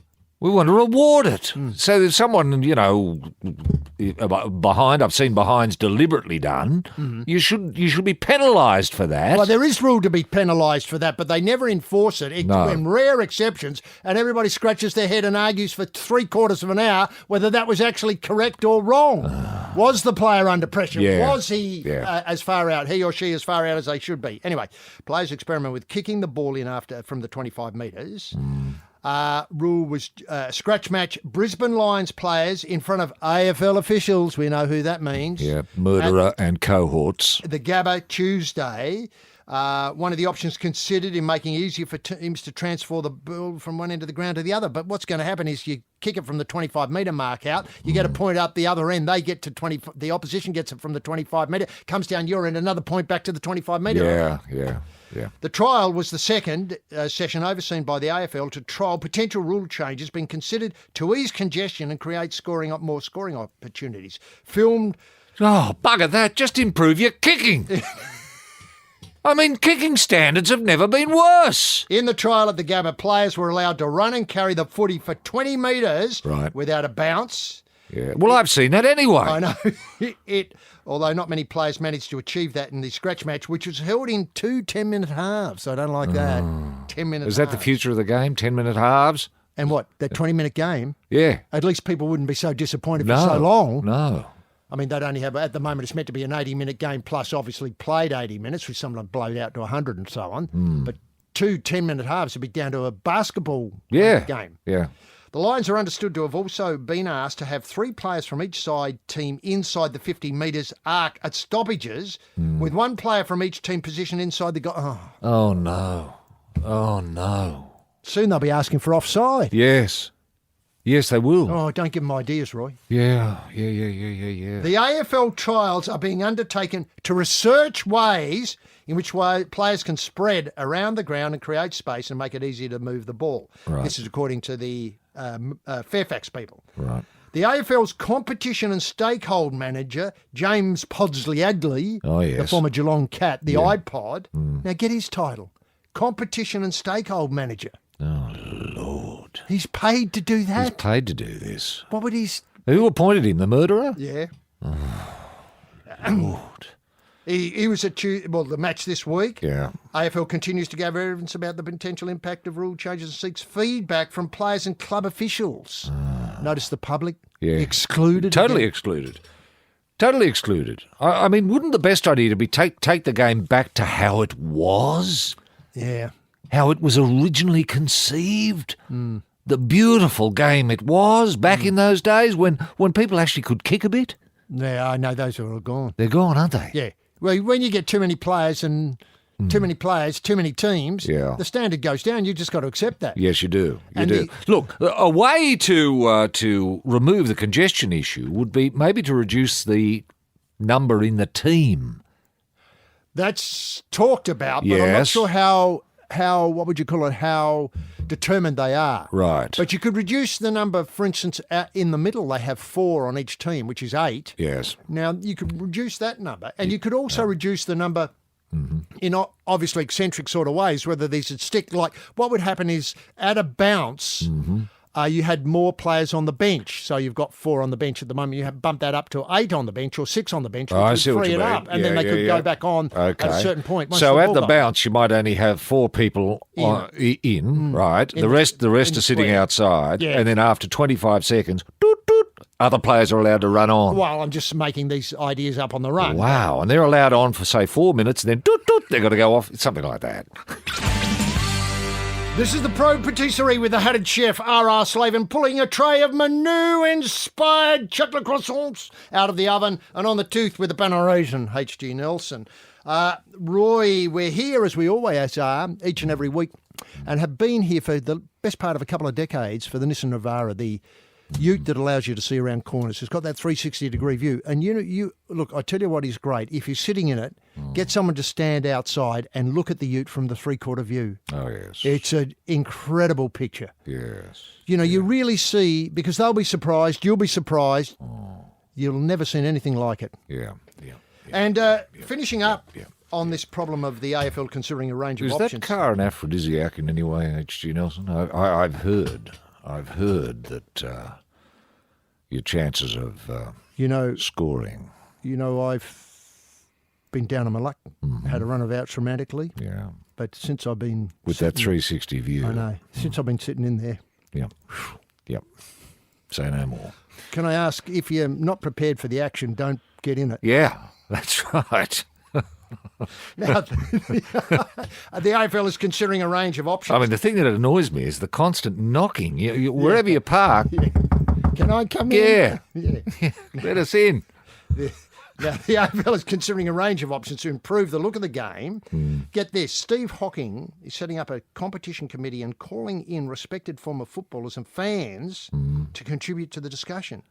He set up equivalent of a high-performance game analysis unit inside the AFL. Oh, my God. It's going silly. Game analysis unit. Inside the AFL. Inside the AFL. Surely they've got that already. Now, employing David Rath from Hawthorn, Brett Munro from the Gold Coast, Podsley Adsley from Adelaide to assist him in developing the game. Well, this is death by committee, isn't it? It is. Is that how the murderer works these days? There's no dabs. I mean, the FBI wouldn't be able to find a fingerprint of his on it at all. No. But you know who's behind it? I know. I mean, all the cops can say is, listen, murderer, did you organise this committee? Yeah. So what? What are you going to do? What are you going to do about it? Yeah. Eh? Arrest me. I tell you what, I'll give you a couple of names and you might be able to get started on them, but you'll never get close to me. No. Because that's the genius of the bloke. Yeah. I mean, these are... It's Machiavellian, isn't it? Machiavellian, and plus you got your KPIs in there. Yeah. Your key performance indicators, Yes. how you going killing off the game. Yeah. Really well. Yeah, who organised his contract that the more deaths of clubs, he gets remunerated to an extraordinary extent, doesn't he? He does. I mean, he would walk away with, 4 or 5 billion should his dream come true of there being no AFL competition in 2020. Roy and HG doing a full 360-degree probe of the sporting world, just like the Nissan Navara with a 360-degree around view monitor. This is the Probe, CFA, fire truck, putting the wet stuff on the red stuff. On the pump, crew captain, rampaging Roy Slaven, and out back, torching the scrub, H.G. Nelson. Roy, Origin night. Obviously, nerves. This is I've called this in my blog, The Decider. Yeah. Because if some way the Maroons win, I think they go back with a lot of confidence to Lang Park for the final one, which will obviously in the media will be called The Decider. The Blues have to win tonight, don't they? Freddie's Blues have to win tonight. Well, Boyd Cordner, the captain of the Blues, has said as much, HG, because he was there last year. He was so gutted. Because you recall, it was so close in that second game. Yeah. So close, they could taste victory. And they refused to run at the at Thurston or whoever was ailing They did. that night. They did. They did. Thurston's shoulder had gone. Yeah, his shoulder had gone, and they didn't exploit that. No. They were too gentlemanly. Remember, well, let's hope Johnson? that's gone. Yeah. I think he's going to go through the throat, if I understand his media commitments this week. This is Boyd Cordner, the captain of the Blues. He's going for the throat. So there's a new ruthlessness to Freddie's Blues footballers. Well, remember, they're a family team, though. I was taken after the Origin one that he got all the families in and said how much the families meant to him personally. It does. Yeah. And that was a breath of fresh air. Yeah. There's something about having family, HG. And we might have mentioned last weekend the number of players' families who drove enormous distances to be in Melbourne for the match. Some are driven from Taree. Taree to Melbourne, yeah. And of course, they don't get petrol money. They had to do it out of their own pocket. Of course. The kick to go down and buy food on the way. It's not cheap. No. No. Petrol, of course, is going through the roof. Yes. And look, Yeah. I thought that was a terrific thing that Freddie did there, Yeah. because it's so easy to ignore mum and dad Yeah. and focus on the champ, the next generation of Yeah, champs. I yeah. know. I just thought it was now this week. But families are important. I mean, gee, I can remember HG. In finals of Group 10, you'd look up sometimes, and there'd be in the stand. There'd be mum and dad there, and Uncle Ted and Uncle Stan. Ted and Jean, Stan and Vi, and Uncle Ray and Auntie Margaret, and Auntie Beryl and Jack and Nana, and they had a big sign, HG, that said, "We're here, Roy." And I knew where they were. And so I could always look up and give them a wave, or, once you'd flatten someone, you'd look up proudly and they'd be on their feet, It was just wonderful having family there, but you've got to know where they are. And what was great was that some of those crowds were upwards of 50 people. Yeah. And so it wasn't easy to find them. No. So it was just, they had the sign. The big sign, we're here, Roy. Yeah, it meant so much to me. And, Roy, do you feel as though it's almost now more important for the parents to be included than the players? Yeah. I think this is... Look, I hope there's not a trend developing, HG, and we've discussed this off air before many times, that it seems to me a lot of parents and family are getting involved because they want to appear on television. Yeah. I don't like that development. No. Unless it's a new program, Parents of Stars. Yes. Now, that's a show that I'd probably watch. If Boyd Cordner's mum and dad turned up, that'd be a great show, You'd see them getting up in the morning, packing the suitcase, into the boot, the thermos, all of that. Card table. Yeah. Have you got the sign? Oh, yeah, we're here, Boyd. That one. All of that. It could be a terrific show. And look, what I'd love to see is those questions that only, say, a really important program, given, exposure, say, the Friday night before, say, Origin, 7:30 to 9:30. Yeah. Questions like, when did you know Boyd would be an Origin star? Yeah.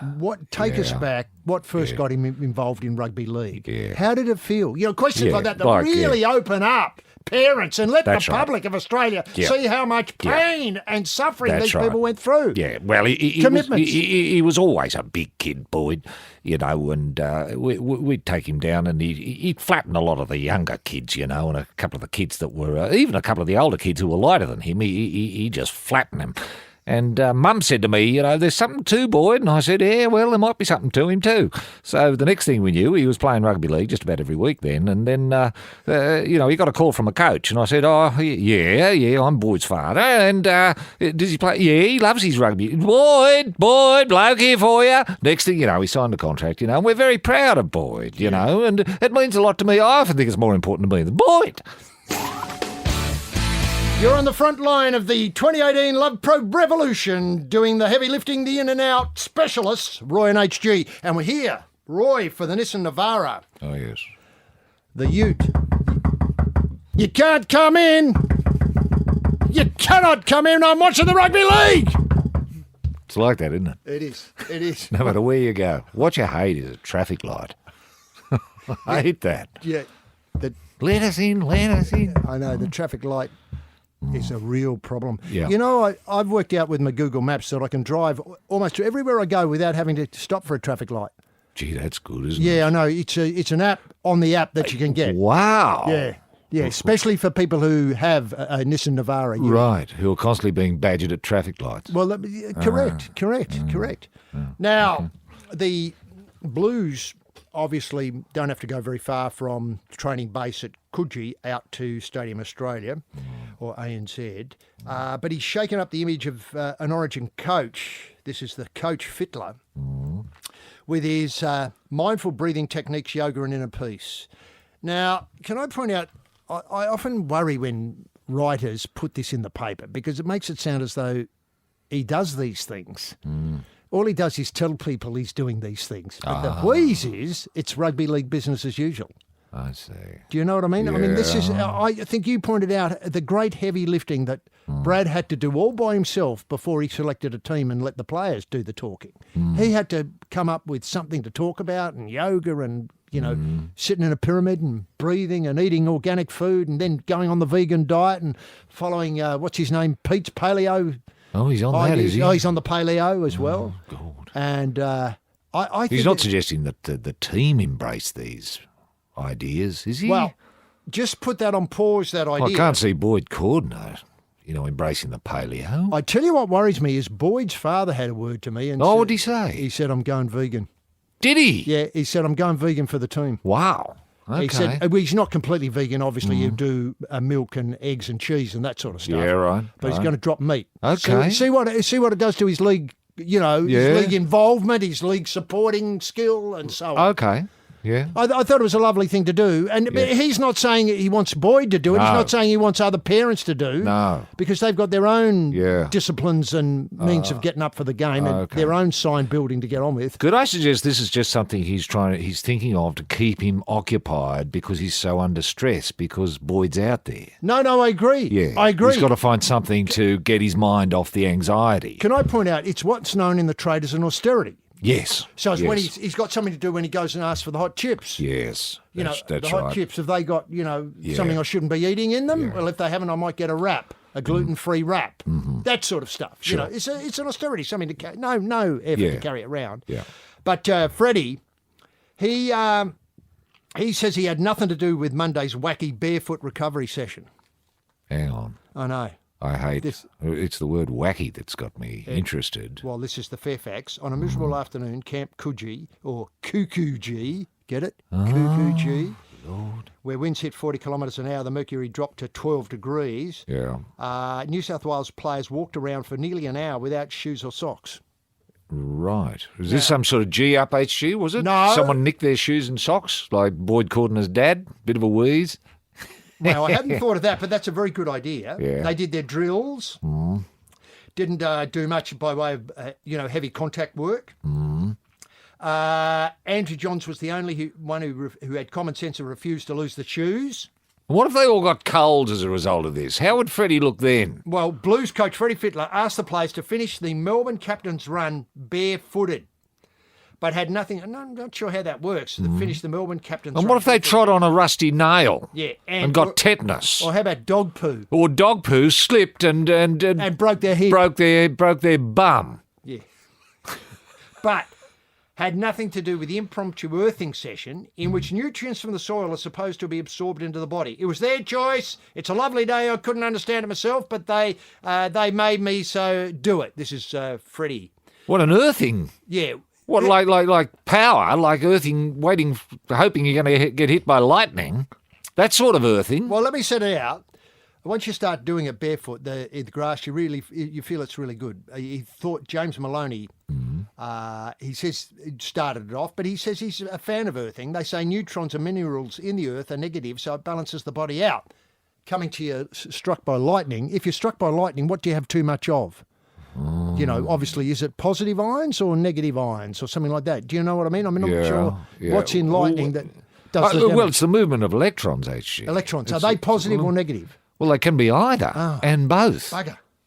I thought it'd be simpler than that. So Yeah. No, earthing. it's not. No. Because You become a conductor, especially if there's moisture involved. Well, they've got plenty of moisture. Plenty of moisture because they've worked up a sweat. And it's feet in water. And it was drizzling and overcast. So And thunderstorms. And there were thunderstorms Quite a about. lot, So surprising. they were all conductors, or lightning rods, as we say. Well, it was madness. Absolute madness. All of them could have been killed. The Sporting Probe has seen it all, on and off the field. If you want to see more on your job site, the Nissan Navara is now available with a 360-degree around view monitor. This is the Probe International Space Centre on the sniff for life out there. Picking up pings from another galaxy is the astrophysicist R.R. Slaven, and out back working on his flat Earth experiments, the undergrad H.G. Nelson. Now, we broke a story a little while ago about Barry Hall's Australian Roadhouse television show. Oh, yeah. Which is very exciting. We've seen some vision, not cut together with the music and obviously the narration it's on. Yep. But to see, I thought it'd be a bit limited, to Barry walking in, as you pointed out. Anybody come in today, mate? No, just you. Yeah. And then other things like Barry ordering an instant coffee, maybe getting a packet of snakes or something like that for the road, something to chew on. But it's not. It's Barry doing the tyre fitting. Barry rotating wheels, Barry under the loo. What, doing all the jobs? Well, there's a lot of jobs you'd expect he can do. at a roadhouse. Wow. Quite a big thing, talking to trucks about what it is you're driving, a Kenworth, a Big Mac, or whatever it is, if they're brands of truck. Yep. Talking to motorists about where you're headed, you're going down for Origin, all that sort of stuff. And offering advice. The best way would be to take a left just 2 kilometres down the road, go left there, go left for about 800 metres, I suppose, and then do a right, and then you're laughing. Yeah, that's that right. Sort of stuff. But I'd get those tyres fixed, matey. They won't last from here to Taree to Melbourne. Yeah. If you're driving down for Origin, I'd slip it up on the horse. Slip it up. I've got some tyres here. Now, Dad, you want some retreads? I've got a real good deal on retreads. Perfect. But involved in this, of course, is Barry's interest in cars. I think he's had an interest in cars a lot longer than he has in football or roadhouses. Right. Now, he's very keen on What, vintage cars? Yes, I suppose so. Corvette Stingray, for instance, is his favourite car. His dream car is a Corvette Stingray. Yeah. Is that a left-hand drive? It would be a left-hand drive. Yeah. So he'd have to have a sign, left-hand drive. Now, what an interesting question. When we were younger, the signs were de rigueur on the left-hand drives, but that seems to have slipped away a bit. Really? Has it? I mean, I may be wrong here, and it may vary from state to state. For God's sake, if you're driving left, keep the sign on for the time being until you get okay from upstairs. Okay. But look, I have seen left-hand drives. Maybe they are special marks of cars, like, as you said, veteran or vintage cars. Maybe be as bought. Right. Anyway. In the same way, if you've got a really old car without a seatbelt, that came without a seatbelt when it was first manufactured, you don't have to have a seatbelt. Is that right? I think that's right. Turning indicators may be a similar thing. Yeah. If you've got an Argyle 1908, you don't have to put indicators on it. Okay. Now, these days, Barry drag races a HJ Ute with a WB front end. He reckons the 632 cubic inch V8, wait for it, that's 10.4 litres. That's a big motor. Is good for 7-second quarter mile, providing he has enough time to dial it in. I'm not sure. Not sure what that means. Technical terms. I mean, that's tune the motor. Oh, okay, yeah. Oh, I made that up. Yeah. We ran 8.3 seconds first time out. I've gone 8 flat since then. The thing about drag racing is they say if the car looks slow and in control, it'll be a quick time. Oh. That's true, though, wouldn't it? That's an insight, right. Those the ones that the funny cars, the fishtail. They're rubbish. Yeah, rubbish. Okay, so he's doing 0 to 100 in 8.3. 8.3, 0 to 100 and 8.3. Well, that's not very good, is it? I mean, most electric motors will do that. Oh, Tesla will knock that. Tesla would knock that over in 4.2. What's he talking about? But remember, it's old speak. It's a Ute. Oh, yeah. It's got this ton in the front, which is a 10 litre. I mean, that would weigh a lot. Tesla motors are, I don't mean to be unkind to Tesla. They would weigh nothing. Really, the whole car weighs nothing. Now, I tell you what, our 360 degree would do that in about 2.9, wouldn't it? I think so, especially with people knocking on the side. Yeah, hanging on. Let me in, yeah. Now, he says that kind of defeats the purpose for me. I like keeping the boot into it and the car squirming, and you're thinking, I'm not sure I can pull this back up. And then you do. Do you understand what I mean? Yeah. So he's driving down there, fishtailing it all the way. Yeah. Thank goodness I got out of that one. Right. But 8.3 seconds, imagine the emotion going through his mind in the 8.3 on the way. I mean, your whole life would pass in front of you, wouldn't it, in that 8.3 seconds? Your time would expand. That would be like a lifetime for many people. Yes, this is the home of the Dick and the Till website. It's the Sporting Probe, run prong of the 2018 Love Probe Revolution with Roy and HG. Barry does a lot of his work himself, as you'll be able to see in the show about the roadhouses. Right. He and his brother David run a workshop. Barry Hall All Automotive, it's called. I haven't said that right. Barry Hall All Automotive. It's not easy to say, is No, it? Barry Hall, all automated. No, that's rubbish. And wait for it, it's in Wallan, or Wallan, Victoria. I think it's pretty sure you say Wallan. Okay. They work on big block engines when they're not working on regular clients' cars. Dad gets the blame for his love of Holden. Holden's an interest in restoring racing cars. He got his first car, a 66 Holden HR, when he was 16. Mm-hmm. Gee, that's before the Socceroos had a name. Isn't that amazing? 1 year before One year before. Yeah. Yep. Gee, if that car could talk, wouldn't have much to say, would it? No. Well, the Socceroos. Yeah. What's the story?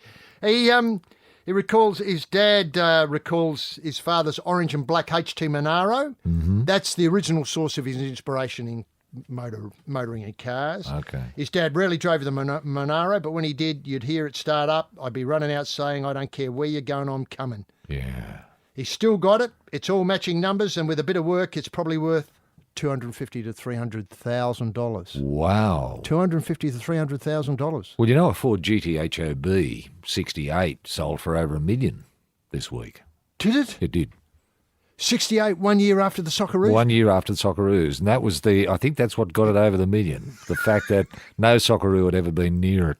If it smells and it's sport, it's a call for the Sporting Probe. It's the Probe, and people do want to get in touch with us from time to time, and they can do so simply by directing their mojo wire to Roy and HG at thesportingprobe.com.au. That's Roy and HG at thesportingprobe.com.au. Roy, have you got an email there we could start with? Look, David Hall Johnston's been in touch, HG. He says, is it possible that the fourth quarter woes of glorious leader Xi's sons are due to the fact that the number 4 is considered unlucky in China? Gee, I hadn't thought of that. Could renaming the final term to the 8th quarter bring the fortunes that our red and gold ambassadors for Aussie Bok Choy deserve? What he a asks. brilliant observation. It is, now, isn't is it? that something this committee, Podsley, Adsley and I hope Steve so. Hocking are on? Yeah, well, I hope so. Are they considering everything? Of course they're considering everything, yeah. But that's only if they've got an interest in the Suns doing well, and I don't think they do. No, I think they deliberately send them out there burdened by the number 4 as in the fourth quarter. Yeah. I mean, that's an incredible It is. observation. But it does suggest to me that the next time two teams go to Shanghai, HG, maybe there could be a 5th quarter put in. What do you think? So you take 5 minutes off the 4 quarters and then roll that into a 5th quarter, and you might get more people coming, because a lot of people are superstitious in China, and if there are 4 quarters involved, They won't go. No. No. They won't. No. Wow, They won't. They think they're going to die. You see, you think David Koch would have thought about that, because he's Mr. China. And he's Mr. Numbers. Wasn't he an economist at some stage? He was. He'd know those things. He'd That'd know what 4 meant to the Chinese, that you Yeah. never mention the word 4. You just don't. It's a hell of an insight. And, maybe that's You just lie sometimes. If a Chinese official asks you, how many quarters? people you got in the car there? If there are 4 of you, you're going to say 5. Or 3 and him. You find a way out of it. I know. You just don't say 4, because if you say 4, you're going to get arrested. straight marched into jail. Of course. Now, In for 4 years. Solitary confinement. To cool your heels. Now, what's interesting is, would a stakeholder, Yeah. let's face it, most of China are now a stakeholder in AFL. Would they be able to put pressure through this moment of healing online through changes to the game? Now, that would be top and centre, because nobody at AFL House would think to ask Chinese people, do you think a 4th quarter is a good idea? Yeah. They just won't. They won't. They won't. But They if won't. the people are able to contribute what they think, what's wrong with the game, Yeah. millions upon millions of Chinese people will say it's got 4 It's quarters. got 4 quarters. That's yeah. what's wrong with it. Yeah. Yeah. Now, And in terms of, what would it be, feng shui? yeah, I suppose so. Yeah, feng shui thing? I think so. Well, Yeah. it's just from experience, and these things don't emerge just out of the blue. They probably had a game or a idea of involving 4 a long time ago, and Sure. it went horrible. Sure. So they remember. But there's something nice, to my mind, about a game that has 5 quarters.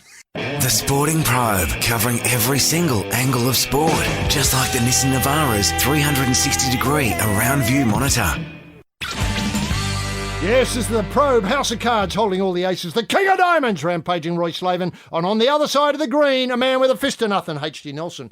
Now, still with the emails, and remember, of course, if you want to get in touch with us, Roy and HG at thesportingprobe.com.au. A fascinating email from our correspondent in Tailem Bend, Janet Haddam. Oh, yes. It concerns one of the players going round tonight, Jack DeBellin. He's writing lessons about life and footy and nausea in the player's voice.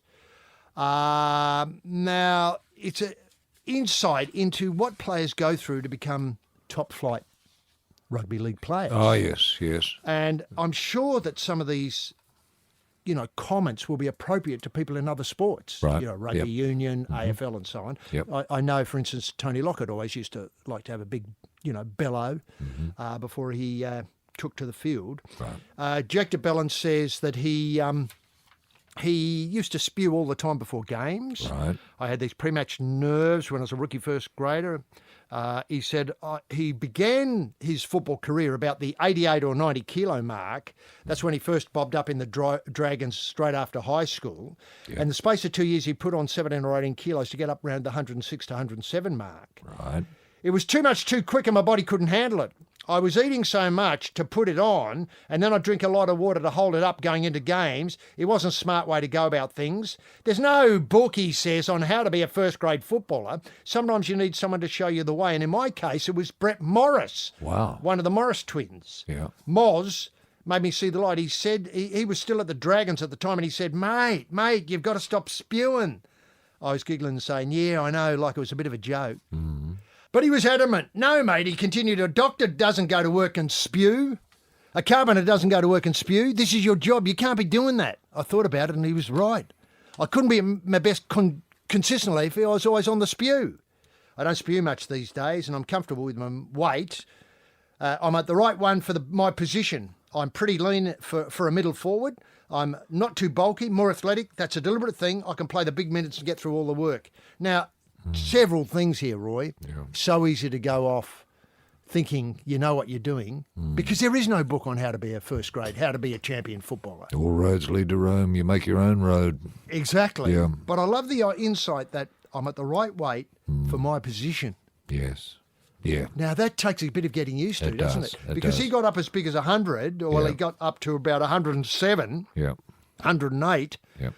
Now he's got to slim himself off to be able to, work, I assume, around about 90. Yes, yeah, I'd say so. He obviously wanted to be the heaviest bloke in the pack, which is an ambition for a lot of blokes. They think, I'd just love to be bigger. I just want to be bigger. I want to be bigger and I want to be faster. Because if I want to get state of origin selection, or if I want to be a kangaroo, I've got to be big and fast. I'm not big enough at the moment. I'm fast enough, but I'm not big enough. How do I get bigger? I've got to eat more. So then you eat more, and then you bulk up, and then you've got to spew because you've eaten too much. Now, that's no way to live. If your life is constantly, you're only doing two things. Well, three things. You're eating, you're spewing, and you're on the toilet. Well, that's no way. You don't meet new friends. You don't make friends. It's too all-consuming. It is. It's like being a vegan. And you become self-obsessed. You're just looking at the mirror all the time and looking in the fridge. And looking at the bottom of the bowl to see if there's too much coming out. Oh, there's too much. I'm going to the toilet. Too much. How do I stop? Go to a doctor. Doc, can you stop me going to the toilet? Because I want it to stay in because I want to get big. You end up mad. Did you have this problem when you were playing? I mean, not maybe you personally, but members of the team who you gave advice to, you could see them spewing on the sideline and say, stomp, stomp, stomp. What are you putting in there? Yeah. Look, no, spewing was not a real issue for us, HG. It wasn't. But gastric was. A lot of players would get a touch of the gastric before a game, and that was thought natural. You were just a little bit nervous and the nervousness expressed itself. So we always had to make sure there were plenty of portaloos inside the changing rooms. Grass would make sure there were at least 10 portaloos to support the 4 normal toilets that were there as part of the council setup, because so often, the whole team would feel the need, they'd be knocking on the back door for the whole team. And we used to laugh about it. We'd all be in our booths, and sometimes, players would describe how much there's coming out and what it looks like, and other players would leave it in there so we could all check out, and do some comparisons, and everyone would say, oh, Stomp, look at that, look what Stomp's done, it's huge, that sort of stuff. And it was a great bonding thing. And Grass approved of it. He used to say, come on, boys, we ready for some stools? Any stool jokes? Come on, do you need to eat anything, boys, to do a stool? And of course, it reduced the tension in the room. Oh, it did. It did. Sometimes we didn't come out till 5 or 10 minutes after we were supposed to go out because we were laughing so much it stomped stools. Yes, this is the Good Ship Probe at the wheel with the knife between the teeth and a patch on the eye. The bosun, rampaging Roy Slaven, and walking the plank, blindfolded and peg-legged, H.G. Nelson. Now, speaking of food still, Roy, a while ago we broke the idea, and I think it was being taken up mercifully by a number of grounds, that we have ground-specific foods. Oh, yes. I know you at Wattsford Oval have got the stomp roll worked out, and that's going to be terrific when, obviously the pop-up trucks all to a truck produce it. Yeah. Now, Ex-All Black Piri Wipu has launched Piri's Burger, a burger he helped design and promote, which will be available at dedicated stands in New Zealand grounds at Wellington's Westpac Stadium. Obviously, during test matches, Wipu said his penchant for hunting had inspired his choice in pulled pork after his initial choice of venison proved too hard to source. Right. Venison being coming from deers, I assume. Yeah. Now, the burger was presented by chef Kupasami Gounder. It took 18 hours to cook the pork, which was seasoned with Horopito barbecue sauce. It might be a bit different for the French. They're probably used to expecting frog's legs in the burger. But this sounds like a terrific addition to cuisine. It is, isn't it? Obviously. So it's a pulled pork with a sauce and a few vegetables and a bun. I think that's what it is, yes. Okay. Well, people love pulled pork. Yeah, I go easy on the vegetables. Yeah. But the sauce sounds fantastic, and the whole thing being put together with rugby. This is obviously All Black supporters in mind, rugby union people. Yeah, and the inspiration is his love of hunting. Yeah. What are you given to understand, HG, that the pigs that he used for the pork are actually ones he shot, or he's taken his dogs out and stabbed them, that sort of stuff? Is that the look? I reckon that'd be. It'd obviously have some. I mean, but this thing went off. They might have sold, say, 100,000 dozen of them over the time. And we've got the... well, I'd hope before the match that there's a truck come through with a lot of dead uns on hooks with him at the helm, saying, these are what I've killed this week. Yeah, let's pull them. Yeah. Let's pull them and put them in a bun. Now... Although the cooking, takes a while. About 13 hours at least. Hours. 18 hours. Well, you could get away with 13. Yeah, with a pressure cooker. Yeah. Yeah. Now, remember when Mao used to go fishing, our producer? Yeah. He'd often bring back something smoked. He did. And I'd often eat that in a roll and think, bloody hell, this is fantastic. Great. It's trout. If there was a football competition in Tasmania, a smoked trout roll with a bit of vegetable would be terrific, say, for North Hobart Oval. Yeah. Well, that's true. Well, you knew where it was coming from, knew where it was sourced. We knew who'd caught the fish, and all of that. And it was hand-lined. And that's what I love about good butchers, HG. The butcher I go to, I always say to him, I want one that Larry's killed, because I know Larry does a beautiful job. And when Larry stuns them, they stay stunned, and there's no nonsense. And he'll say, I've got some, veal, a nice piece of brisket here from one of Larry's. And I say, well, I'll take that. He said, that's the only thing I've got left because, Larry's stuff walks out of the shop. Yeah. So that sort of thing is very important. But wasn't there a rugby league player called Brad Garlick that does his own pies? Yes, that's true. They might be called Garlow's pies or something. Yes, I think so. I just hope they haven't been taken over by a multinational pie company. No. Yeah, there's quite a big. And I assumed he did all the slaughtering and all of that himself. And the mincing. And the mincing, all of that. Yeah, I suppose so, on the making of the gravy and the pastry. Because Grassy used to do his own apple pies. Did he? That was sold at the ground? Yeah. As a fundraising thing? As a fundraising thing, yeah. A little bit too sweet for me because he just loves sugar.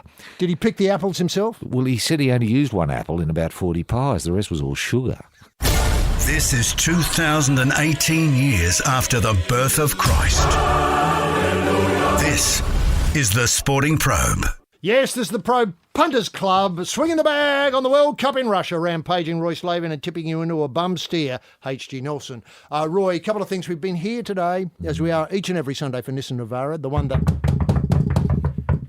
that's the car that allows you to see around corners. And for God's sake, get some of those people who are not going to stand at the three-quarter view and wait till you see what you see. Yeah. The other thing is, it's important to remind people that we're away for the next 2 weeks. We are. Obviously, we're off to Russia to see some of the bigger matches now that we're out of the pool stage. Yeah. And we'll be reporting back from Russia regularly, for those who are interested in following our adventures there. So we're back in a fortnight's time. But obviously today, another wonderful day on the Probe. Yeah. Obviously tonight, State of Origin, your thoughts? HG, I really hope, Boyd brings it home with the Blues. I really hope so. just so that the concept has legs, because if the Blues fail again, I mean, where do we go from here? I know. It's be difficult to find a coach madder than Brad. I mean, where do we take the team after that? Who do we give the team to? Boyd Cordner's dad? Might as well. He's got the sign. So that's about the probe for another week. Thanks to Roy, obviously, for the drive from the back line. The fickle fingers of Felix doing another wonderful job. Top 20 Felix again with his remixes. And, of course, the chairman, Chairman Mao, the safe pair of hands guiding us through choppy waters. Until we meet again, probe on, punters! Roy and HG back up a load of sport with the Nissan Navara, now available with a 360-degree around view monitor.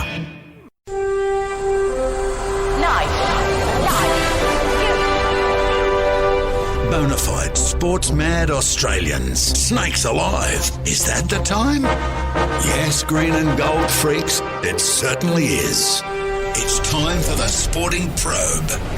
With 2 diamond pythons twirled around the tree of knowledge across the nation. Boys and girls. Well, a young man ain't got nothing in the world these days.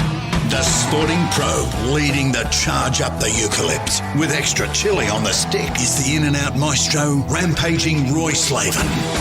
And coming from behind is the heavy lifter with both feet on the ground, H.G. Nelson. Unleash the grunt and poke HG? Yes, TF Much, gentlemen, Jim Daniels, the golden guy in the TSP soundproof booth. He's towing the Caravan of Hope as we speak to the Flemington Mounting Enclosure, ready for the race that stops the nation on Tuesday. Yes, Jim and the Caravan of Hope will be popped up in the Mounting Enclosure for the whole week. Obviously, the big day on Tuesday, Thursday, Oaks Day, and then that final magnificent day of the carnival. Look, firstly, a couple of things. Sign the petition. Jim's got a petition going to get Winks into the Cup.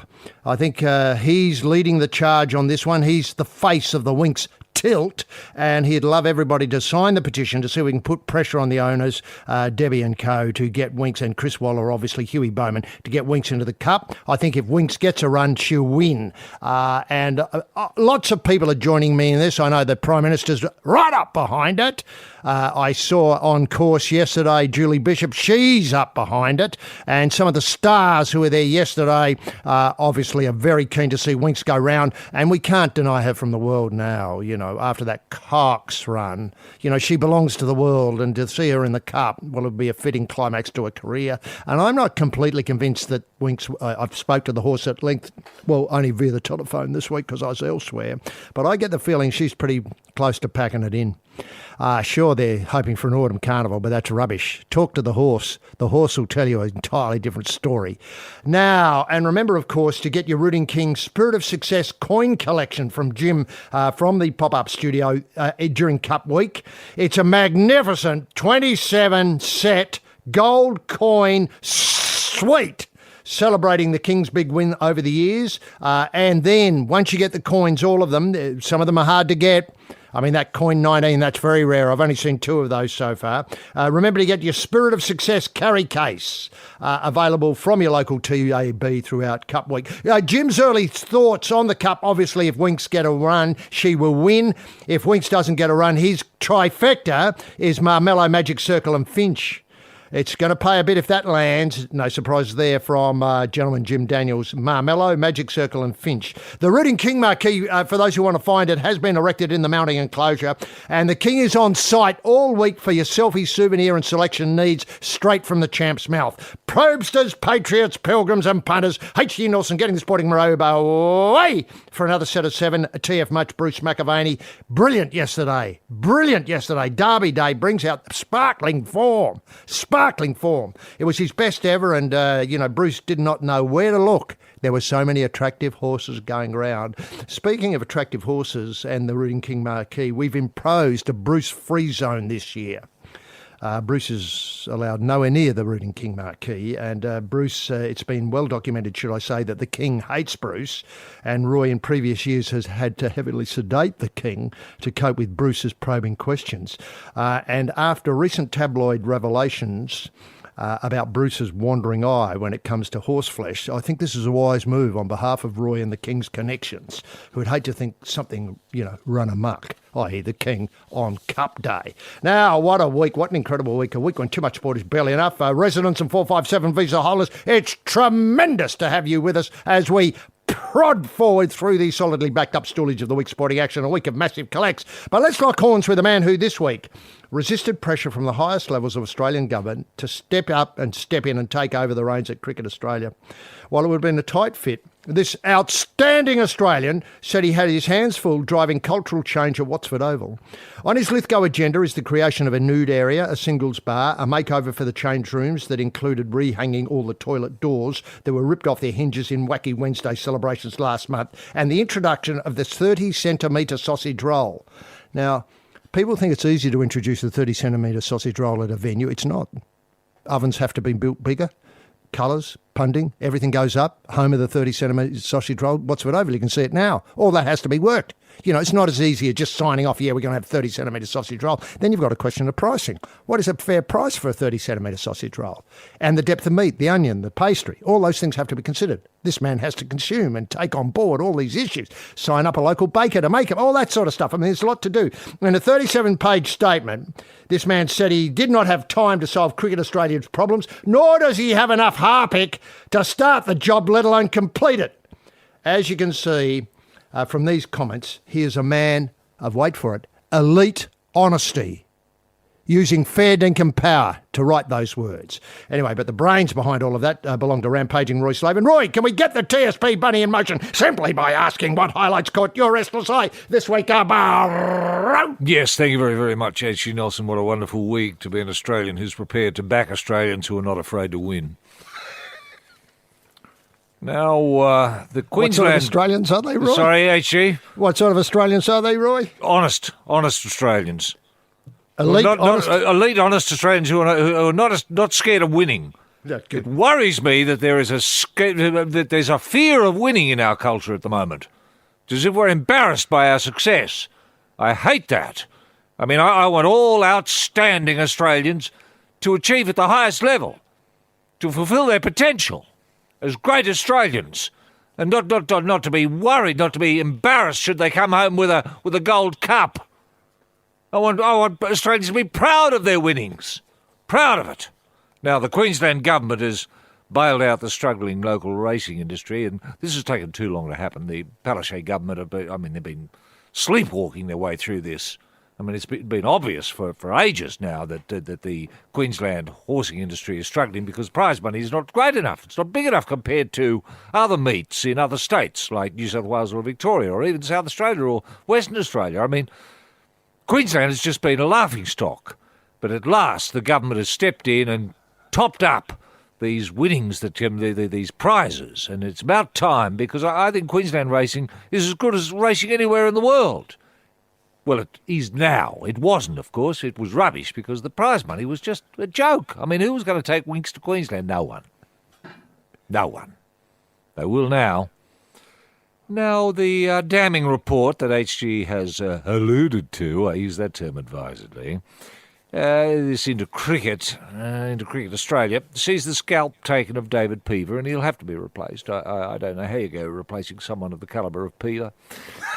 But we might try to get to the bottom of it. Some will unpack it and maybe come up with a couple of reasonable suggestions.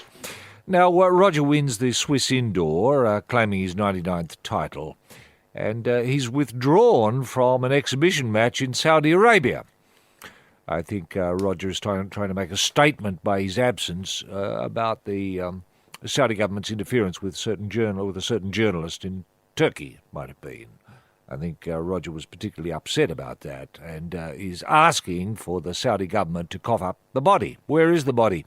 Has it been dissolved in acid, as some have been suggesting? Certainly, I don't know if Roger's gone that far, but I think Stefan Edberg had something to say about it. Stefan Edberg believes that the body was put in a bath of acid. That's his position. I have no reason to doubt it. I don't know what his intelligence is, but it's bound to be good. Roger Rashid has said very little on what's become of the body of the missing journalist.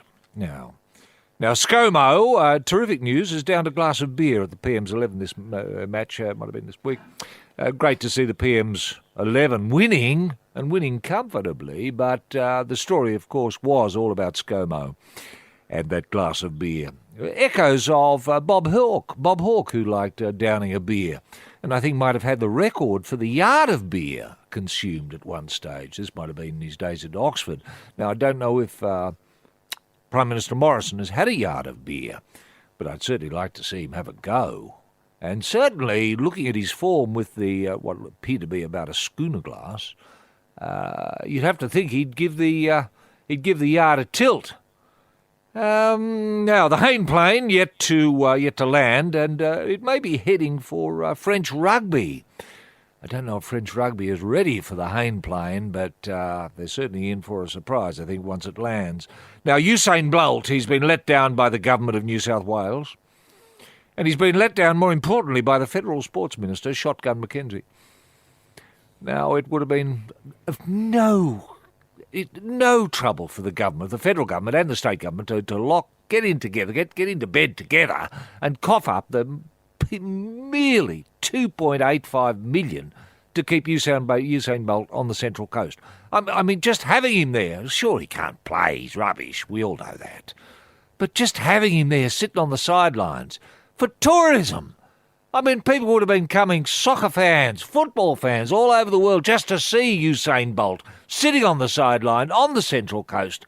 The Central Coast local cafes, etc., hotels, beaches, that would have gone through the roof. Very short-sighted thinking on behalf of Shotgun and the New South Wales government.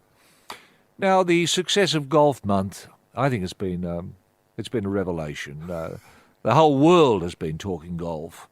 Now, people are talking about the Golf Ashes, the World Cup of Golf, and most importantly, Tiger, the man they call Tiger Woods, back in Melbourne. Make of that what you will.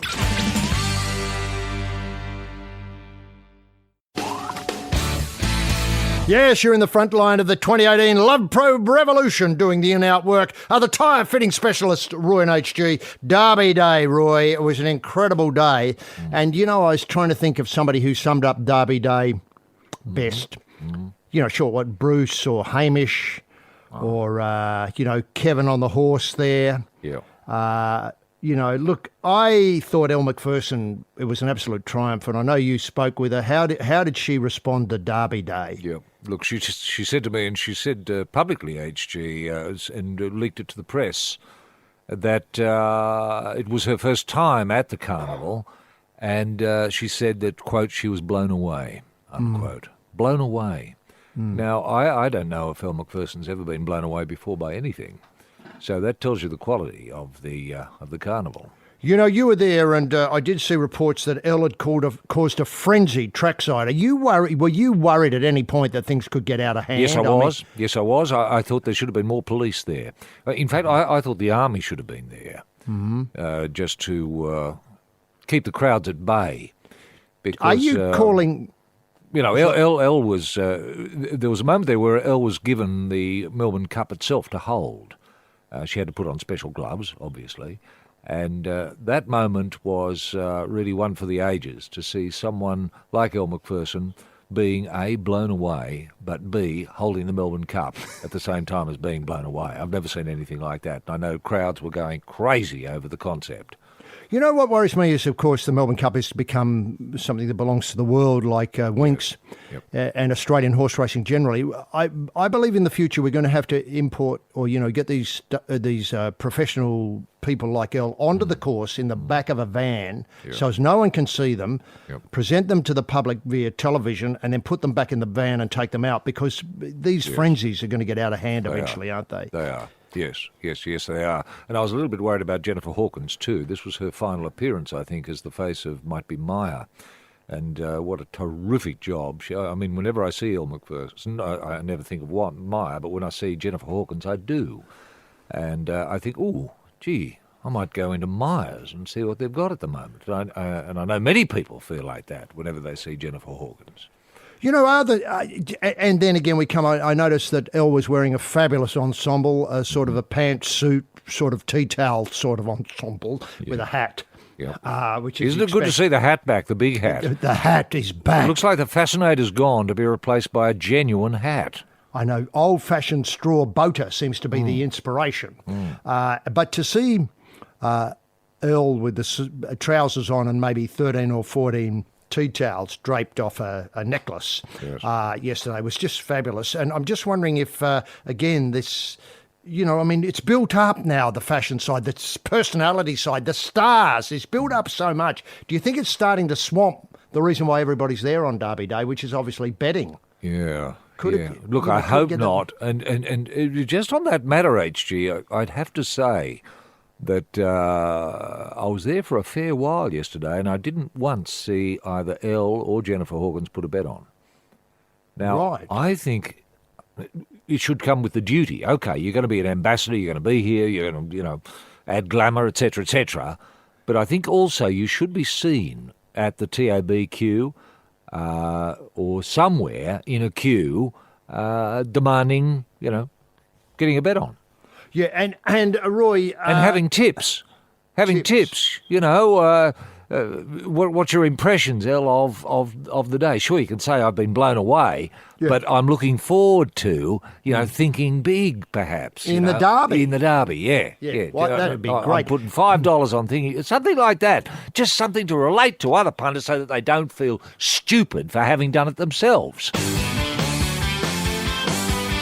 Yes, you're in the Probe Raptor on the road to Streaky Bay behind the wheel with his hand on the horn, rampaging Roy Slaven and riding shotgun is the man they call Sawn-Off H.G. Nelson. Now, it was a disappointing week for Australian cricket, but I think, moving forward, going ahead, etc., it'll all be great. But the big news, Roy, is that Warnie, who's had a terrific couple of weeks, he's obviously everywhere on the media, but the big news is he wants to get back on television, and you've got the details of this. Well, he is back on television, HG, as a commentator, I think, with Fox Sports, which will be great.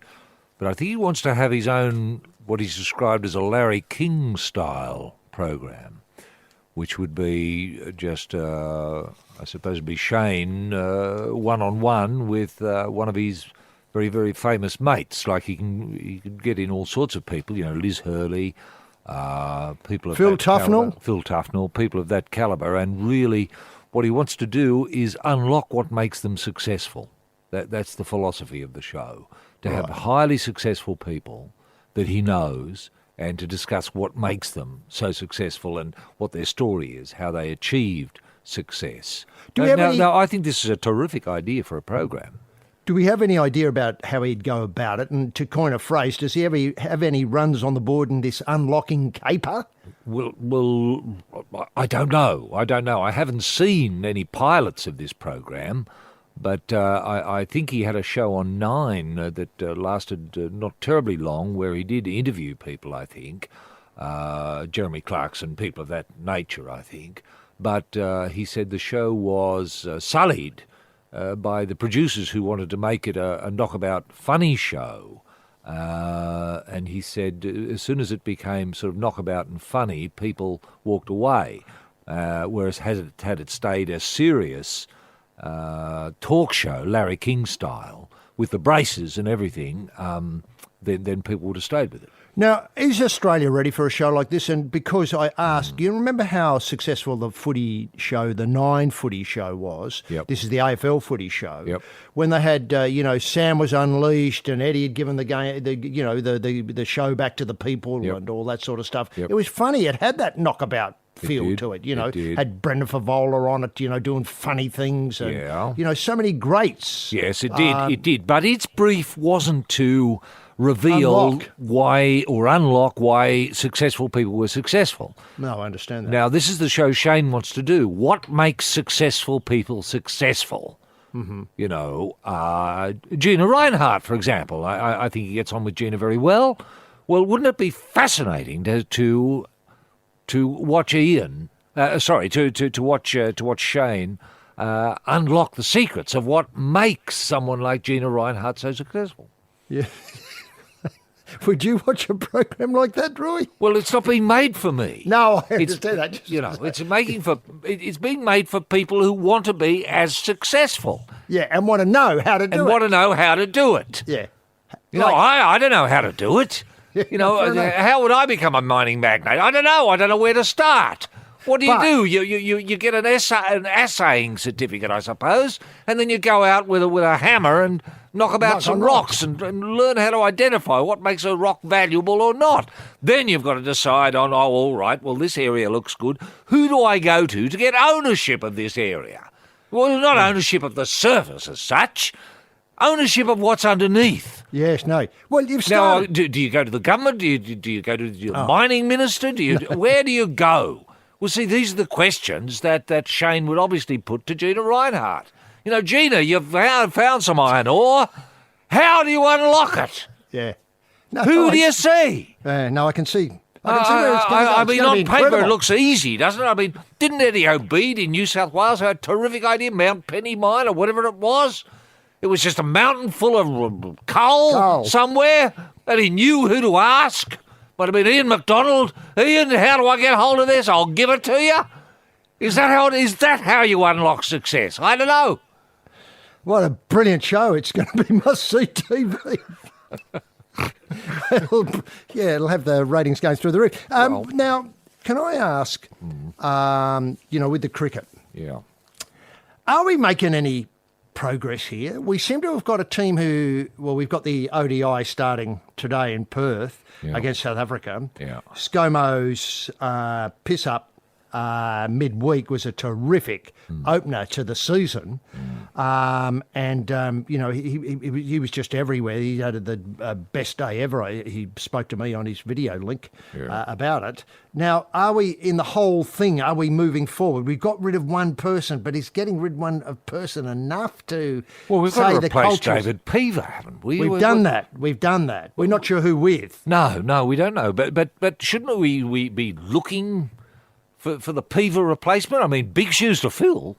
And Roy, can I ask, there seems to be, the divide is that Cricket Australia wants a corporate identity where KPIs and income and media rights are the things that they worry about, and they just want the players to win, never mind how they do it. Now, those two things seem to be running on separate train tracks, if I can put it that way. Yes, they do. They need to get some points and bring them back onto the same line. Yes, I think you're right. HG, it's occurred to me, could it be the time for, say, the federal government to employ a cricket envoy?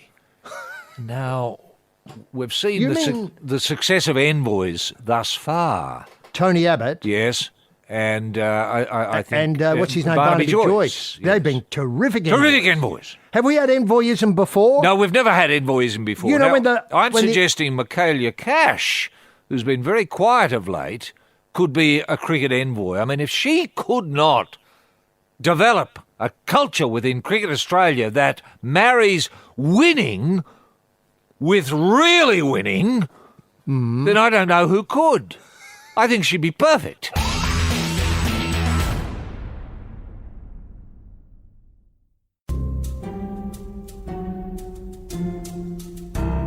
Yes, this is the Probe, Centre for Climate Science, dipping another frog into near boiling water. The Prof, rampaging Roy Slaven, and down in the basement, stoking the furnace with briquettes, is the coal man, H.G. Nelson. Now, Roy, obviously we come up to a very big weekend or month of celebrations, which marked the end of, hostilities in the First World War almost 100 years ago to the day. Now, in the big news this week, obviously there was a great announcement for Brendan Nelson's house down in Canberra to get a flat built onto it.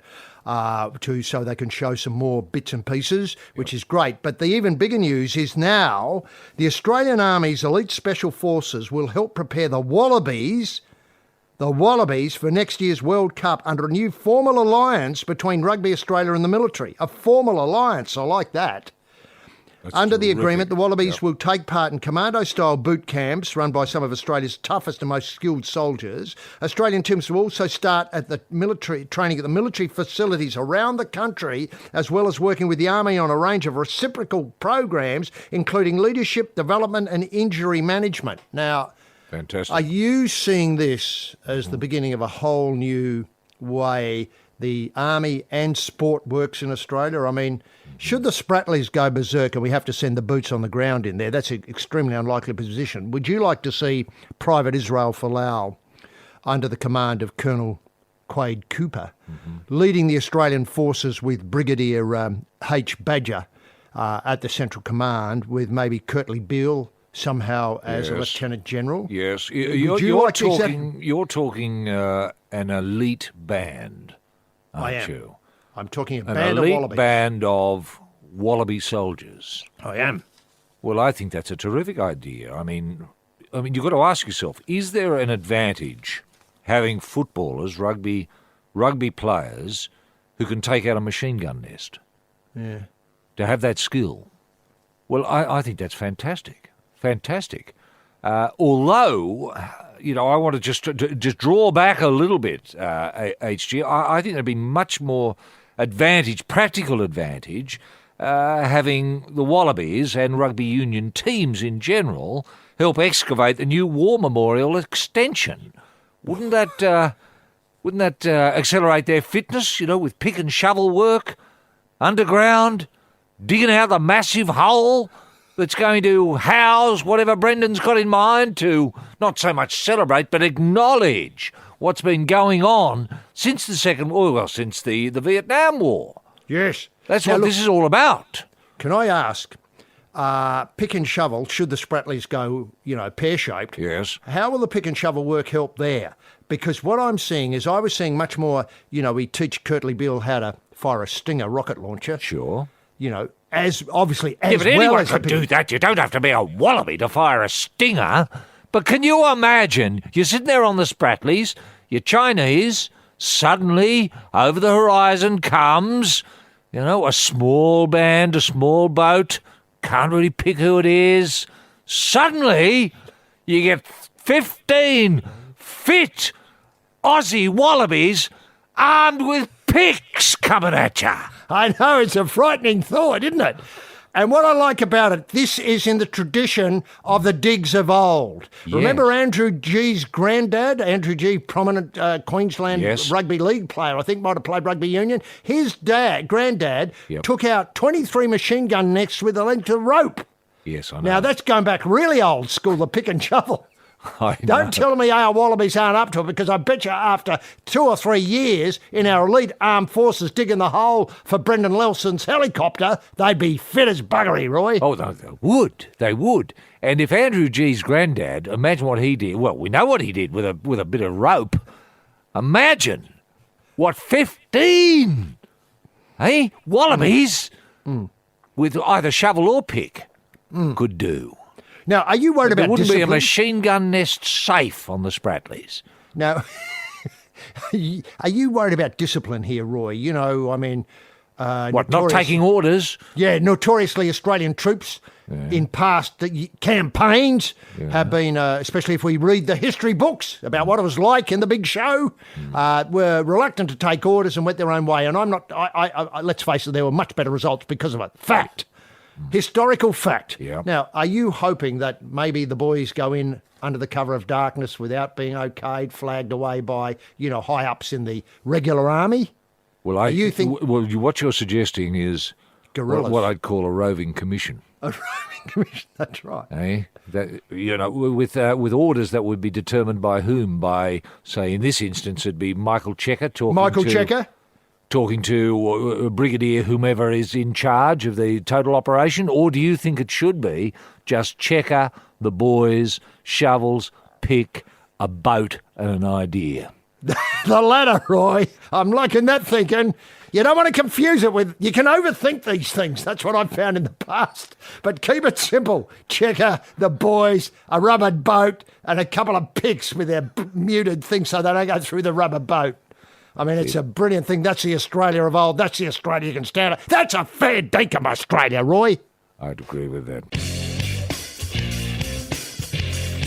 Yes, this is the Probe Family Day at the Tailem Bend Raceway. On the pole in the asbestos suit, the racing legend, rampaging Roy Slaven, and smoking while filling the funny car with nitro is the man about to go bang, H.G. Nelson. Look, just finishing up on this Wallaby story, because I think this is probably the story of the week. In announcing the pact the writer for the Murdoch Press, in announcing the pact. I didn't realise we're looking for a peace pact between the Wallabies and the Army, but that's what it is, a pact between Australian rugby chief Raylene Castle. She said the Army and the Wallabies have been intertwined for over a century, so it made perfect sense to establish a formal partnership. I didn't know they'd been intertwined for over a century. I'm trying to think of the great Wallaby campaigns of the past. I mean, were they there in the Boer War? Oh, they've kept that quiet, haven't they? She said, I think it's something that will evolve. Yeah. Early on, we've got facilities to use, which I think is great, but we'll start to find the opportunities to work more closely together. And we've talked about boot camps and those sort of things. The Brigadier Benny James said the Wallabies were already tough, but they'll be training alongside some of Australia's elite frontline fighters, mutually beneficial, because you forget how many aspects of war are caught up in rugby, in rugby tests, say with the Bledisloe Cup. Yeah. I mean, people describe it exactly like Gallipoli. Like war, yes, yes, right. Mm-hmm. The sorts of programs that we're already involved in, such as performance under pressure, will most likely involve training alongside our Special Forces soldiers. So when those lights come on and when our young soldiers are leading soldiers in overseas operations, they turn up and deliver to their full potential when it really counts. Now, can I point out, and I don't mean to be unkind to the Wallabies here, but that's hardly the Wallaby world view at the moment, is it? So they turn up there, can respond under pressure when it really counts. It normally happens that the Wallabies powder when it really counts. That appears to be the case. Look, I think this is all good if it can help with our set pieces. And lineouts. Lineouts, yes. And I know they're set scrumming. pieces. And can I point out ball control. Security? Or ball control. security, yes. How about composure? Yes. Comfort zones? Well, can these things come from army training? I suppose they can. I don't know. Ball security? OK, send the Wallabies in and try to get the army to take the ball off them. Is that how it works? I hope so. There's one ball and about 90,000 square miles of jungle, old speak. So that'd be about 250,000 hectares of jungle. Yes. And there's rats and snakes and alligators. Yep. And the army have the ball up one end, and the ambition is over 6 months they've got to try and move the ball without the Wallabies getting it up the other end. Well, now, that's at the too moment, easy. That's too easy. I know. That's just too That's easy. what I mean. At the moment, I'd rather but have the haven't seen Wallabies have the training. ball. At least they'd have the ball for a minute. Get the feel of it. Yes, as the Probe legal team headed up by the pro bono specialists with a winning class action before the beak, rampaging Roy Slaven, and out the back, swabbing the police exhibits, wearing a wig and briefs, it's H.G. Nelson. Now, Roy, this is a story we should have, dealt with a couple of weeks ago, but it's still timely. You broke a story some time ago about how John Hopewade would become the longest registered player of rugby league if he participates in rugby league after the 10-year ban. Yes. It's a hell of a record, and it's unlikely that Paul Gallen will ever get near it, even though he's trying. The Cronulla Shark captain and strongman. Well, wait for the good news. And this is, kids, mark this down because you'll want to get and see this. John Hopewade will return to the football field just months after receiving the 10-year ban from rugby league. He's been named as part of Manly's team of Legends of League tournament at the Central Coast Stadium on November the 17th. The NRL and the NSWRL have no jurisdiction over the event, meaning the bodies are powerless to prevent Hopper from running on. Wow. And as we know, he copped a decade-long ban, etc. Now, Legends of League Managing Director, should I say, the Legends of League tournament is supported by the New South Wales government, has a charity component, raised $20,000 for Mark Hughes Foundation. Its inaugural season last year, organiser hoping to exceed that mark in its second year in the running. Now, as I understand it, teams can be gotten together mainly from rugby league, older players from the teams that play in the NRL, NSWRL, etc. So it's a sort of, It's like a rugby league masters competition. Well done, perfect. Masters competition, that's right, charity. Okay. Now, Legends of League Managing Director Matty Hill says, Hopper, he's a colourful character, and whether people love or hate him, he's doing it for charity. He's happy to pull on the boots and take all the flack and play in our tournament. I think it speaks volumes of the guy. If you get to know him on a personal level rather than John Hopoate, who's had the brain snaps over a period of his career, he's a lovely fella. He's a family man. He's happy to put on the boots and take all of that and, that fan love or abuse for charity and play with Manly and his old teammates. God almighty, the tears. Yeah. Roy, I don't know. I mean, I'm going to be crying when he runs on. Whether you love, this is Matty Hill saying, whether you love, people love or hate him, Hopawati, whether you think he's a villain or hero, he's a draw card for rugby league. I've known him for over 15 to 20 years, and he's looking forward to having a run. The thing that he's looking forward to most is connecting with the old rugby league community. Isn't that good? The rugby league community that he worked on as an amateur doctor all those years ago. Yeah. Roy, it's... Well, isn't this wonderful that the rugby league community has, what I'd say, reached out, and Hopper has reached out as well, and that mutual reaching out has found a collision, which is going to take place. Is it on the Central Coast, HG? Central Coast, well done. Yes, this is Central Coast Stadium or Graham Park, November the 17th. Yep. Okay, fantastic. So tickets are available already, I suppose. Oh, yeah, tickets will be well in hand because I think that will be a fortnight. Yep. Is that right if I do the maths? Roughly a fortnight away. Roughly a fortnight away. Okay, do we know what is Beaver Menzies playing? And Beaver, look, Hoppo's going to join a host of former Sea Eagles, including Beav, Cliffy Lyons. Good. Wait for it. Solomon Omono. Really? Yeah, remember Solomon Omono and the Pleasure Machine? That goes back. Now, Georgie Ross, Mark Bryant. Now, I can't remember Mark Bryant playing. No, but I'm looking forward to being re-familiarised with his with play. The Bryant magic. Now, get this.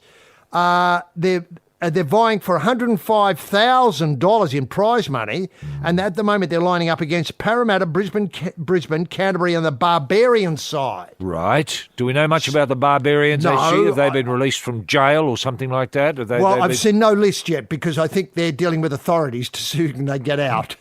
Otherwise, it could be a bit thin, the Barbarian ranks. Yes. And I'm glad Hopper's decided to turn out with these Sea Eagles, though, because it would be an unsavoury aspect if he had to lead the Barbarians. Oh, true. Yeah, I agree with that. Gee, well, okay, so it's going to be a sort of carnival style, is it? I assume so, a knockout. 20 minutes either way, that sort of thing? 20 minutes either way, yeah, and, obviously pretty quick turnaround. Yes. Once you're off, the next lot's on. And are we going to have whistleblowers, or is it just an honour system? I think the latter. I think the organisers have overlooked one thing here, that once you get Hopper out there, most referees would rather stay at home that day, I think. I don't mean to be unkind to them as a community, but I can understand why. Yeah. Roy, will you be going? Yeah, of course I'm going to go. Yeah. I wouldn't miss it for quids, I tell you, HG, and I'd be even prepared to blow the whistle. Would you get out there and have a go? I'd get out and have a go, yeah. And what happened if Hopper give you a lift? Would you send him off? There might be other people in there, but just people of the general public who'd never blown a whistle but would love to have a go. Well, I think that's the thing. An all points bulletin. If you want to have a blow, come on down. Bring your own whistle. Bring your own whistle, take a number, and, maybe bring some shorts in the boot of the car should your number come up. Yep. Don't worry about footwear, you can do it in bare feet. It's a beautiful surface to blow on there. It is a wonderful blowing surface, HG, and the acoustics are terrific, despite being so close to the water there and the roadway that passes by. But, acoustically it is fantastic. And for any dreamer who's dreamt of, say, sending Hopper off, this could be a great opportunity.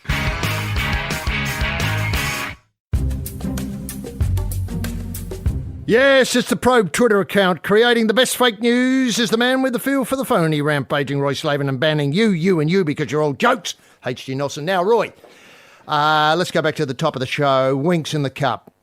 Is this something you're for? Yes. Do you think it's an opportunity lost to represent in the race that stops the world now to showcase the best Australian racing has to offer? And how much, even though it's Sunday, how much pressure can we put on the government, on Scott Morrison, on the Fair Dinkum Power community, on the Wallabies and their link up with the Army to get Winks into the Cup? And if Winks was going to go into the Cup, do you think connections of a horse should be prepared to move over and let Winks in. Yes, is the short answer, HG. I see no problem here if, let's say, the federal sports minister, this is the shotgun Mackenzie, if she was to order Winks to be represented in the Melbourne Cup, Yes. then I think they would have to honour that. Now, from Force memory, them under threat of sanctions, jail, banning. and the Melbourne Cup being called off. Called Now, off. Called off. Called off. I got the message. Yes.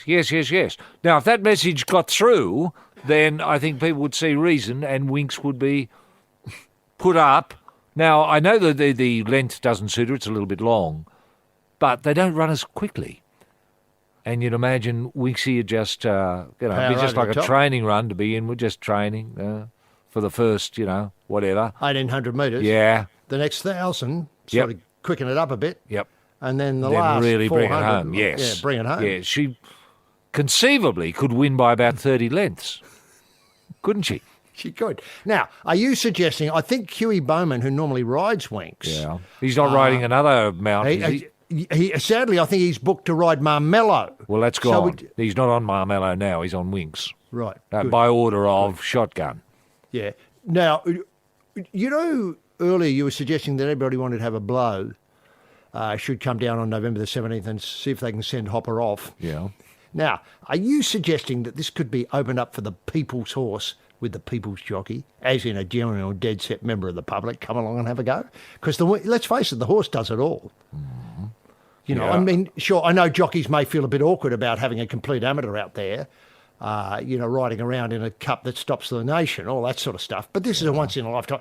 Winks isn't going to turn up tomorrow. There's not going to be another one for a very long time. No, there's not. It's taken the whole history of racing to get to Winks. I mean, that's what people forget, Roy. There's just one of them. Could we auction off the seat on Winks? Oh, now you're talking. Eh? Now you're talking. Imagine how much people would be prepared to pay to ride Winks in the Melbourne Cup. Eh? And you're seeing that going to farmers, busted-ass farmers? Well, of course. Buying hay bales or what have you, or building dams. Well, yeah. I don't care which, but as long as it gets used in a useful way, or into the war memorial, something like that, to make the hole a little bit bigger, for future wars. I mean, you've got to think of the future. We're going to be at war for a hell of a long time. Now, how big is this tunnel of remembrance going to be? Is it going to, at the moment, it goes as far as Queanbeyan. Should we knock it right through to the coast? Eh? If that's the case, we'll need things like this, fundraising things. Now, I don't know how many people would be prepared to put their hand up and bid for Winks, but if it was an open bid starting now, live on every television screen in the corner, is what people have bidded at the moment to ride Winks. It would go up. It could be in the billions. I can see, and if you open it up to overseas people, overseas, those Saudi crowned heads of Saudi Arabia, the House of Saud. One of them, they love their racing. They do. They love their horse racing. Imagine how much they'd be prepared to pay to have one of the smaller members of their family sit on the horse for the Melbourne Cup. They would pay maybe in the order of 150 billion. Yes, it's the Probe producer with the hatted chef R.R. Slaven pulling a tray of menu-inspired chocolate croissants and cronuts out of the oven, and on the tooth with a pan of raisin, H.G. Nelson. Now, Roy, fitness in the community is always something that concerns us, and top trainers and horse racing identities have banded together to recruit young people to the industry. Yes. Now, we sort of touched on this last week, but we didn't tease it out. Trainer Gay Waterhouse helped launch a campaign that includes a cadet program that will place 40 students in the nation's leading racing stables. Fantastic. It's a multi-billion-dollar industry, is growing, and will need another 4,500 employers, I think they mean employees, over the next 5 years. I'm reading from the Murdoch papers here. The 12-month cadetship program will include a 12-week intensive course with a practical and theoretical training, and then 2 paid work experience placements, a new website, thoroughbredindustrycareers.com.au. It's an unforgettable mouthful. Will help also potential recruits learn more about the careers across agriculture, sports and entertainment. It's unprecedented to have so many key identities working together to promote the unique and exciting opportunities available in thoroughbred breeding and racing industries, Gay said. Winx trainer Chrissy Waller said this was now one of the best times to join the Australian racing industry. The industry is incredibly diverse and offers young people a chance to follow various different pathways into the business, as well as gaining internationally recognised skills, etc. Allow them to travel. Yep. Now, yes. Do we have to branch it out from completely this program from the idea that horses take a dump in the straw in the little cabin that they live in, has to be cleaned out, new straw put in there, salt lick, water, to the idea that Earl was blown away at Flemington yesterday? You know, is that the breadth that we have to cover with this training? Because that seems to me to be the complete industry summed up in those few thoughts. I think you're right, HG. I mean, it can go anywhere, really. I mean, there are so many paths to follow when it comes to the racing industry. I mean, sure, you can get into breeding, and when you get into breeding, you've got to have a good eye for what horse is going to work with what mare, what stallion is going to work with which mare. There are many ways of going about this, both scientific and what I call gut feel. Yeah, gut feel. And when you look at that particular part of the industry, you've got to think of semen transport. You know. You've got to be able to deliver semen very quickly and in good shape, and in a no-nonsense manner. Yep. So it tests your driving skills because you've got to keep the semen at a constant temperature. So no mucking about. You've got to get it from there to there as quickly as possible, as efficiently as possible. That's before you get to the glamour end, what I'd call the Elle Macpherson end. And when you get to the Elle Macpherson end, there's organising people where people are going to stand. What they're going to wear. How they're going to be photographed. Yes. Should they be photographed? Accreditation. Frenzy problems. Yep, all of that. What to do with fans, how to keep the public away, when to bring the public in, at what point should the public be kept in the loop of what's going on, at what points should the public be kept in the dark, so that they can be surprised by what's going on. Oh, my God, it's Elmer. I didn't know. That sort of stuff. I mean, the industry can go in any direction, and if you think you're at home and you're a small person, size challenge without much weight, and you want to sit on the horse and hit it, then that's there for you. But if you're overweight, don't feel as if you're going to be kept out of the racing industry, because there's so much to do. As you say, there's cleaning the stable. There's sourcing the hay, there's sourcing the water, there's painting jobs, there's keeping leaves out of gutters. Grooming. There's grooming, yes. How to use the curry comb, how to maintain a curry comb, how often do you clean it? Well, every time you use it. Oh, I didn't know that. You know what I mean? Yes. It doesn't matter where you go.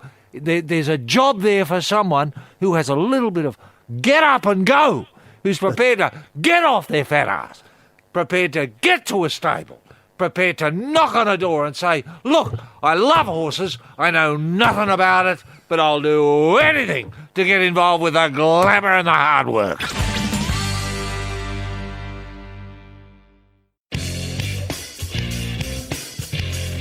Yes, it's the Probe House of Cards, all right, holding all the aces. The King of Diamonds, rampaging Roy Slaven. On the other side of the card table, the man with a fist of nothing, H.G. Nelson. Now, Roy, that interesting collision between fitness and racing and the opportunities in the racing industry for all sorts of people, no matter what your age, size or experience, as long as you love the horse and want to be a winner, and who doesn't, especially in this week, get in touch with your local, I suppose, you know, your point of entry is the worry. I mean, if you went down to Chris Waller's stable, knocked on the door and said, hello, I love the horse, not sure that I know much about it, I don't want to gild the lily here, but can I have a job?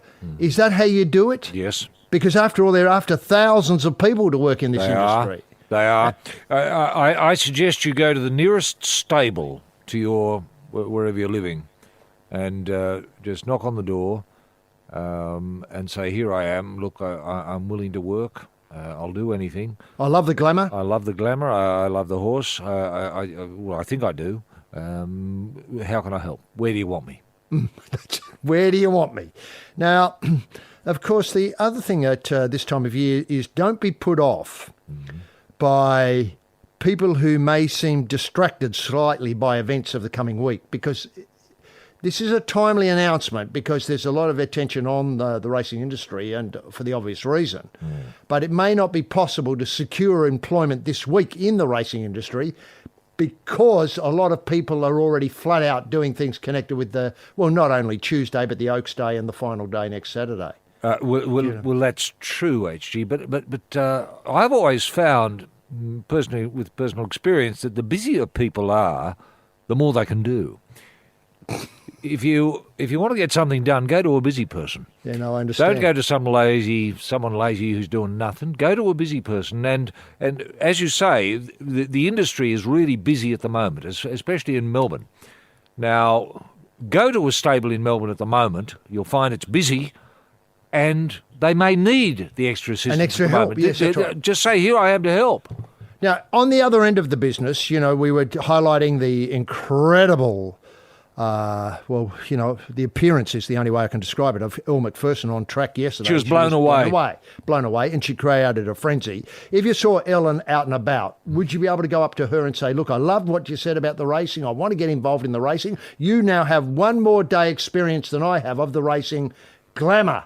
How do I get started? Should I be wearing a hat? Colours, is that important? Tight fitting, loose fitting, all that sort of stuff." Is that a good point to get started too, Roy? I think so, HG. If you're interested in... Look, let's say you see Elle Macpherson, you go up to her and then you say, "Well, with respect, Miss Macpherson, I just want your advice, because I love the racing industry.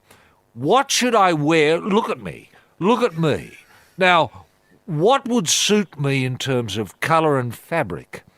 And should I work on my own designs? I have a few sketches here in my sketchbook of designs for outfits that you might be interested in yourself. I don't know.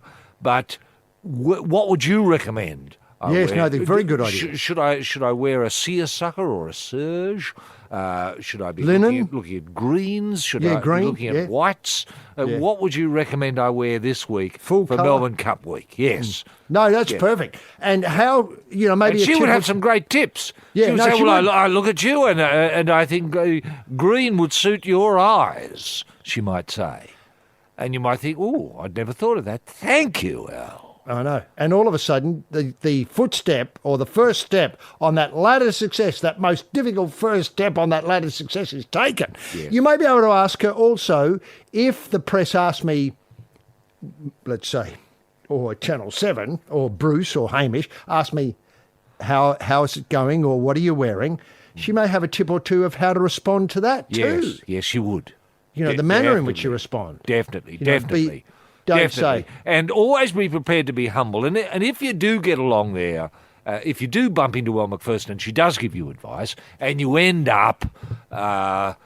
as say, Mind Fashion Week ambassador or something like that. Well, if you end up in the enclosure there, HG, if you end up there on the day and Hamish does loom with a camera person and a microphone...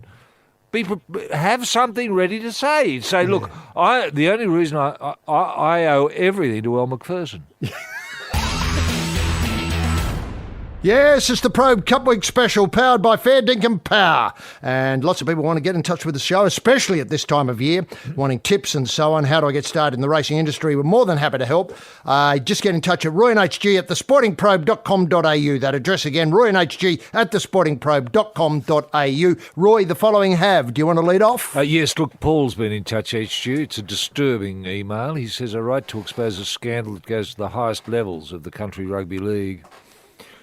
I sought individual and team playing records for the now disbanded Group 5 Country Rugby League, now merged into Group 19, in order to present them to my father as a gift. My father, Tony Biddle, was the proud winger for the Glen Innes Magpies over the period 1959 to 1965. That'll be the golden era, you'd have to imagine, for the Glen Innes Magpies. As Group 5 no longer exists, Dad remains the highest ever season try scorer at 23 tries. God, that's an incredible record. What It was a hard year. to get tries in those It days. was. Much harder than today.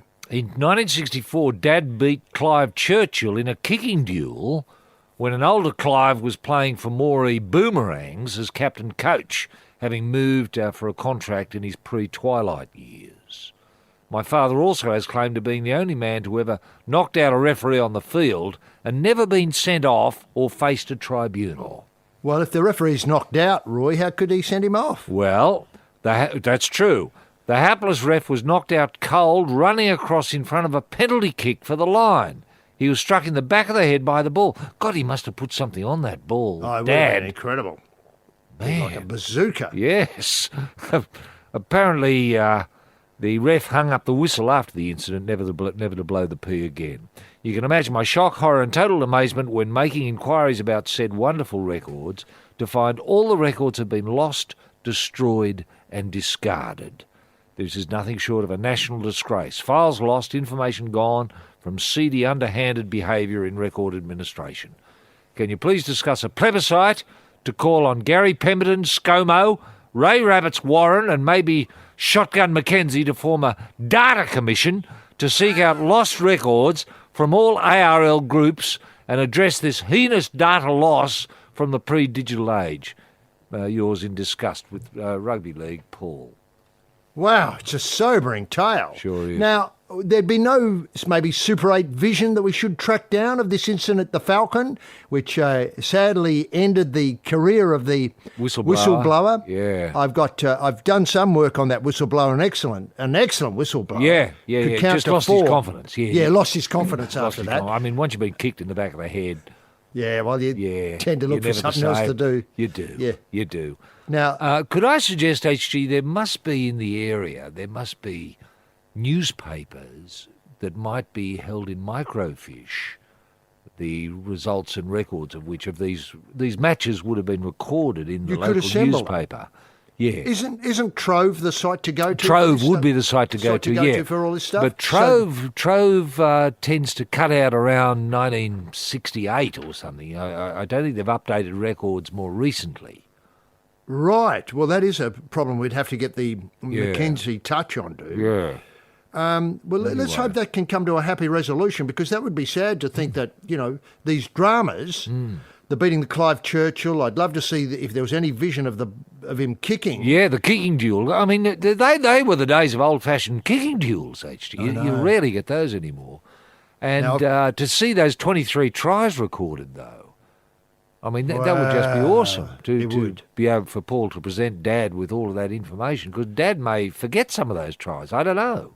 Well, the other thing is, remember, of course, newspaper reports nowadays only deal with what coaches said and, what will happen at the tribunal. In those days, they described the game. They did. So you might get, pass to so-and-so, pass, he's on the week, now he's got another try, that sort of thing. Much more detail. Much more detailed, yeah. Exacting detail. Now, I've got a terrific one here from Alex. He says, like to thank HG for his inspiring chat last week about the all-time great racehorse rugby league team. Has pointed out the selections would be entirely subjective and would naturally be open to much debate, which is true. We hope we started that national conversation about which horses would be best positions in a rugby league side. Nevertheless, he found one of the selections baffling. Farlap, he describes as a large horse and was a noted stayer. As a result, I feel him playing in the halves would be a waste of the size and workload capacity of the horse. I believe he would be far more effective playing lock. I think it's an otherwise brilliant team of horses, and I don't think, but he suggests that it's not been totally thought through. Well, I think that's true. I think that's true. Winks would be much better in the halves with that speed. Acceleration off the mark. I think we had Winks on the wing, didn't we? I think we did. Yeah. I think we did. Or But I'd be happy to shift. correspondent. Well, Had depending Winks on on what Winks' handling's like.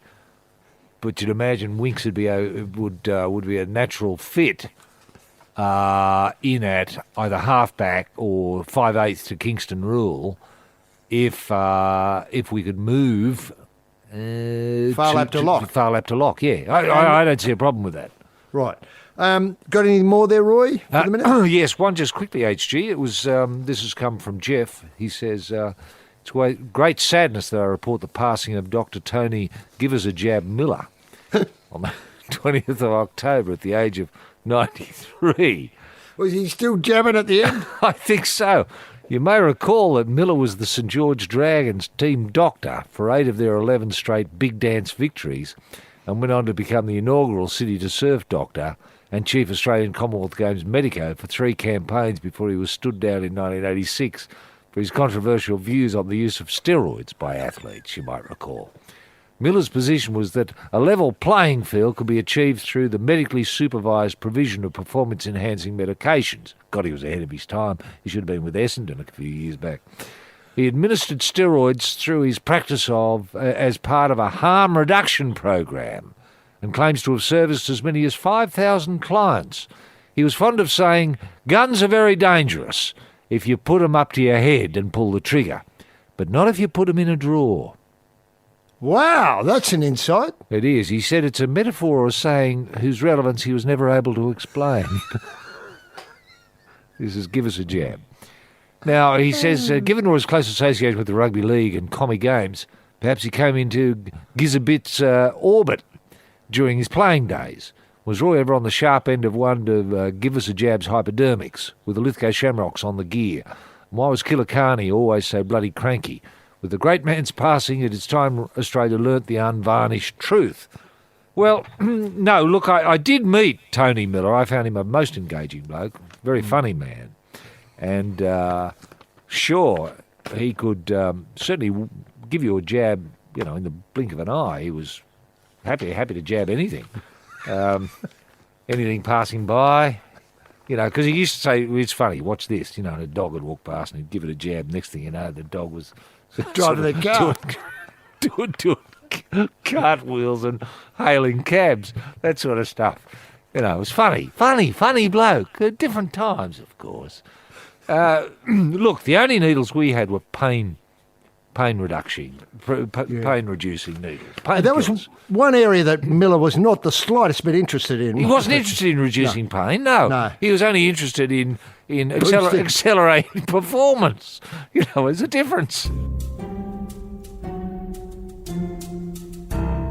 Yes, it's the Probe House of Curry fiddling about with the pestle and mortar and the extra hot chili is the Space King, rampaging Roy Slaven and whipping up a lively marinade of lard, ghee, butter and margarine. It's the Rogan Josh, H.G. Nelson, now Roy. Look, there was a big to-do about a week or so ago concerning funding of Australian sport. Now, this is an ongoing thing, and I know over the course of the probe, we've made many, many suggestions about how to fund sport. Remember your excellent idea about a lottery where $10, I think, was taken out of everybody's pay packet, yes, and a big purse of, say, maybe up to $1,000 was put up every week. So let's say there's 5 million taxpayers in Australia, so all of a sudden you've got $50 million every week coming in, yep, and $1,000 going out by way of a prize. Yes. Now, Australia apparently needs to pump in an extra $60 million into this. Fairfax people got this, $60 million a year into the funding of Olympic sports, or sports and the games will become irrelevant, with medals almost impossible to win, according to Matt Carroll, Chief Executive of the Australian Olympic Committee, the AOC. Irrelevant. Mm-hmm. He said improved funding was crucial in addressing obesity crisis in Australia and stopping Olympic sports being squeezed out by football codes and cricket. I can tell you one thing, this is a quote, I can tell you one thing is certain, if investment continues to decline, it will be very hard for us to win many medals at games. The only gold medal this nation, will be the race to be the most obese nation. The only gold medal we'll win will be the race to be the most obese nation. I mean, Carroll's address to the National Press Club came hours after the federal government committed an extra $50 million to sports before next year's Tokyo. It sounds as though he wants another $60 million. Look, Roy, how bad is it? What are you hearing about, say, our shot-putting ranks, with regard to Tokyo, or pole vaulting ranks? Are we getting enough athletes coming in? I mean, we were talking just earlier about what racing's doing. To get 4,500 new people in the industry in the next 6 months, or by the end of Cup Week in 2018, it's a tremendous target. And now, of course, I just don't know what's happening with our shot put ranks. Yeah. I hear nothing from them. Yeah, same with our triple jump ranks, HG. What's happening there? Well, I like you, I'm clueless. Yeah, I am too. I am too. And now the problem seems to be that not as many younger people are interested in taking up these sports, but are more inclined just to sit around on lounges eating. Is that the problem? Trying to distill it as much as we can. I think you're absolutely right. People aren't interested in, say, the pole.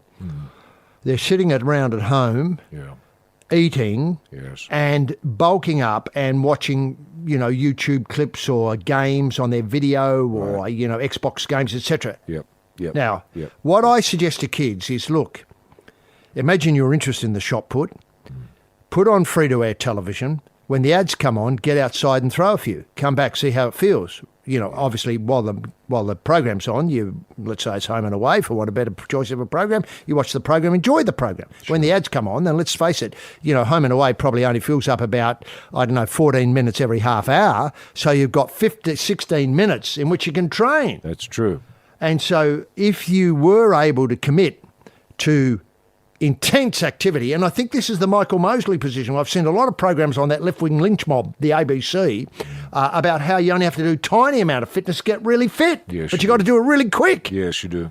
Yep. So I think that the ad break training technique, which we've pioneered here on the Probe, a lot of jockeys are using it to get fit for the Melbourne Cup, and tackling the twin prongs of who's going to be our shot put representative plus the obesity problem in the community, I think it's an absolute winner. Yep, I agree.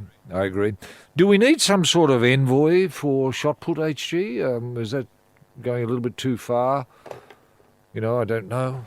But what are we looking for? A Warney-like figure who goes round to schools and says, look, my name's Shane Warne, you connect me with cricket and smoking. I'm here to discuss the shot put. Yes. And people look blank. Why aren't you talking about poker? Yeah. Which is another big Warney interest. Yeah. Well, does it work like that? Well, I don't know. Do we need some sort of financial reward for shot putters? Do we need a shot putting school of excellence? Well, I like your thinking now. Your shot put school of excellence. Remember, on the Gold Coast, isn't there There's a golfing school of excellence. Yes, that's right. That's turning out champions every week or every year.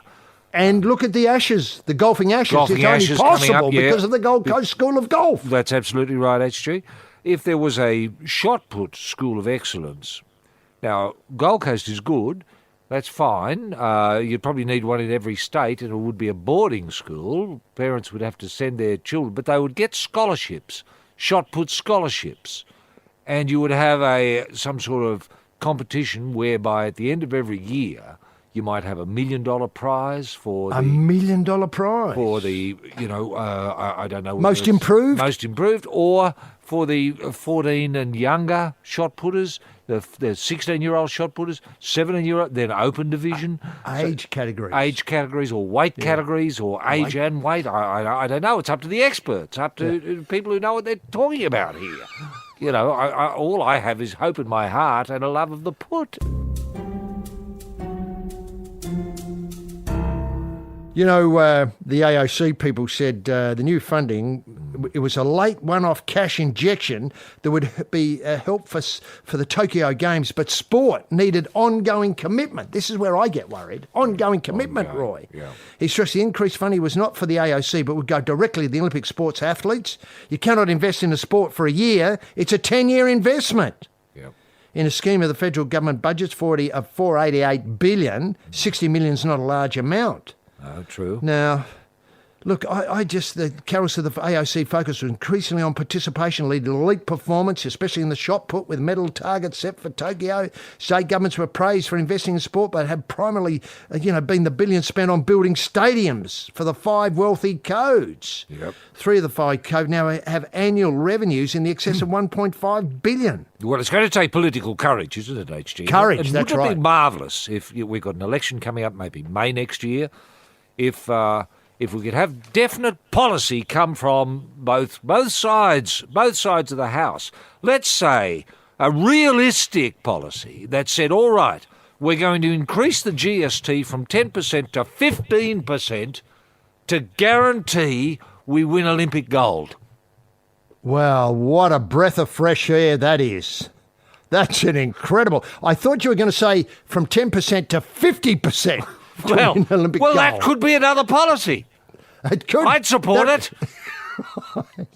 Now, Roy, sadly, that we've run out of time to flesh out that policy, but obviously thank Felix, the people at Gold Coast FM, and obviously the great helmsman and yourself. Probe on, punters. Bye now. Good luck in the Cup.